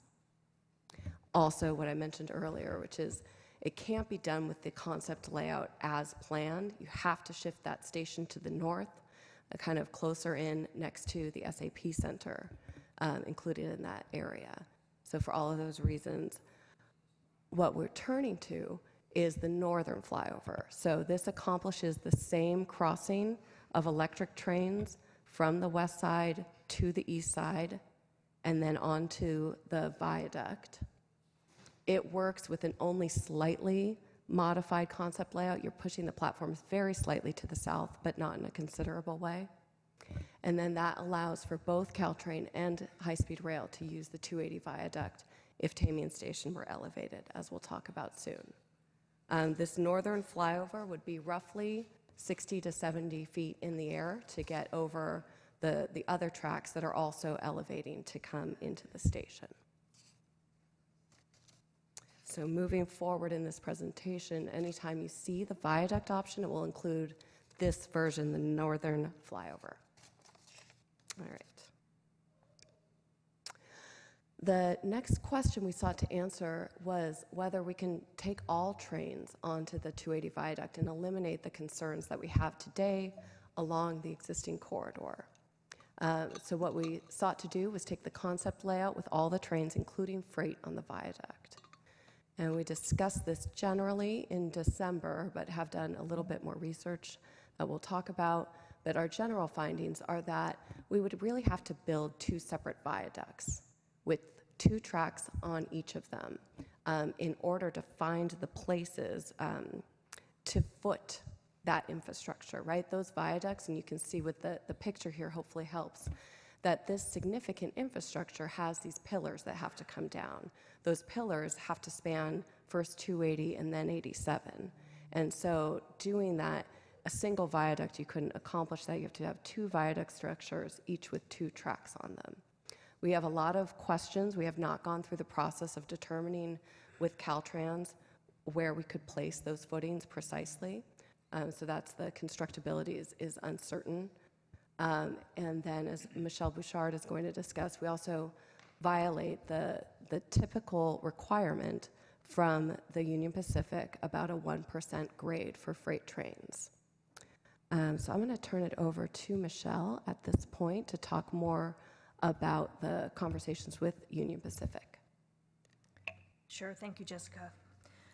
So, as you know, both Caltrain and California High-Speed Rail have relationships with the Union Pacific, and certainly Caltrain has a very long relationship in this particular corridor. They're a tenant on our corridor, and we are a tenant on their corridor south of Tamian Station. And so, following the last session, I reached out to the Union Pacific to talk about generally the notion of this viaduct contemplated, and had a few questions about what their considerations would be in terms of what they would have to look at. And you can see slide 4 has the areas in which they expressed the largest concern, the first being just overall effect on railroad operations. Second, and importantly, the question of engineering standards, and Jessica already mentioned that this is at a higher grade, and so they really keyed on that. But you know, there are two other areas, which are the commercial implications due to rerouting or other considerations, and they have to consider this not only in this particular section of track, but more widely in the corridor. And then finally, it's really important to remember that even though it's on the Caltrain right-of-way, UP actually owns Main Track 1, and they own it through the station down south to where they enter their own right-of-way, south of Tamian Station at CP Lick. And so there are some pretty critical commercial considerations that accompany that real estate that would have them moving from that onto the viaduct. So as we talked about these topics, it became very clear that UP would require us to do a lot of work and just to even think about the viability of this. So given the constraints that we have between Vasona, Warm Springs, the station, et cetera, it also seems that, you know, meeting their engineering standards is just not going to be possible. So that gives us a sense that it would take quite a bit for them to agree with our design, if they would at all. The ownership changes, again, would have us in quite a long discussion about assets and land. And then finally, it seems that there would be no incentive for a private entity like this to agree to conditions such that we might ask of them. And so these are the kind of risks that we're contemplating, and as such, when we take a look at putting everybody on that viaduct along with the freight, we're just not seeing it as a viable path to reduce risks on the project. I'll hand it back to you, Jessica. Thank you. We also did explore the question of whether all passenger trains, so including some of the diesel trains like ACE, Capital Corridor, could they run on a viaduct even if UP then stayed in the existing corridor? So the team did look at this, and what they found is that they believe that you would still need to construct fully 4 tracks on 2 distinct viaduct structures. This is because you need the 2 tracks, of course, for the electrified service, and up to the 2 tracks for diesel service. In reality, if you're building a second viaduct, you would want to build that with 2 tracks, kind of future-proofing it, build it once, rather than, you know, you wouldn't go back and build a second track on a second viaduct. And so we're concerned that with that kind of partial solution, we would then also have little to no mitigation within the existing corridor for the remaining train impacts. You take the projects that are expanding significantly, like Caltrain, high-speed rail, of course, ACE, Capital Corridor, their growth plans might end up with no mitigation along the existing corridor if they were to go on a viaduct structure. So the partner agencies, with all of this in mind, have concluded that placing all of the trains on the viaduct would be fatally flawed. And this is just a summary of what you've heard, which is about the violation of freight requirements and the significant risk thereof, the requirement to move UP off of the existing corridor where they own the track, the creation of really massive infrastructure as well. You can see from this, simulation, conceptual simulation, kind of how massive it would be, and the question of whether then we're left with little to no mitigation on the existing corridor.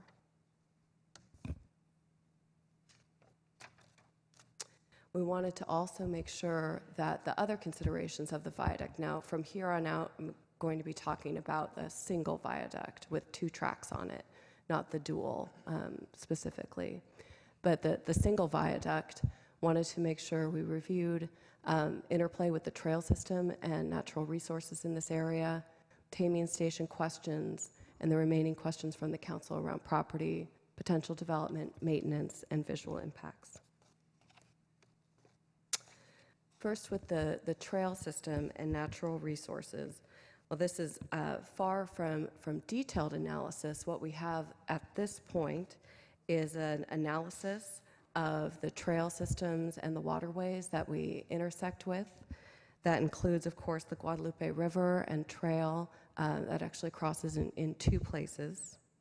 the Los Gatos Creek Trail near San Carlos, as well as the alignment of the Three Creeks Trail connection to the east to Coyote Creek along that corridor, as well as the waterway and flooding project along the Guadalupe River and the natural habitat of that.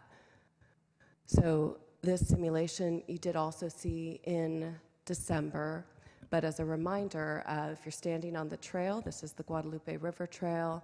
Downtown is behind you. You're looking south towards Virginia. The river is to your left. The freeway is just to your right. And so then the addition of the infrastructure as it finishes crossing over 87, it lands where it can in this corridor and then continues to the south. Regarding Tamian Station and the surrounding area, this is roughly the current Tamian Station, assuming that the electrification project under construction is completed. Passenger platform is right there in the middle, and the diesel tracks are on the far right track there. There's the bike path, the freeway on-ramp, just to orient you as you're entering Highway 87 from either Willow or Minnesota Alma, and you're entering onto the freeway right there. To maintain this as a Caltrain stop and have all Caltrain trains on the viaduct, you would need to rebuild this with the platforms coming up in the middle there. That would require the footings, roughly seen here, as well as this new structure with circulation in the middle, and those straddle bents because of the presence of the freeway on-ramps and the freeway itself. What you would be constructing here is really a massive piece of infrastructure. If you take the people, assume they're roughly 5 feet tall, you do get a sense for just how large these footings are, as well as the height of the new infrastructure in the viaduct, which is just expected to be a little bit taller than the Tamian Station TOD, just to the east of the picture here.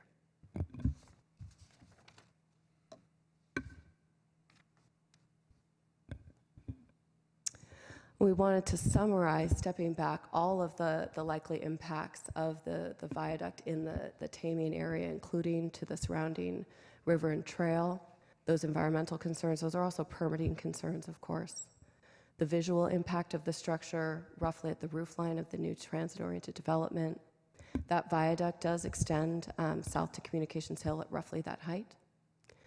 The physical impacts of the structure to the river and trail, and I did not talk about it in the previous slide, but you can see that the footing on the right, the east side of this image, that is under the circulation for the TOD that VTA has approved and going into construction next year. Just to the north of this, a similar footing would be needed kind of at the edge of Tamian Park. We don't believe it is right in the middle of the park, but at this time, with the project's level of detail, roughly 2% engineering, we think it should be roughly at the edge of the park, at the edge of the circulation, but the construction and timing and phasing implications are really unknown. Moving on to property and potential development impacts. First, we're going to start at the north, and you can see, you let your eyes adjust to this image, you can see that the flyover is right there in the north with the red tracks crossing over the orange. It's like a color test. You can also see the blue shading is a high-level estimate of the property impacts in the north. And we were asked to compare the property impacts between the existing corridor option and the flyover and viaduct option.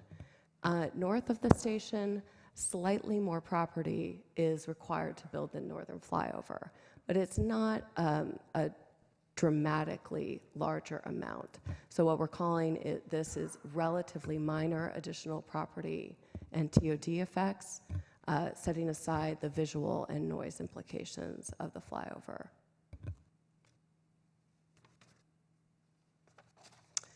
To the south, the primary differential impacts on property and potential transit-oriented development are really contained within this blue circle. Similar to the north, north of this, just north of San Carlos, there's a marginally larger bit of land, but really it's the sites where the viaduct begins to cut to the east that are most affected.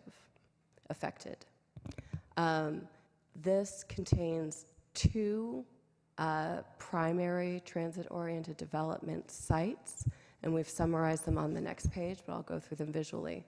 The one between San Carlos, Royal, Azaray, and the existing track, where that viaduct cuts through, that is part of the Downtown West project proposal, and that site is proposed for 1,500 homes, 1,500 units of housing.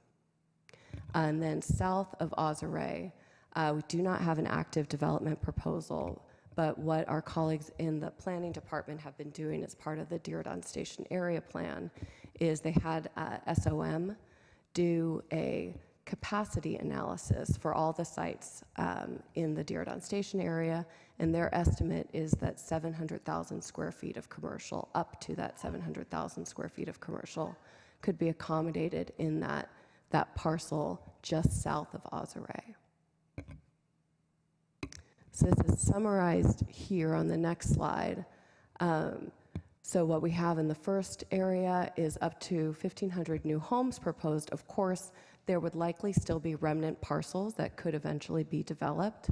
So our estimate is that given where the viaduct is located and the property to the east of it, as well as some property in between the viaduct structure, you would probably lose about 800 units and still be able to have homes. Of course, no site-specific fit analysis has been done here, and this doesn't really take into account the impact of up to and during construction.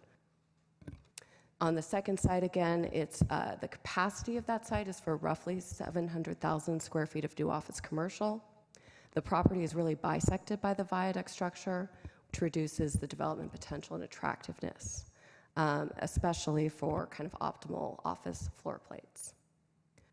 We did look to some economic development experts that the partner agencies have on retainer for their thoughts on the timing, the attractiveness, et cetera, and their opinion is that the viaduct would reduce the attractiveness of both areas for the development community, make it more difficult for potential projects to receive financing as needed, and that the development would presumably be delayed until after the viaduct is completed.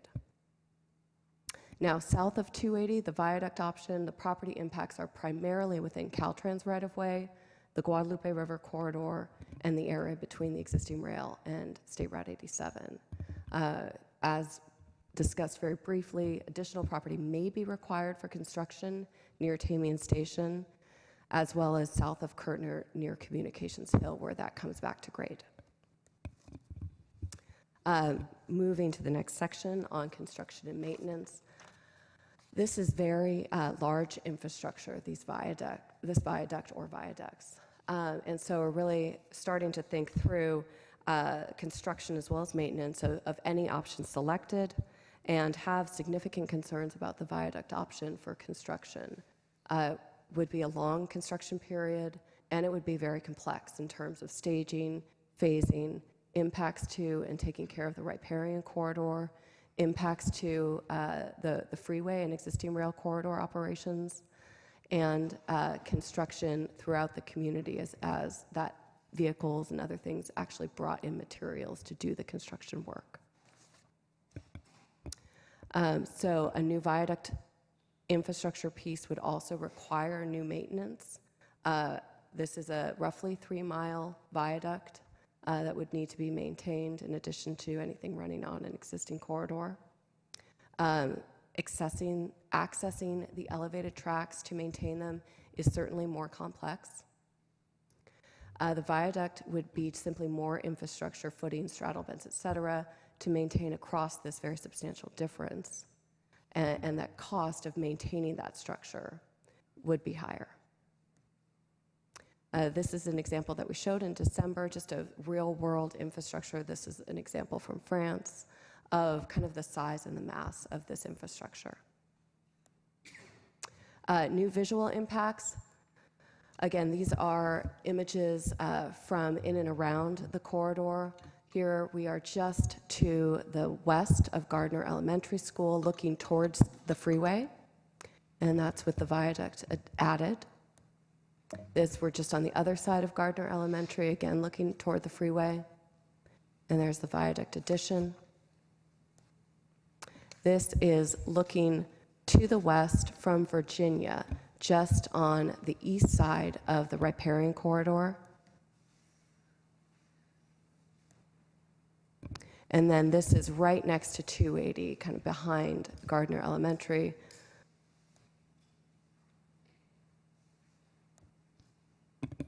So in summary, these are the impacts, the primary impacts that we see of the addition of the State Route 87 280 viaduct with the northern flyover.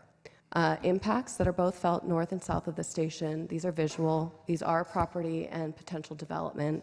Some impacts certainly around the Tamian Station area, and significant environmental and public facility impacts. We do have a lot of questions about the feasibility of construction and the new maintenance that would be needed. With that, we're going to turn attention to investigating the existing corridor. As Sebastian mentioned, with the train volumes and needs of this area, as well as with the decision to elevate the station, the partner agencies feel very strongly that we're going to pursue a grade-separated corridor in this area. That decision is made slightly easier with the elevated station because the tracks are already up in the air. So for example, at West San Carlos Street, you'd still have those tracks elevated. At Ozareg, you'd still have those tracks elevated. At West Virginia, be elevated a little bit less, and then coming back down to roughly existing grade around Bird Avenue. We're going to look in more depth, as requested, at property and potential development impacts, as well as at Fuller Park.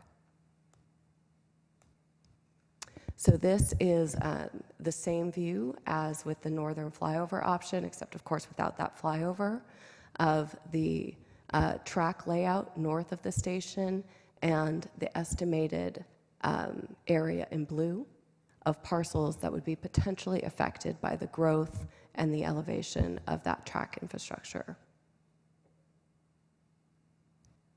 Now, to the south of the station, of course, this is only a 3-track alignment. This does differ from the 3-track alignment that the High-Speed Rail Authority has pursued, because it is done kind of with this future-proofing concept in mind. And with that, we're going to focus much more on the 4-track alignment, right? So just to make that clear, the 3-track layout shown here, you could then kind of think about adding, whether you would actually do that, we don't know, but you could think about adding that 4th track to the south. So what you see here is that the partner agencies and Arcadis Bentham Crowell have determined that given all of the residential properties near Jerome Street, just north of the track, that it is least impactful to focus on how we might grow the rail corridor by expanding toward the south. So you can see in this scenario here that most of the additional track needs are to the south. Those blue shaded areas, again, it says it, but it's in very small print, segment of parcel potentially affected. So we don't know at this point how much of that parcel would be needed, how much of a primary residence or other structure might be needed, but we're trying to conservatively show the whole parcel and then summarize those property impacts, again, of the whole parcel here on the next slide. So the differential property impacts of the existing corridor in the Gardner North Willow Glen neighborhoods, we're estimating up to 13 residential properties. Again, that may not be the primary residence, could be portions of backyards, perhaps driveways, secondary structures, very real impacts, but in many cases likely not actually the residence. A reduction in the size of Fuller Park by approximately 30 to 33%. I'll go back to show that. Because it's likely behind the current tree line rather than the more active part of the park. So that's shown right here, where the parcel with the active part of the park on the west side of Delmas is not affected. It's mostly behind the trees. But to the east, parts of that parcel are probably affected, estimated at 33% loss, including all of the space.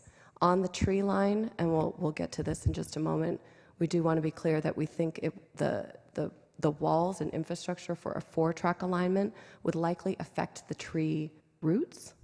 So even if the impacts are behind today's tree line, many of those trees would likely not survive the changes with a 4-track alignment.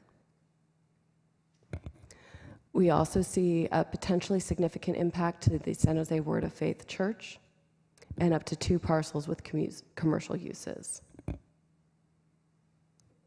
So to dive in a bit more on Fuller Park, this is the park today.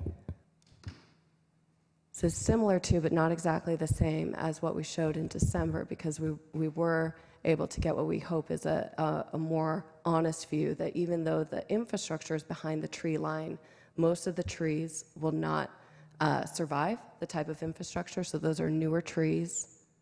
These are just ideas of how, for example, a fence with greenery on it could be used at the track. This is a fence with more of a solid wall behind it and green infrastructure ahead, or a wall that could be constructed with the community's input. And in general, what we really think is that we don't want to get too far ahead of anything with respect to design of Fuller Park. We know that the community has been heavily invested in designing and loving this park, and that it would really be a community-driven process for how this would play out. The capital cost comparison, this is section 4. We were asked to give an order of magnitude comparison to understand the differences between the 2 alignments. So what the Arcadis Bentham Crowell team has done is assess the costs associated with the station. So this includes the station building, the tracks, concourses, underpasses, bus facilities, light rail facilities at the station. It does include raising the tracks and platforms at Tamian Station for the viaduct alignment. It does not, in either scenario, include the relocation of the Caltrain maintenance facility or the PG&E substation.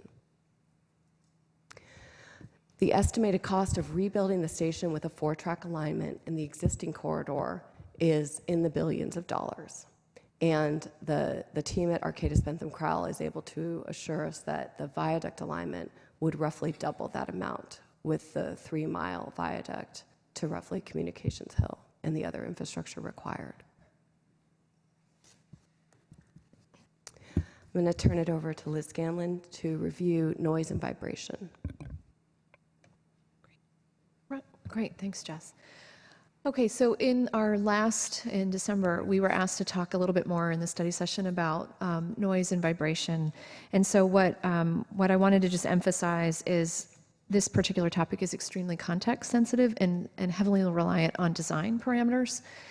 So what I'm really going to focus on tonight is process. How do we look at noise? How do we assess it? What can you expect as we would go through the process? And then we'll talk a little bit about treatments and ideas about how to deal with sort of abating or getting minimizing noise and vibration. So just really briefly, kind of a recap of what do people sort of feel and hear when they think about noise on a rail project. It's obviously the wheels on the tracks, the trains themselves, the equipment on the trains, the air conditioners, the doors, all that stuff makes noise. Actually, the condition of a railway track bed does make a difference for how much noise you hear. If you think about the click-clack, as trains are crossing over joints in the rail. That makes a clickety-clack, which is a noise event. Obviously, everyone knows the train horns are significant. The railway equipment at grade crossings, bells and whistles. Sometimes at stations, there's bells, whistles, audible warning. And people are sensitive in different ways to intermittent noise that's sort of constant in the background. We think of that maybe with an air condition humming constantly, or the freeway noise sort of being a constant buzz, versus something that's a more sharp one event noise. In the middle of the night, a car backfiring will be more disturbing than constant noise. And so there's definitely sensitivities around the different kinds of land uses. Parks, residences, churches, those types of land use are more sensitive to noise events. And then obviously we can imagine time of day really matters, overnight being the most sort of sensitive to noise events. Likewise, on vibration, what makes vibration with a rail project is the weight and the type of the train as it travels across the tracks. And I know most residents in San Jose can appreciate this. The freight trains are heavy, bigger trains that certainly can cause more vibration events. And it's also very informed by the soil conditions that exist in the ground. So the vibration is literally transmitted through the soil, depending on how the soil beds receive and transmit vibration events. So in partnership with our rail partners, we came up with this graphic to kind of think about how electric trains compare to sound. And so you can see on the bottom of this graph, what this is showing you, which is dBA, which is decibels. So those are the circle numbers, 40 decibels, 60, 80 decibels. Those are the level of noise. And on the bottom, you can see sort of normal things that we're all used to hearing, how loud those are. So a food blender is a little over 70 decibels. Normal conversation is a little over 60. I'm told that here in the council chambers, somebody on their iPhone has a noise reader and it's saying we're at 58 decibels. So we're not super loud tonight, I guess.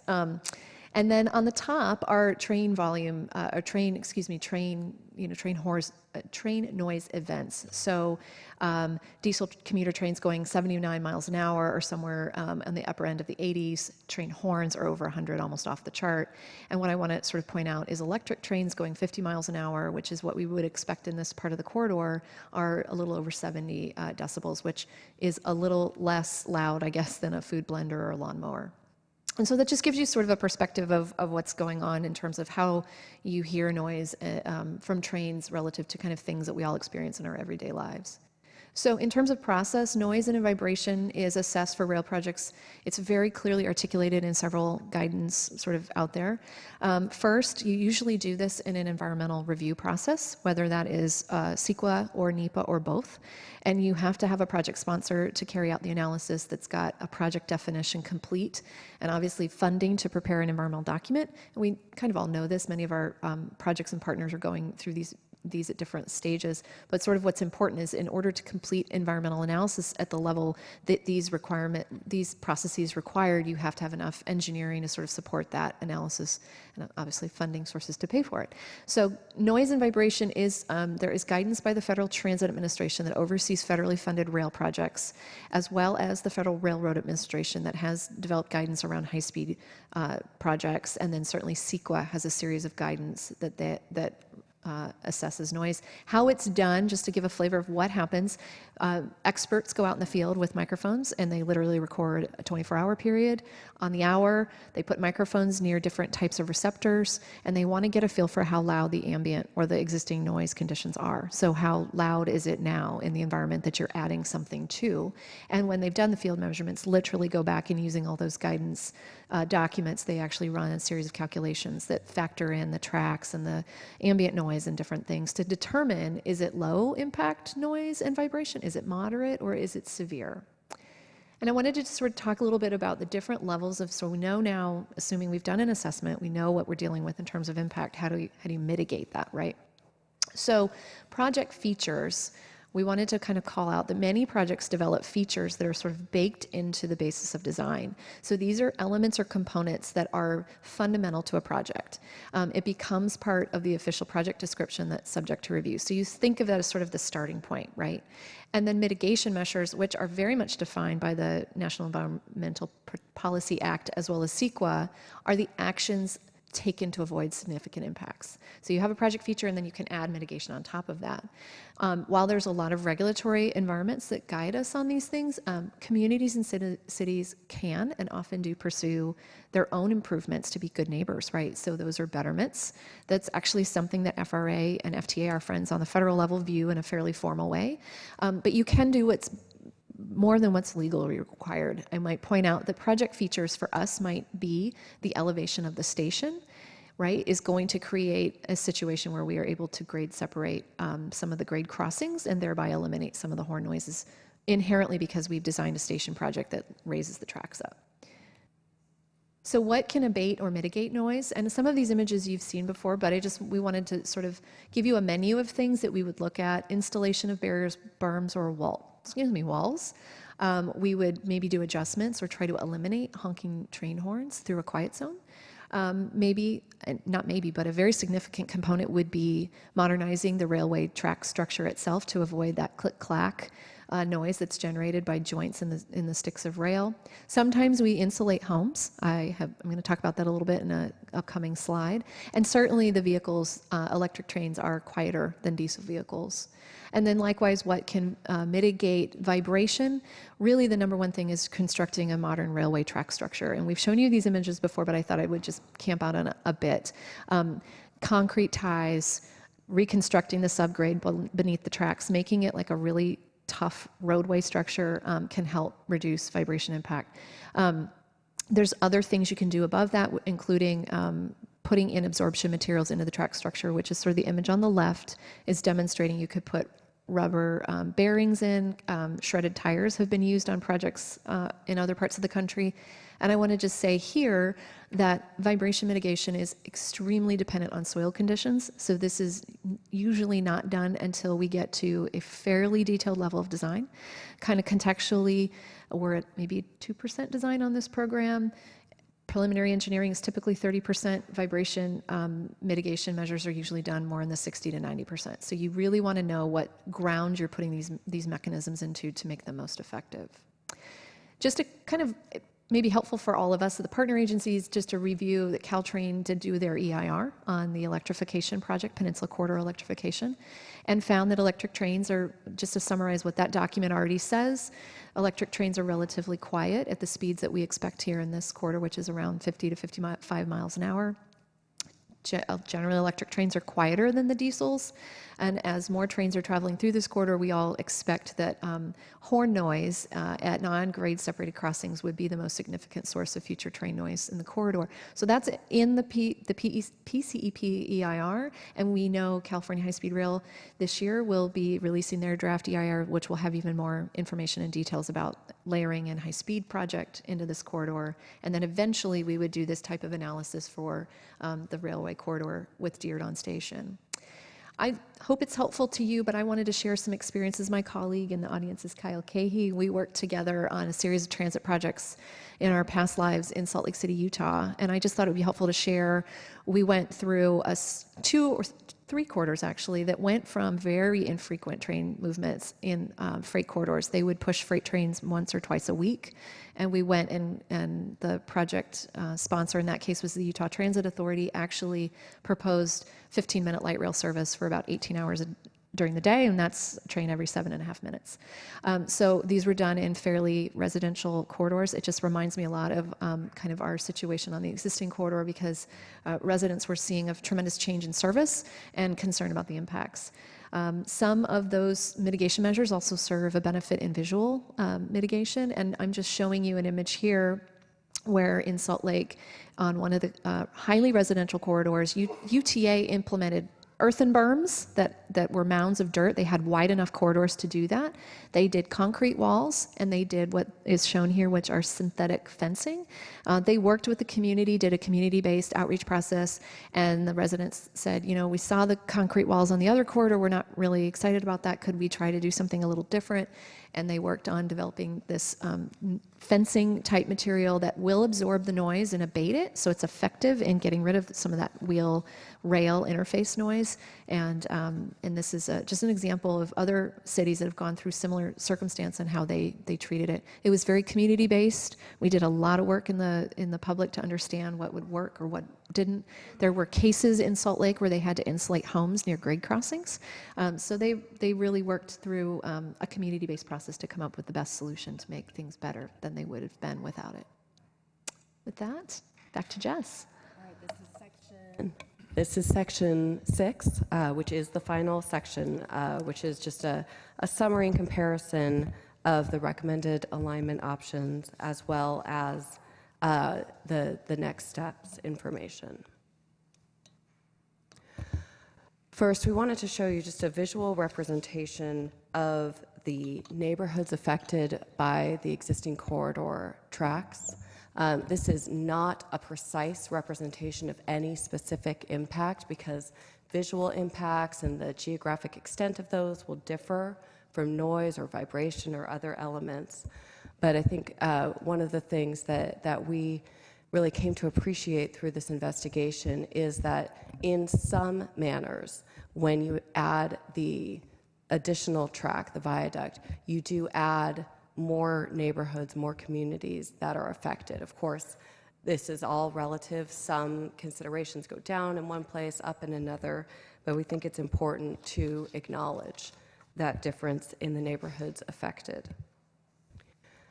And then this is building on the chart that you saw in December, because we just wanted to set things side by side and take a look at the elevated station with the existing rail alignment as compared to the elevated station with the existing rail alignment plus the viaduct addition.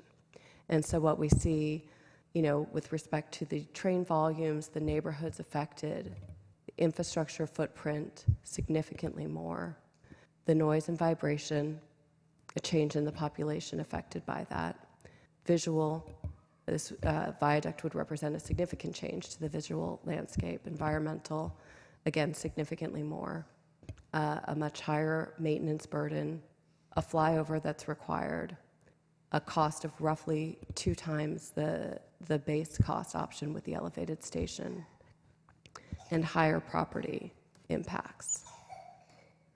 With that in mind, these were the reasons that the partner agencies recommended utilizing and improving the existing rail corridor and continuing to work on how that rail corridor is formulated, is designed, what the project features are, as Liz was describing, including grade separations, sound and vibration dampening, treatments that are both aesthetic and functional, minimizing, again, that need to demolish existing buildings or to acquire land, and doing a community-based design and planning process for Fuller Park if that is the decision. The next steps with respect to this conclusion of the first phase, these big moves, is that if it's the council's pleasure, the February 4th City Council meeting does have Decision 3 agendized for discussion and recommendation, followed by the boards at Caltrain and VTA, both on February 6th, and the High Speed Rail Board of Directors in mid-February. Okay, and then just a final summarizing our upcoming work plan. If we are successful in advancing the 3 decisions, we would commence continued planning and conceptual design work over roughly the next year and beyond, but really focusing on the multimodal hub and planning the kit of parts elements. We would also advance conceptual design of our track alignment, rail operations, including those improvements, tangible improvements in the existing corridor. We really need to dig in and study the best options on how to organize the partner agencies and govern the future statement. So to get to a space where we have an entity that can be a project sponsor for future phases. Part of that includes building a viable financial plan and funding plan. We really want to advance the program into a space where we have a roadmap for implementation on how we're going to construct and build this vision in the future, including how to best environmentally clear a program of projects. And of course, through all of that, we would continue with our robust community and stakeholder engagement program. And with that, we're finished, and we'd be happy to take any questions. Thank you very much. Thanks, everyone.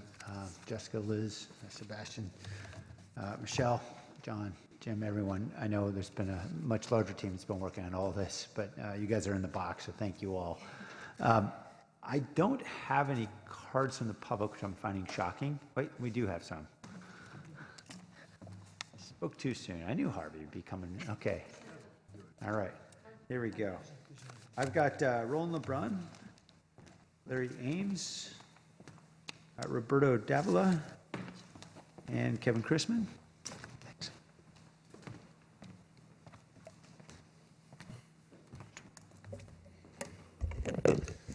Good evening, Mayor and Council. And I'm sure thank you for the 25 minutes. Much appreciated. Let me clarify. I'm sure you followed all this. Unless you were briefed at least 6 times, I think you may have had problems. But I would like to start by really giving kudos to Jessica for laying out this gigantic mess in front of you. So I've only got 2 minutes. I'm going to try to make it simple. So first of all, there never was any need for any flyover. It's quite okay for Union Pacific to cross the tracks, just like they're doing right now to get the Vasona line. It's actually okay to leave the tracks where they are on the east side.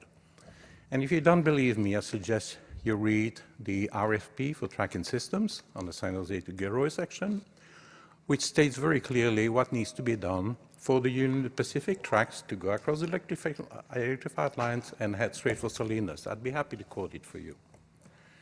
I knew that 10 years ago.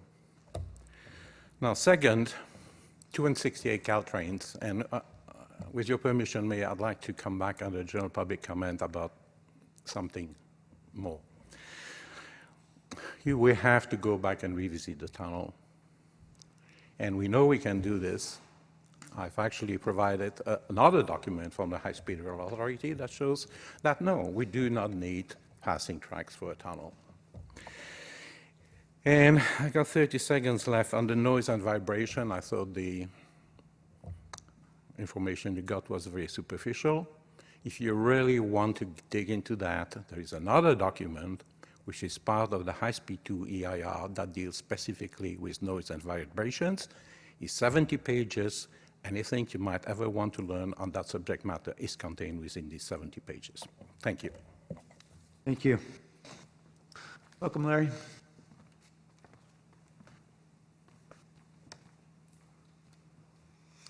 So hello. I'm still supporting the viaduct solution through the freeway for passengers and freight trains. I just have some questions. I mean, you show the picture of the trail with the viaduct on both sides. I appreciate that. I appreciate that you're looking at the trails.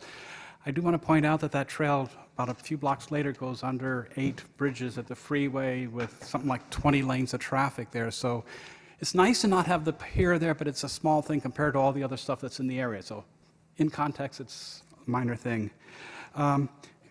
We've been asking what is we'd like to have the freight trains be on there. We're worried about the grade. I understand that there's a 1% grade. We were told that we'd get the results tonight. I didn't see that information. So can we get, what is the grade allowed for that? Is it constrained by the height of the Tamian station? Because you showed a freight train underneath that, and if you have the freight on top, you don't need the freight underneath as well. The viaduct, oh yeah, so that's that point. The saddle piers, yes, you showed them as like walls, but they're just piers, so it's every so often, so it would not block access from the parking lot to the area, so it's not a complete disruption. If you have the freight trains on the viaduct, then they can stay always on the east side, which would mean that you would not need to have a flyover someplace else. So if you can keep the freight there, then you don't need to move the stations. You don't need to have that 60 feet up in the air. So that would be offsetting some of the costs to this thing. Also, you showed the maximum speed through the different alignments through the freeway interchange on the viaduct. What is the speed on the current alignment? I mean, you're going through some rather sharp curves there, and it's a straight section over 280, so it'll be a straight and a bend and a straight and a bend. So what's the maximum speed there, just for comparison? This is an expensive thing. It is disruptive. Well, building the freeways was expensive and disruptive too. So this one more thing, but it costs money to build a city, so this is big money. I wouldn't pay for it myself. I mean, from a city budget, this is big structure. So I'd like some answers to those questions. Thank Thanks, you. Larry. We'll come back to staff and see if they have some answers. Mr. Davila? Roberto? Brett? Okay. Roberto, did you want to speak later? Okay. All right, sure. Hi, Brett Bymaster, pastor and community leader in the Washington Tamian neighborhood. So I live just a few feet from the current corridor near Tamian, and every night big trains come in and rattle my windows, and I recognize that the trains are going to go from 50 a day to 250 a day up to maybe 500 a day eventually, and that's going to have a really negative impact on me and my household. But I want to ask, bring the trains. It's so clear that if we're going to address the affordable housing crisis in our community and climate change, we have to do this. And so, yes, this is bad for me and my family, but I'm asking that you do it. Having said that, I think it's really clear if you look at the viaduct plan, it's just not a good plan. It's way too expensive, and it doesn't make sense. And it's mitigating a few things in Willow Glen, but it's creating way more problems elsewhere. And that's certainly true for my community, the Washington Tamian community. We're not a well-connected community. We're not a wealthy community, but we don't have parks. And one of the few, actually the only park of any size that we have is Tamian. And this could have some really significant impacts on Tamian. They're talking about columns that could be as wide as 20 feet. And to save a few feet in one park and then have a really significant cost in another park just isn't a good trade-off. So as you go through this, I really want to encourage you to make sure you're considering the impacts both in the wealthy community and in the low-income community. And as you consider that, remember that the wealthy community is going to have a bigger voice in this, but our low-income community really matters. I think particularly it's critical to think about the impacts for the TOD at Tamian. That is affordable housing that we desperately need. And this project, I'm sure that if we can even consider the viaduct, it would slow down or potentially kill the TOD. So I really want to encourage you to consider that because it's so critically important for what our community needs now and the future. Thanks. Thank you, sir. Mr. Davila and Kevin Chrisman, followed by Venu Rod and Harvey Darnell. Kevin, since you're the first, come on down.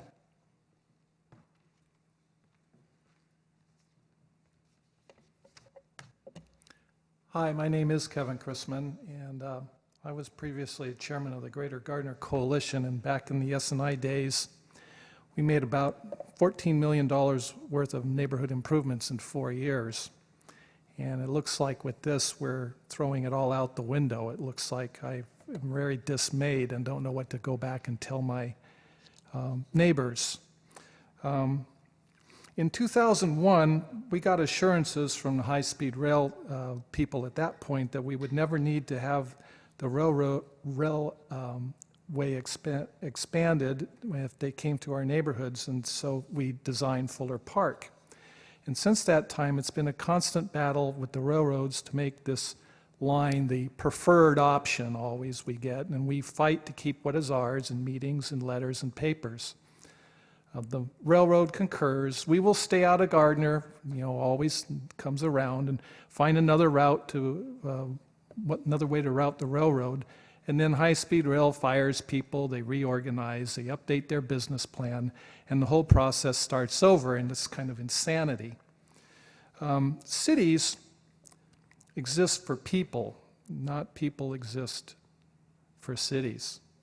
And after you decide to decimate our neighborhood during the construction and subsequent expansion to meet future capacity, what will be left of our neighborhood? How are we expected to have a decent quality of life with as many as 250 trains coming through our neighborhood per day? I think a city and regional planning student would probably get an F on a project where they would bring a railroad through an existing 80% Latino community that has been abused in the past by the railroads and 2 freeways, has poor soil quality, we live in a swamp, has an S-turn on the approach to the eventual station, which will be an ongoing maintenance issue no matter what, And I think just the social justice issues alone here would doom this project. I'm very dismayed. I hope you can find another alternative. Thank you. Thanks, Kevin. Welcome, Roberto. Hi, I'm Roberto. I'd like to mainly emphasize the point that it's important to listen to the voices of the people who can't be here, which are generally the people of the Washington neighborhood who rely on areas like the park that would have to be built through for the northern flyover. And I just think that it's important to listen to those people, even though they large part of them can't be here, and to the fact that this would be drastically decreasing their quality of life, their access to parks, and their access to an area that improves the quality of life that isn't great in such a low-income area. Thank you. Thanks, Roberto. Venu Rod or Harvey Darnell? If you all could just stand as you're ready to come up. Jeremy Taylor. Hi, Ed. I didn't call your name, but come on up, Ed, because I'm guessing you're, oh, here, your card's right here. Go ahead, Ed. Okay. I'm Ed Rast. One of the things that I think people need to take a look at is the long-term viability. When we were on the committee, basically they said they would future-proof this. Future-proof means essentially for about 50 years out. Right now, from the data I can see, that you're not going to be able to do that because the estimates are very weak. You really don't know 50 years out, or even 30 or 40 years out, what could happen. So one of the things that you need to take a look at is the idea of making sure that the Diridon Station build out, the design of it is such that you could actually put in the overpass coming in, because that way you wouldn't need to basically go ahead and go from, initially we were told 3 tracks, now we see it in the documents 4 tracks, and at some point in time, if even part of the estimate of the number of vehicles and trains and everything else comes true, you're going to soon have to have 5 or 6 tracks. That would decimate the area when you take a look at it. Second thing is, the city and the county and the state have more money now than they've ever had, and probably if Google and the rest of the people come in here, you're going to have even more. So the issue you run up against is, why are we basically doing a lot of this thing at grade? If you do it right the first time, fix it so that you don't have a grade separation situation and people basically getting hurt on it. And what happens is, do it right the first time. Almost every California project I have seen, and I've been watching it now for since 1970, because I have a master's degree in transportation. And I can tell you, almost every one of them is poorly designed, has problems with it, and they continue to have to fix it again and again and again. So Thanks, Ed. I would recommend that you take a look at my suggestions. Thank you. Thank you, Ed. Welcome, Harvey. Harvey Darnell, and I've been before you for many, many issues, particularly with S&I. Just so that people know, I'm not trying to save Fuller Park versus Tamian Park. The mayor can attest that the first issue that I brought to him back in 2006 when he got elected was the creation of Tamian Park, because it was being forgotten by the new mayor coming in. I was instrumental in getting that agreement with a council member at the time, Chavez, in getting Tamian Park. So I love both parks. I'm concerned that, and I thank staff for all the work that you've done. You've really tried to address so many of the issues that I brought up over the last decade plus. The problem I see is that if we expand the rail to the size that we eventually will need, I think we're going to have to completely rebuild the berm. If we have to completely rebuild the berm and put walls on both sides of the berm, we're going to take out all the houses, or at least all the yards on Jerome. I think that it's necessary because the soil structure in that area, which we tested for all the work that we did in the S&I, is really crappy. I feel the trains all going by my house as a small earthquake, and maybe a 3 or 4 every day. And I've gotten used to those trains. But the reality is, my guests are not, and they say, "What was that?" Well, it's the train going by. So I suspect we're going to need to do far more work than you're showing if you stay on the at-grade alignment, or not at-grade, but the slightly elevated alignment. So I continue to support looking at the potential for the bypass to the neighborhood. Because frankly, you're going to need billions of dollars, and if you're going to go after billions of dollars, what's an extra $1 billion to put in a solution that is going to be more helpful in the long run? Thank you. Thanks, Arnie. Mr. Rod? Benny Rod? Yes, sir. Yeah, if you could come when I call your name, then if everyone could just come down to the microphone if I've called your name. That way we'll be able to move. Okay, you didn't want to speak on this. Okay, thank you very much. I'm very sorry to trouble you. Jeremy Taylor? Bill Rankin? Thanks.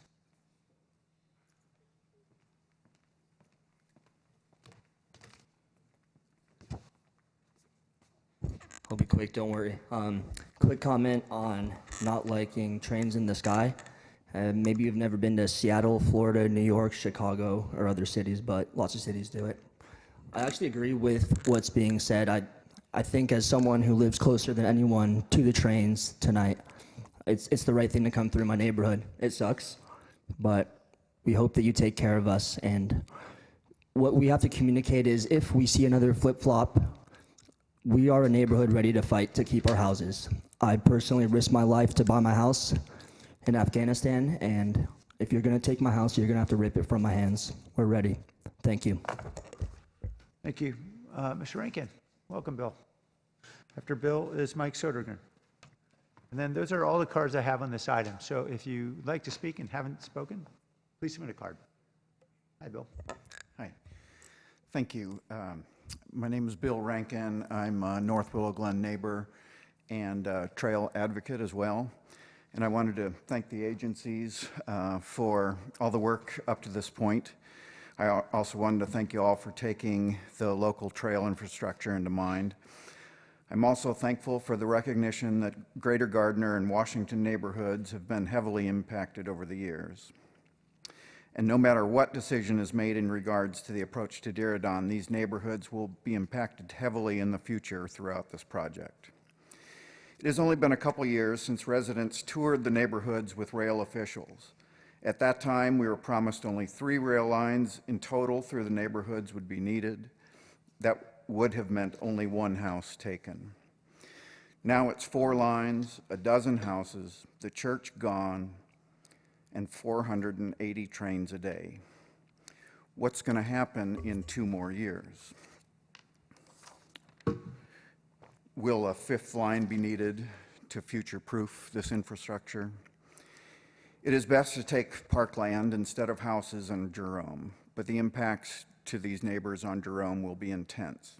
How do you build a sound wall in someone's backyard without taking these yards and houses? I really wish and hope that you keep the viaduct in mind.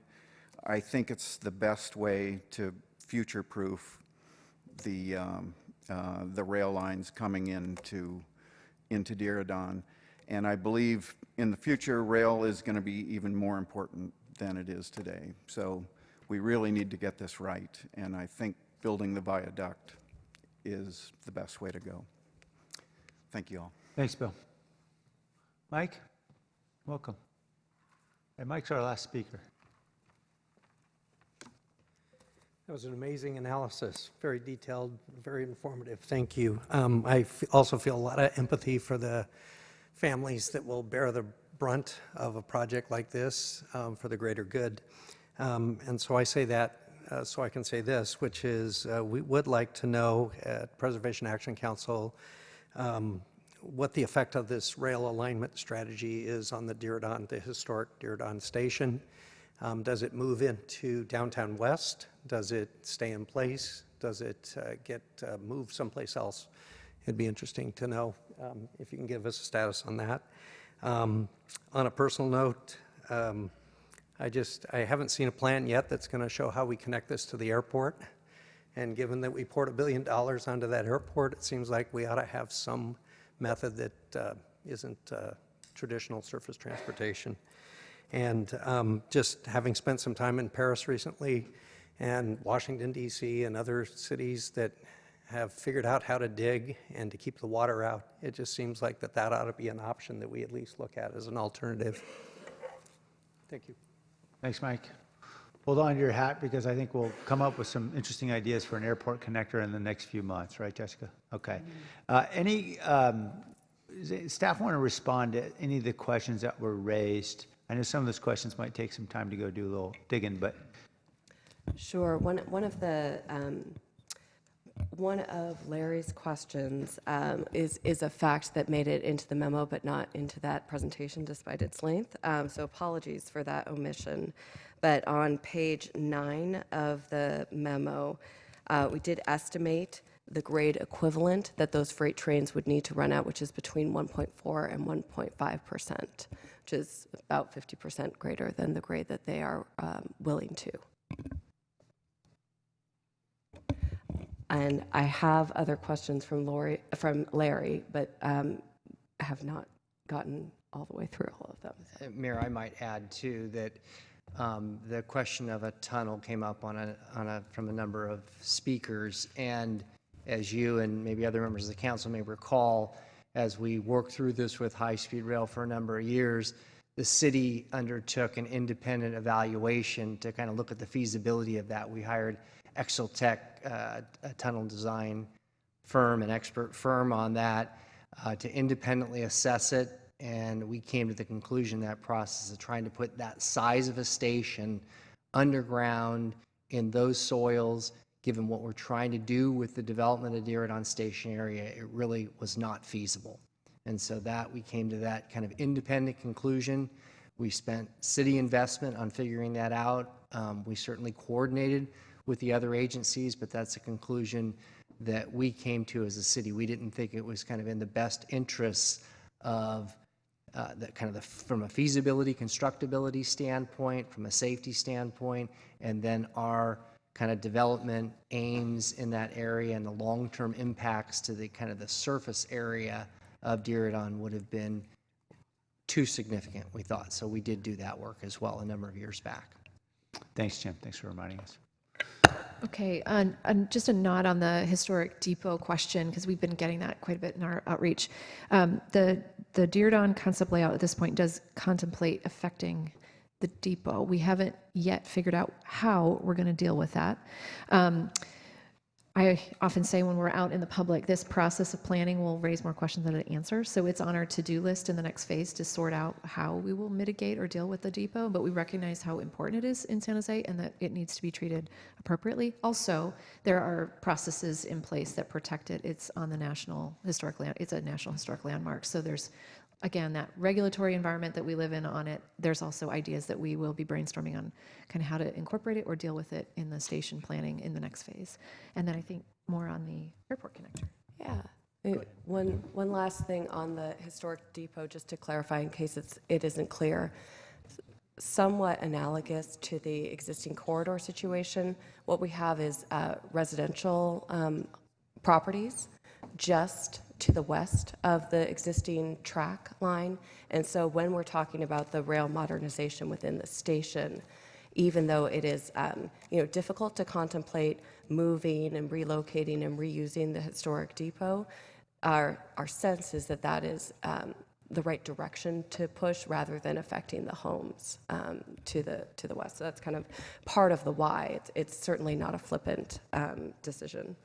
And then the airport connector was asked about, and we're trying to play a bit of we're on a learning curve to understand what is possible with the airport connector. The city released a request for interest in the fall, and we received 23 responses. And so we have a consultant doing a small bit of work to help us sift through those responses and bring up the best options. And each of those options have different process implications, different time implications, different technologies. So what we're trying to get is a lot of diversity of solutions, and we've certainly gotten that. So please stay tuned on that one, but we agree. And then I'm going to ask Sebastian to address some of the issues of rail planning, service planning, and future proofing, because Caltrain has been doing an extremely significant amount of work on this. Before we go to Sebastian, Jessica, when do you expect we're going to surface the RFI, at least some aspect of the findings? So we have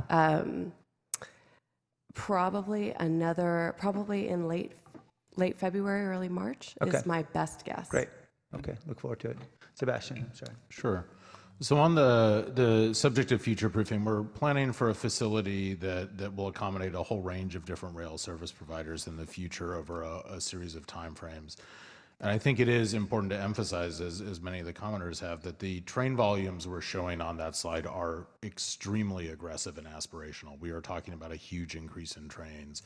And to achieve that among the different service providers over their various networks, to achieve the ultimate build out of the numbers we show will require billions and billions of dollars to be invested around the region and the state. And so what I think I would emphasize is we are planning to the envelope of what is a very aspirational set of service goals for all of those operators, and that's what's led us to that 4-track conclusion. I think as, again, in kind of our role as the corridor manager, we feel that is as responsibly future-proofed as we can get. And that continuing to look beyond that starts to get into a realm where we're not really in the realm of planning anymore. Thank you, Sebastian. And just to put a fine point on that, my understanding is Caltrain's own ambitious plans, which we embrace, just to get to the kind of level of service that we've all been talking about would require tens of billions just on grade separations up the peninsula, as I understand it. Is that right? That's correct. And when we talk about those combined service volumes, we're talking about additional tens, if not more, of billions of dollars in a statewide network for high-speed rail, as well as potential improvements throughout Northern California to enable the kinds of service volumes we're talking about with ACE and Capital Corridor. So this is many years off. Yes. Okay. Any other responses, Michelle? Yeah, I'll just add one other thing. I know there was a question about train speeds, and so I don't want to speculate, but I do understand that the train speeds in the future will not be degraded from the condition that they are today, but we can get you more details on the specific of that. Great. Thank you. All right. Anyone else want to jump in? Okay. We'll come back to the council then. Councilmember Davis. Thank you, Mayor.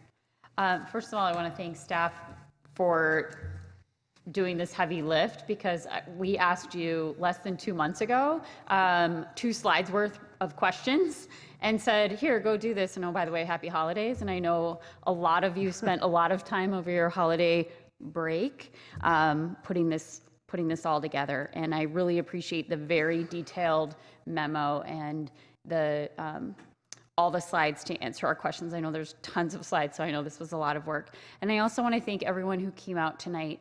It is so important for us to hear every voice so that we are thinking of every possible impact so that we can fairly consider the trade-off. So it's really important that you all were here tonight.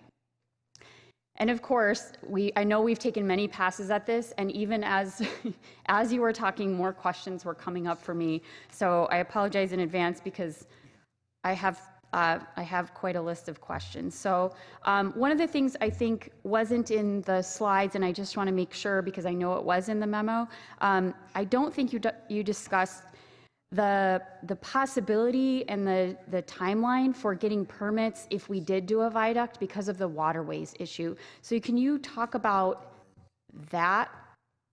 Because I think it doesn't just impact our cost, it impacts our timeline, as well as there's a question in there about, I think you called it a risky option. Yeah, so It's a great question. I very superficially only touched on it in the presentation. But, to land this infrastructure, in many cases, we would need to be in Caltrans right-of-way or in the right-of-way controlled with the Guadalupe River and associated projects with the Water District, with the Army Corps of Engineers, et cetera. So the permitting, probably the best person in the room to answer this question is actually maybe Eve Zudi up there. But I won't make him all about that, come don't you, down. Eve? But the extensive number of federal and state, as well as regional and local permitting authorities that would be have a say, to say the least, and have the ultimate authority, perhaps, are quite extensive. And so does that mean, basically, if we couldn't get a permit from any one of those, and I think you listed off 4, if we couldn't get a permit from any one of those, then the project, for lack of a better term, sinks? We couldn't do it. Or we have to redesign the viaduct and start having different trade-offs, like what high-speed rails alignment looked at or what CGO looked at. And there's always if you pull a string, there's a Right. consequence somewhere else. So Okay. yes, if they wouldn't permit it, then we'd be done, or we would have to move it. Okay. And Councilor, I think you talk about timing. I think there are multiple stages of this too. We're in a planning stage now. We ultimately have to get into environmental clearance. They would be involved in that process. Then when you moved into design and ultimately construction, you have to actually then get the permits that you're talking about. So there is planning and environmental clearance before you really get to the permitting stage. So we have a number of stages to kind of get through from a timing standpoint to ultimately get to a place where we can construct the project. Okay. And I just want to make sure I'm being fair to both alignments. If we stick with the alignment that exists now and we have to add, remind me, are there 2 tracks now and we definitely have to add a third and we may have to add a fourth? Is that correct? That's correct. Okay. So if we do that now, we have to go over the creek because we go over Los Gatos Creek now. Is there a possibility that also becomes an issue where we can't get a permit for that?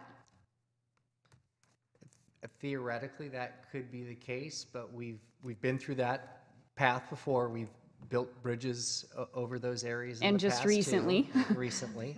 And so I think it's more of a known process than the viaduct. I think that's the way to put it. But we still would be going through kind of the planning, the next stage, moving into environmental clearance, and then when we got into kind of final design and construction, we would have permits, not as many. Because we don't have to go through Caltrans. We would right? be narrowing kind of the focus in Okay. terms of the existing corridor.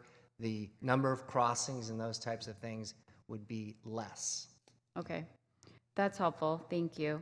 And then in terms of the number of tracks, I appreciate, Sebastian, how much work you have done with your team, such as it exists, I think it was mostly you, to figure out kind of what the capacity of the corridor would be and how many trains we're talking about. I just want to make sure I understand, what is the tipping point for needing an additional track? So we know we're going to need 3. I think that's pretty clear. What's the tipping point of number of trains to need 4? And also, does the 3 or the 4 include Caltrain's high growth scenario?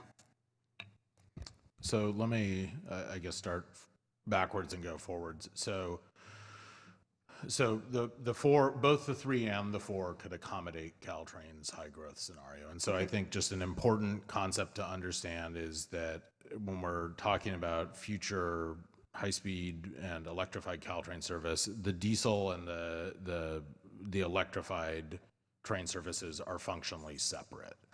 And so we're looking at 2 electrified tracks really in every scenario. We would need that regardless of really the level of, whether Caltrain is operating a lower level of service or someday achieving the high growth.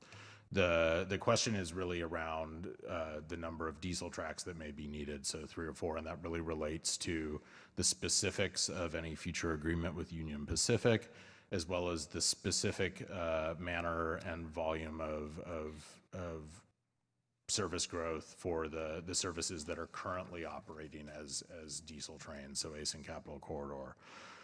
We're engaging in further service planning work, integrated service planning work with those operators to really try to pin down the details.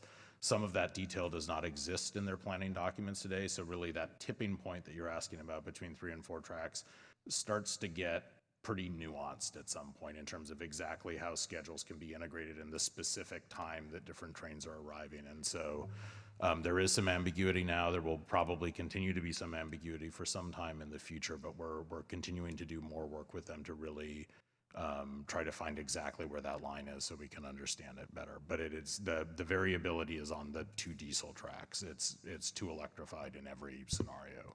Okay, so just want to make sure I completely understand this.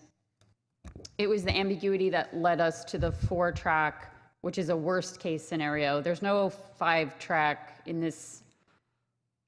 I think based Like, on when we're looking at the maximum number of trains for everything, we're not going to need a 3rd electrified track. We're not going to need a 3rd diesel track. We're not going to get to 5 or 6 in anyone's, I think in my children's lifetime. within the volume of trains we've looked at, which again at the out year are extremely aggressive, we're looking at a 4-track scenario. I think were we to push beyond that, or were there to be something radically different happening in the plans for ACE and Capital Corridor, and this is part of some of their own very long-range visioning, we would talk about a system where those services might not be diesel anymore, and they might start using the electrified tracks and kind of merging with Caltrain at that point. So a scenario where we just keep operating more and more diesel trains 50 years into the future is not one that we consider a reasonable one to plan for. Okay, and then if I remember the state rail corridor plan correctly, when we're talking about this many electrified services, we wouldn't necessarily, we would have more transfers and more timed transfers as opposed to more trains going in this, on the same routes. Is that That's right? correct. Okay, so we would just need, we would need to coordinate better. We wouldn't necessarily have more electrified trains going through that area. That's correct, and again, I would emphasize we're doing a lot of that initial planning and coordination now. We're actively engaged with those rail partners and looking how to make this work both in the near and the long term. Great, that's music to my ears. Thank you. I think it's a really important point that may have gotten lost. 4 tracks is our worst case scenario, not we're talking about 4 tracks and 30 years from now we're going to need 5. We're not even, we're saying 4 because we think there's an outside chance that we would need 4. And Is just that to characterize that correctly? That's characterized correctly, and I would add in, we think it's better to plan for that kind of maximum envelope to kind of secure the property needs and build it in a way where if we build it for 3, we could put the 4th in and not have to redesign the rest of the track, even though, you know, the 4th may not be needed for many decades. Right. But that's kind of, we're trying to, at this early stage, show the larger kind of ultimate impact. Yeah, that's very helpful. And I'd like to point out, I know that the Water District has done that, where they've purchased property that has homes on it, and they lease them back to whoever was living there. And they've done that for decades in a project, in a area where they know they want to do a flood control project, but it's been decades. They still have people living there. And there's an area in my district that has that. So I think it's prudent to plan that way, but also to know that it's not necessarily going to be an impact not only next year, but even in the next decade, right? And we could do that same kind of a thing. Is that what you're talking about, Jim? It could be that what you just described, Councilmember, but I think we are ultimately looking to kind of meet the service needs in this area. So probably the more practical way would be to kind of acquire and and build accordingly, unless we're going to kind of, move the southern, and I'm thinking mostly in the Fuller Park area, kind of have it at one point initially and then move it to the south. That probably isn't the practical way to build this. Obviously, in the next phase of work, if we get into that phase, we would look at that and see what made sense. Do we have options to work through? But we're trying to show you and the community what we're looking at in terms of the outside impact. Thank you. That's helpful. And then there were some questions from the audience that kind of pinged for me, and this may be an ABC question. I know that our neighborhood, so I live in the North Willow Glen neighborhood. I think everybody's heard me say that many times. Far enough away that I rarely hear the train, and I grew up with train noise, so it's like background noise for me because I grew up with it. But anyway, our neighborhood is in a liquefaction zone, and I want to make sure the existing corridor, I believe, is in the liquefaction zone. Was this accounted for in kind of the rough cost estimate, the order of magnitude rough cost estimate? And then that gets to Harvey's question about, I think it was your question about rebuilding the berm and needing to rebuild the berm. So were those things accounted for in the, I know we're only at 2% design, but was that something that was accounted for? Yeah, the consultant team is aware of the kind of the troubled soils in the area. And I think when they looked at hugging the sort of southern, pulling the impacts more to the south, I guess, considerations around the berm were taken into. We don't have a ton of detail on exactly how that would work. We'd have to advance design, right, Okay. to figure exactly how it's going to work. But yeah, they are aware that the soils are not good and are thinking about constructability at this very early stage. So that was factored in somewhat, but not very detailed at this point. Okay, that makes sense to me. And then it kind of brought up, well, if we do need to rebuild the berm, that's actually maybe not the worst thing in the world, because then potentially, sorry, this is where my brain goes, guys, that you could build the sound wall on the north side first, because you could come in from the south if you're taking out and rebuilding that entire berm. Is that kind of what is maybe going to happen anyway? Because it does bring up, when you're building a sound wall, I kind of don't have a sense. I see them when I'm on the train, right? I see the sound walls existing, but what happens when you're building one on a corridor that already exists and there's homes backed up to it and you're building a new, like right now there's just a fence? Yeah, I mean, I can speak to that. Again, my Salt Lake City experience. Yeah, that'd be great. We went in and we got access by property owners and or the railroad. UTA actually would work with the property owner and go in and have the construction equipment go in and do it as fast as they could and get out of there as quick as they could. So it's definitely possible to do, and you can work with neighbors to either access it from the residential side or do it from the rail side. I think the challenge in this corridor is we have active train traffic, so we would end up probably having to do some of that work in off-peak hours or overnight, like electrification is going through. Yeah. But it's definitely in the realm of possibility. Two of our quarters in Utah had that happen, and the contractors, I think in that case, we incentivized them to go as fast as they could in residential areas and get out of there so that it was minimally impactful. Okay. But yeah, it's possible to stage it and sequence it, to go in and build one side and come back and do the other, and all that kind of would be thought about as we go forward in our engineering process. And then do they make them whole with the landscaping that they mess up in the process of construction? How does that work? Yeah, and we can, different ways of doing that. We can either look at that as a program, as the program is project features are developed, as we get further into design. There are specifications we can make the contractor be held to. In some cases, in projects not here, but in Utah and other places I worked on, we actually worked a little bit with each property owner. In some cases, they said, "Don't do it. I'll do it myself," or whatever. So yes, there's ways to work through a process to kind of iterate on that in the very specific context that we're working in as we get into the details of these things. Yeah. Okay, that's really helpful because I just didn't have a sense of kind of how that worked. Yeah. So that's very helpful. And then, believe it or not, this is my last question. When you were talking about the ambient noise measurements, it's not clear, like, how do they decide where they take those measurements? And how many do they do in a quarter mile or whatever? Yeah, that's a great question. There's guidance in the handbooks I mentioned that talk about different factors for how to conduct field measurements.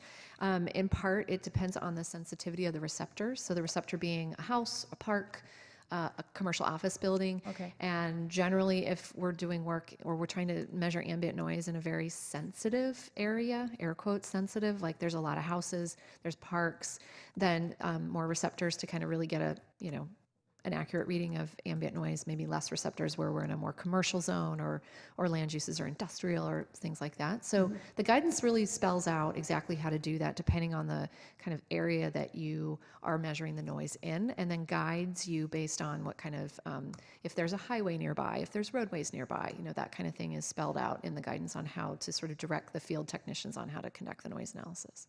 Okay, thank you. That's very helpful, and I did bring up one more question. When you said the alignment would go to grade at Bird, so right now Bird isn't under, there's an underpass, you have to go under the train tracks. Would it would stay at that, about that same height, is that right? And then it would basically double in width? Yes, so it would come back roughly at Bird, so not, precisely at the beginning or precisely at the end, but yeah, trying to get back to the existing height at the berm, roughly at Bird, but it would also be wider.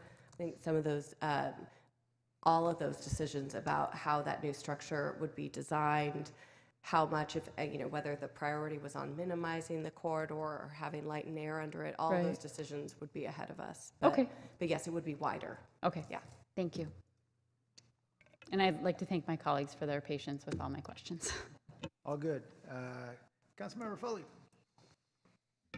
Okay, well, you didn't answer all my questions. You asked them, you asked some of them.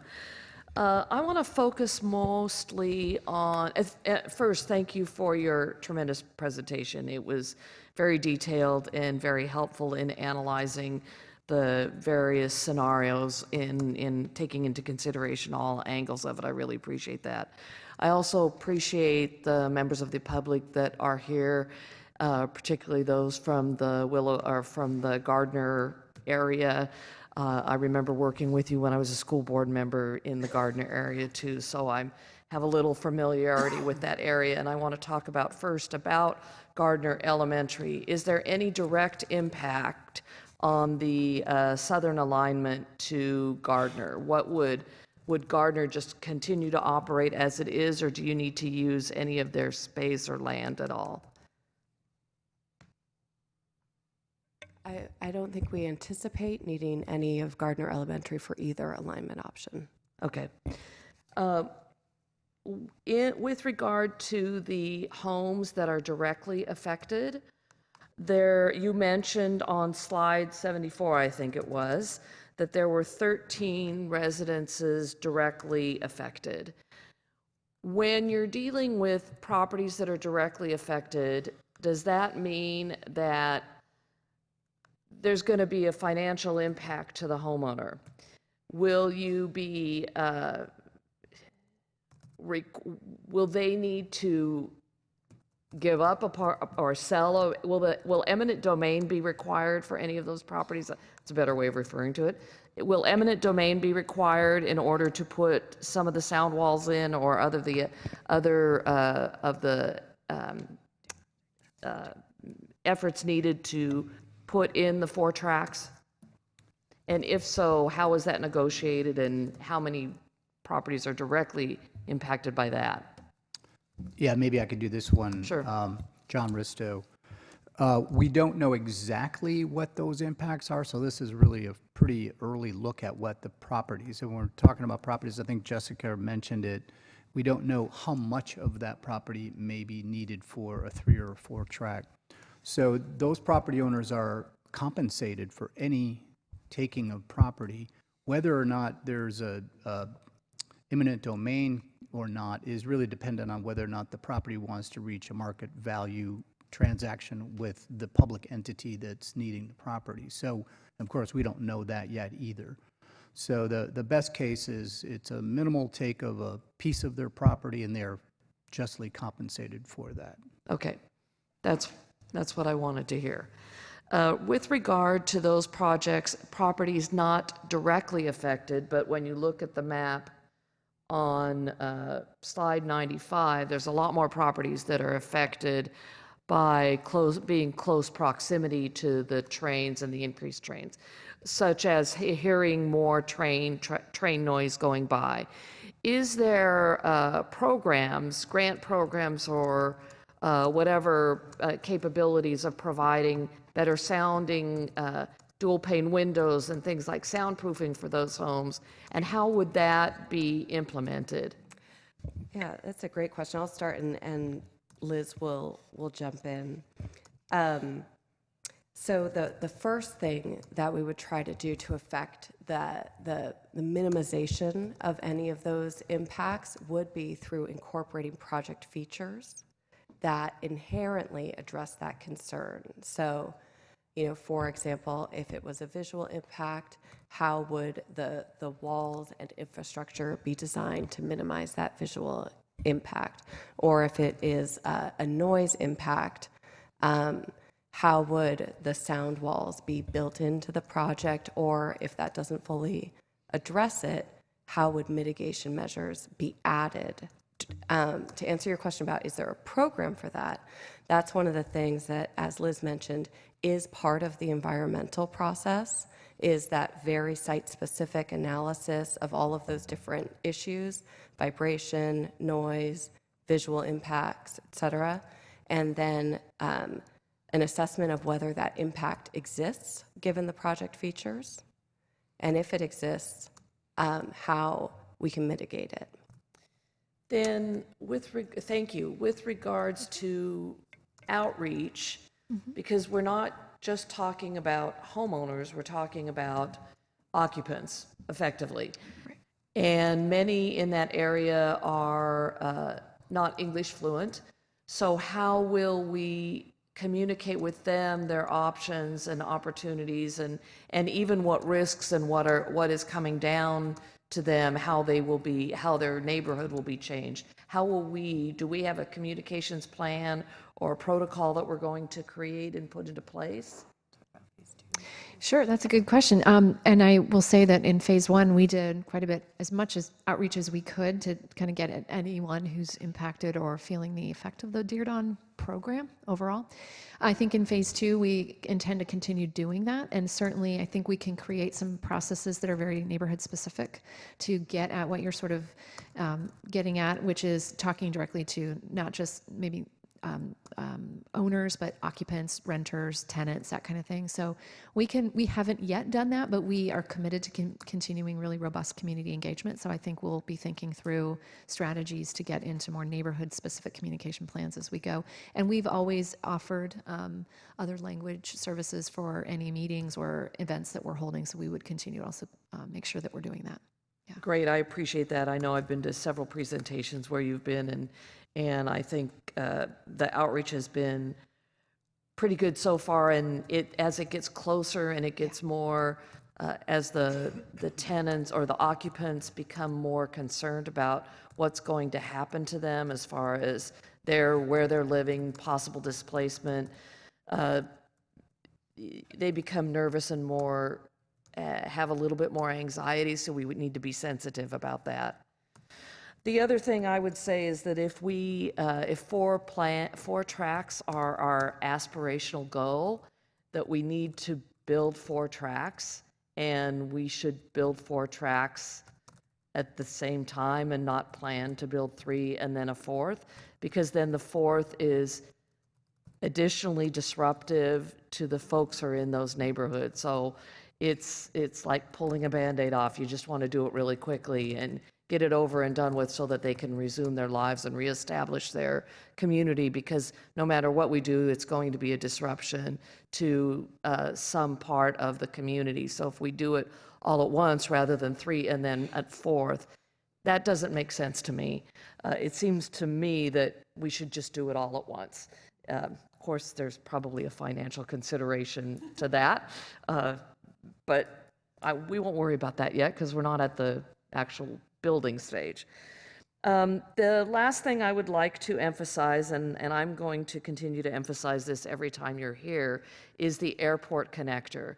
That is really, really important as it is to build the 3 or 4 tracks, is to make sure we have an airport connector from Diridon Station to the airport. It doesn't make sense to do what we're doing to make all this aspirational goals of building a robust rail system if we are not able to transport people to the airport. So I'm going to continue to say that until I see it in the plan. And with that, I'm finished. Thank you. The good news is it's been in the plan since 2000 when we all voted for it. We just don't have a system and the actual money to do it, but we're working on it. All right, Councilmember Pross. Thank you. And thank you as well, staff, for a thorough presentation and for going down this process that we had requested, knowing that we had this decision looming last year and really not having a full understanding, I think, ourselves as a council, but more importantly, I think, which is with as detailed as this is, our community members having a full understanding as well. And you have answered the questions, the many that we have thrown at you. And Councilmember Davis brought up a number as well, just to be reiterating some of those. I know that this idea, and it was on slide 22, which you had up on the, because I believe it was Harry that brought it up on the potential of 5 tracks and impacting homes on Jerome. And that is not something that we see even in the far future because of, as Sebastian was pointing out, 50 some odd years from now, the need for expanded diesel tracks, say, we don't expect that to be the case when you talk about the growth and the direction that we're going, especially with electric trains today. And so that's why, and I know it was important for me, because the message of a need for 3 tracks in the short, medium, and maybe even long term was what was out there, but this looming 4-track potential was there as well. For me, it was really important that we did what Councilmember Foley was just saying, which is not necessarily plan for that 3-track, the shorter, medium term, maybe options, but we know, and so we could know what all of the impacts may be. And even if that meant we weren't going to build out the space, which I actually do think we should plan it and acquire that space for the 4 tracks. But at a minimum, I wanted to know and have a visual of what would those impacts be.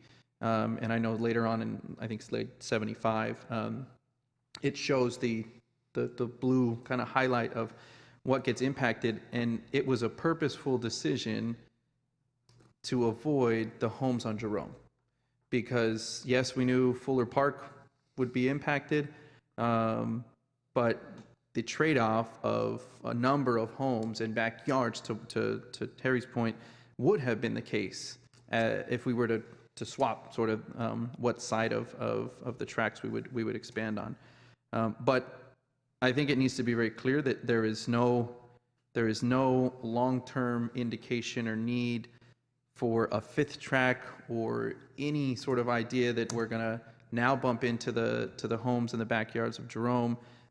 We have asked you to really contemplate what that need was going to be, and I know that we have done that. So then that way we can safely go out and say that to our community members, especially those that may be along that corridor on Jerome, because I know that was the concern.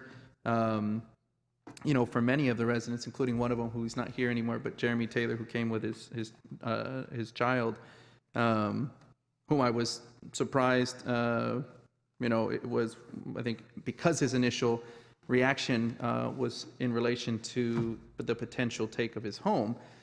With the direction that we have gone, as you heard him today even state that he feels that he's comfortable with this direction, albeit he doesn't want to hear that we're swapping back to some 5th track and something that's going to take his property. And I think we could put that to rest safely. And so I appreciate that. The other thing for me that was really, really important this dates back to how you started some of the presentation on the historical impacts in this community. I want to thank as well the resident that came out from the other side of 87, and I think the indication was made that somehow we're talking about a part of Willow Glen that's maybe very wealthy, which those residents here from the Gardner neighborhood there know that that's not the case. So we're also talking about actually a fairly similar demographic of individuals. So I don't think it's that although was put in the statements, I don't think it's that of, hey, we were intent on neglecting residents that may be over by the Tamian neighborhood. But indeed, there are impacts, right? And the focus has been on some of the impacts around the North Willow Glen and Gardner neighborhoods. And indeed, any decisions that we make, as we've heard today, are going to have impacts north of the station, south of the station, the Gardner, Tamian neighborhoods. It's right. We're looking at impacts regardless of what we choose. For me, one of the options that I really wanted to have explored was the opportunity of removing the tracks altogether from the Gardner North Willow Glen neighborhood. A decision that I think was extremely impactful and really divided the neighborhoods there, creating what we have had now over the years of this North Willow Glen sort of divide. And I was really hopeful that would be an opportunity that if we did go the route of a viaduct, that we could actually move all the train activity out of the neighborhoods, and that if we could then minimize impacts overall, although introducing new impacts certainly in other areas, what would be the trade-off there, and would that be worth it? I was hoping that was going to be at least an option. And I think on slide 36, you sort of summarize it, if you don't mind going to that one, just to be able to denote what I'm talking about. Because I know that this came up, and I think it was Larry Ems that may have said that he's still really advocating or hoping that is an option. I think another one that unfortunately can also be taken off the table, and it's not due to this impact, which I think certainly would be double this greater impact of the viaduct, but it actually would be because of the infeasibility of getting the track, getting Union Pacific to actually move their tracks or utilize a viaduct like that because of this incline. Certainly a number of other impacts due to that, but I think you have denoted that, and I think you have investigated that to the extent of what I was looking for. You can go to slide 39. That was your final summary on that. I was not fully convinced in the beginning, but I know that this was something that was really important for me and Councilmember Davis as well, to just kind of exploring these different options. And although I was not super pleased of the two viaduct need, I wanted to know if that was something that was possible. And it does not appear possible. And what I think, unfortunately, what that means is we would now be not able to move the train traffic and impacts through the neighborhood. Instead, we would be growing them there with the growth that we are expecting, even with the diesel trains. I know that the Capital Corridor, that's one of the reasons we've talked about, because of their ambitious plans as well, would there be a need for a 4-track? And if we had that growth and yet wouldn't have the ability to mitigate the impacts of that growth through the neighborhood with these diesel tracks, and yet at the same time, then we would just have additional impacts on the north side of both the Gardner neighborhood and then the additional impacts in Guadalupe, Washington, and Tamian. So as was denoted in the end of your slides too, overall an increase in impacts versus a decrease in an ability to sort of a decrease in an opportunity to mitigate also what is there. So I do appreciate the input.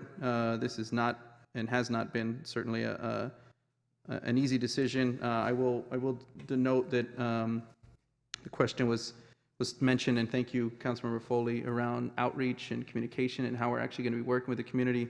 I will say that even though she is extremely busy at this time, Congresswoman Lofgren has actually been working with my office, and I know working with the high-speed rail team, to ensure that as we're moving through this process, especially with high-speed rail as a partner, as her ability to have some more oversight over them, that there is, we have some real conscious efforts in how we're reaching out to the community, especially the community that is not speaking English as their first language.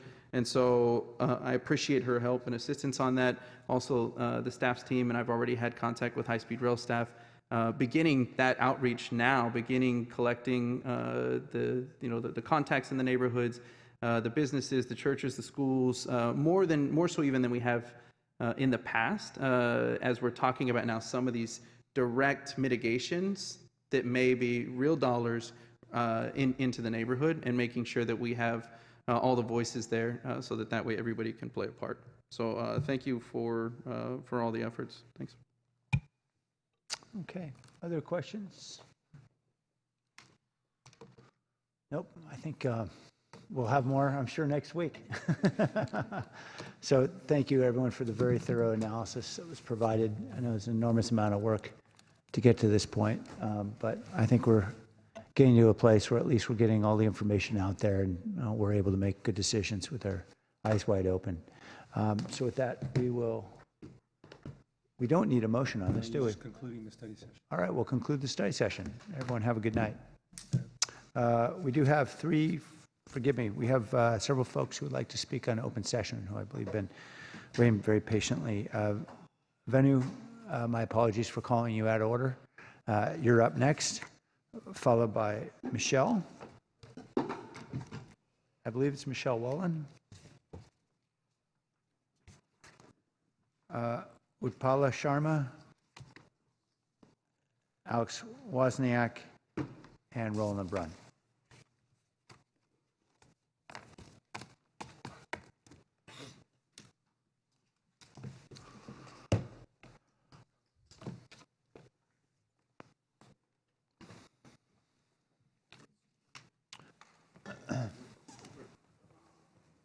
Welcome, Mr. Rod. Come on up. Whoever's there first, we'll be happy to hear from whoever's there first. Thank you. Sorry, apparently all speakers have been double my height. Sorry, I know it's been a long day, so we'll try and keep this quick. I'm here on behalf of myself and probably about a dozen or more of my neighbors to voice our concerns about the 5G small cell tower that has been proposed at 1212 Delmas Avenue, and more generally in the residential areas of San Jose. Frankly, my neighbors, we don't want the cell towers right on top of our houses. And in fact, in just a couple of hours of talking to my neighbors, we got, I'd say, literally like 2 hours, we got a dozen people or more to sign up to ask us to urge Verizon to work with us to reconsider and relocate the tower. And so far, we haven't really gained any traction. We have a lot of serious and legitimate concerns about this tower, enough to, bring us out here today and waiting for a few hours to have a chance to speak. And frankly, we're extremely disappointed with Verizon's unwillingness to work with us on relocating to a tower when, frankly, there are a lot of viable alternatives that should be acceptable to them. Among our concerns are property values and aesthetics. This particular pole stands right out at the edge of the sidewalk, and once the tower structure is on it, it's going to be an eyesore, and it will devalue properties. It certainly, frankly, would have affected my willingness to purchase a house right next to it. And given... Thank you very much. I'm sorry, your time's up. Oh, I know you've got thank some you. neighbors. I'm happy to meet with you immediately after the meeting. Thank you. Okay. Mr. Rod? Yeah. I just wanted to voice my opinion about the same issue. And, there are also concerns about the radiation because, of the neighborhood and the houses and so on and so forth. Thank you. Thank you. Welcome. Hi, I'm Utpala and I live at 1212 Delmas Avenue. I got a notice yesterday from Verizon regarding the same thing, the cell tower, which is less than 250 feet from my house. So I'm not sure whether there was a public hearing, that the city had, or what the zoning ordinance is. But I'm really concerned that I'm within 250 feet of my house, whereas there are a lot of other locations in the commercial area, just like less than 1,000 feet away. And I'm requesting the city's help in helping us, relocate these towers right next to our houses. Thank you. Thank you. Welcome. Hi, thanks for your time. My name's Alex. I'm here to raise concerns regarding a proposed installation of a 5G small cell antenna directly across from my home in District 6. As a father of a newborn son, I have strong concerns about the long-term effects of having a small cell antenna operating right outside his bedroom window. I and other neighbors have attempted to engage in a constructive dialogue with Verizon, the representatives at CBR Group, and the City of San Jose, and in the end, all of us are left feeling pretty disappointed in the city's lack of advocacy for our concerns. For example, we first learned of this not from the City of San Jose, but through a profit-seeking corporation.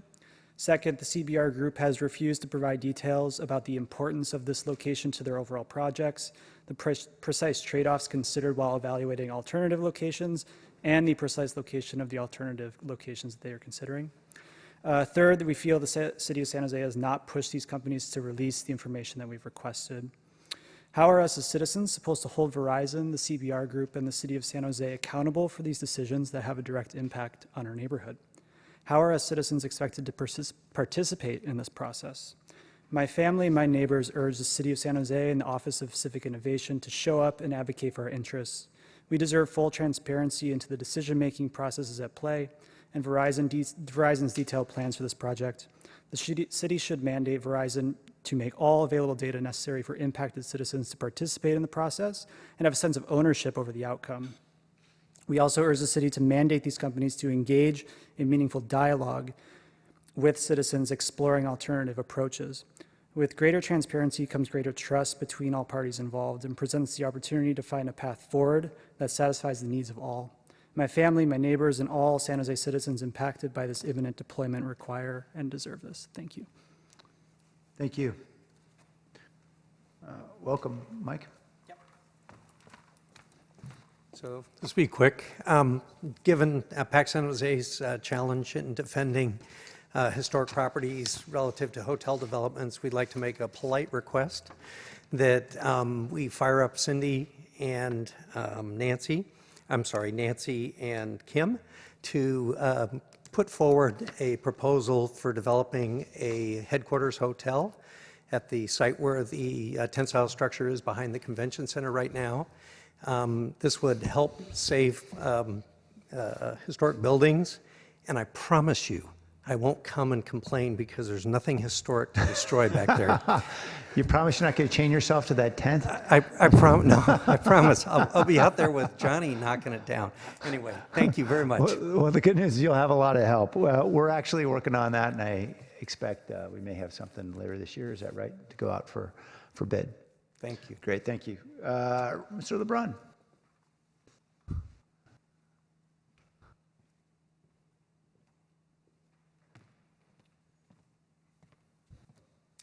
So I'm not going to be discussing what you just discussed because that's the way the Brown Act goes.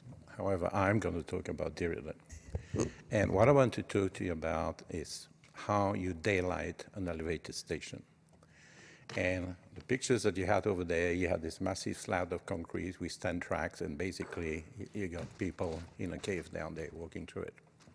And I don't know if you had the opportunity of watching the video I sent, I believe, to all of you, of the only station in the Netherlands that you have seen, which is actually Amsterdam. In Amsterdam, it's called the Bema Arena Station.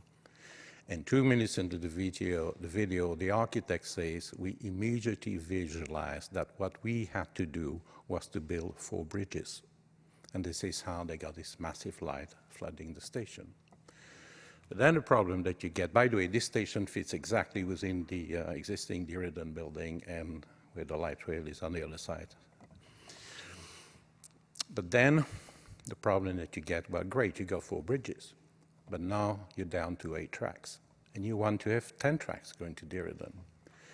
And I'm going to have this discussion with Jessica, because eventually Jim didn't get the memo. We can totally build 2 underground tracks at Diridan. It's very simple. And when we start thinking of these 2 underground tracks as a line, a high-speed line that goes to the airport, you now have independent utility. And people who come from Palo Alto and from the peninsula and from Fremont and from Great America, these people no longer have to go through Diridan to go to the airport. It doesn't make any sense. It's just not going to happen. They're actually going to stop at the airport where Google have got their private aviation, and then they're going to get onto the loop, and that'll take them to the final terminal. So I just sort of put that out there for you. Good evening. Thank you. Did you submit a card? All right, come on up. You're looking at me like I missed something, so clearly I did. Thanks, Ed. Ed Rast. The district leader group put together a request for a CEQA class for the neighborhood so that we can respond to kind of the things going on. One of the problems we're having right now is that a number of the council districts do not have people represented in it. And I'd like to basically talk to a couple of you afterwards. And so we can maybe, we already contacted District 5, but we need to talk to District 7 and District 4. Because what we want to be able to do is, and the planning department has the same goal as we do, we want to have representation from all 10 council districts for this CEQA class. Okay, thank you. Thank you, Ed. All right, the meeting's adjourned. I'll be happy to meet over.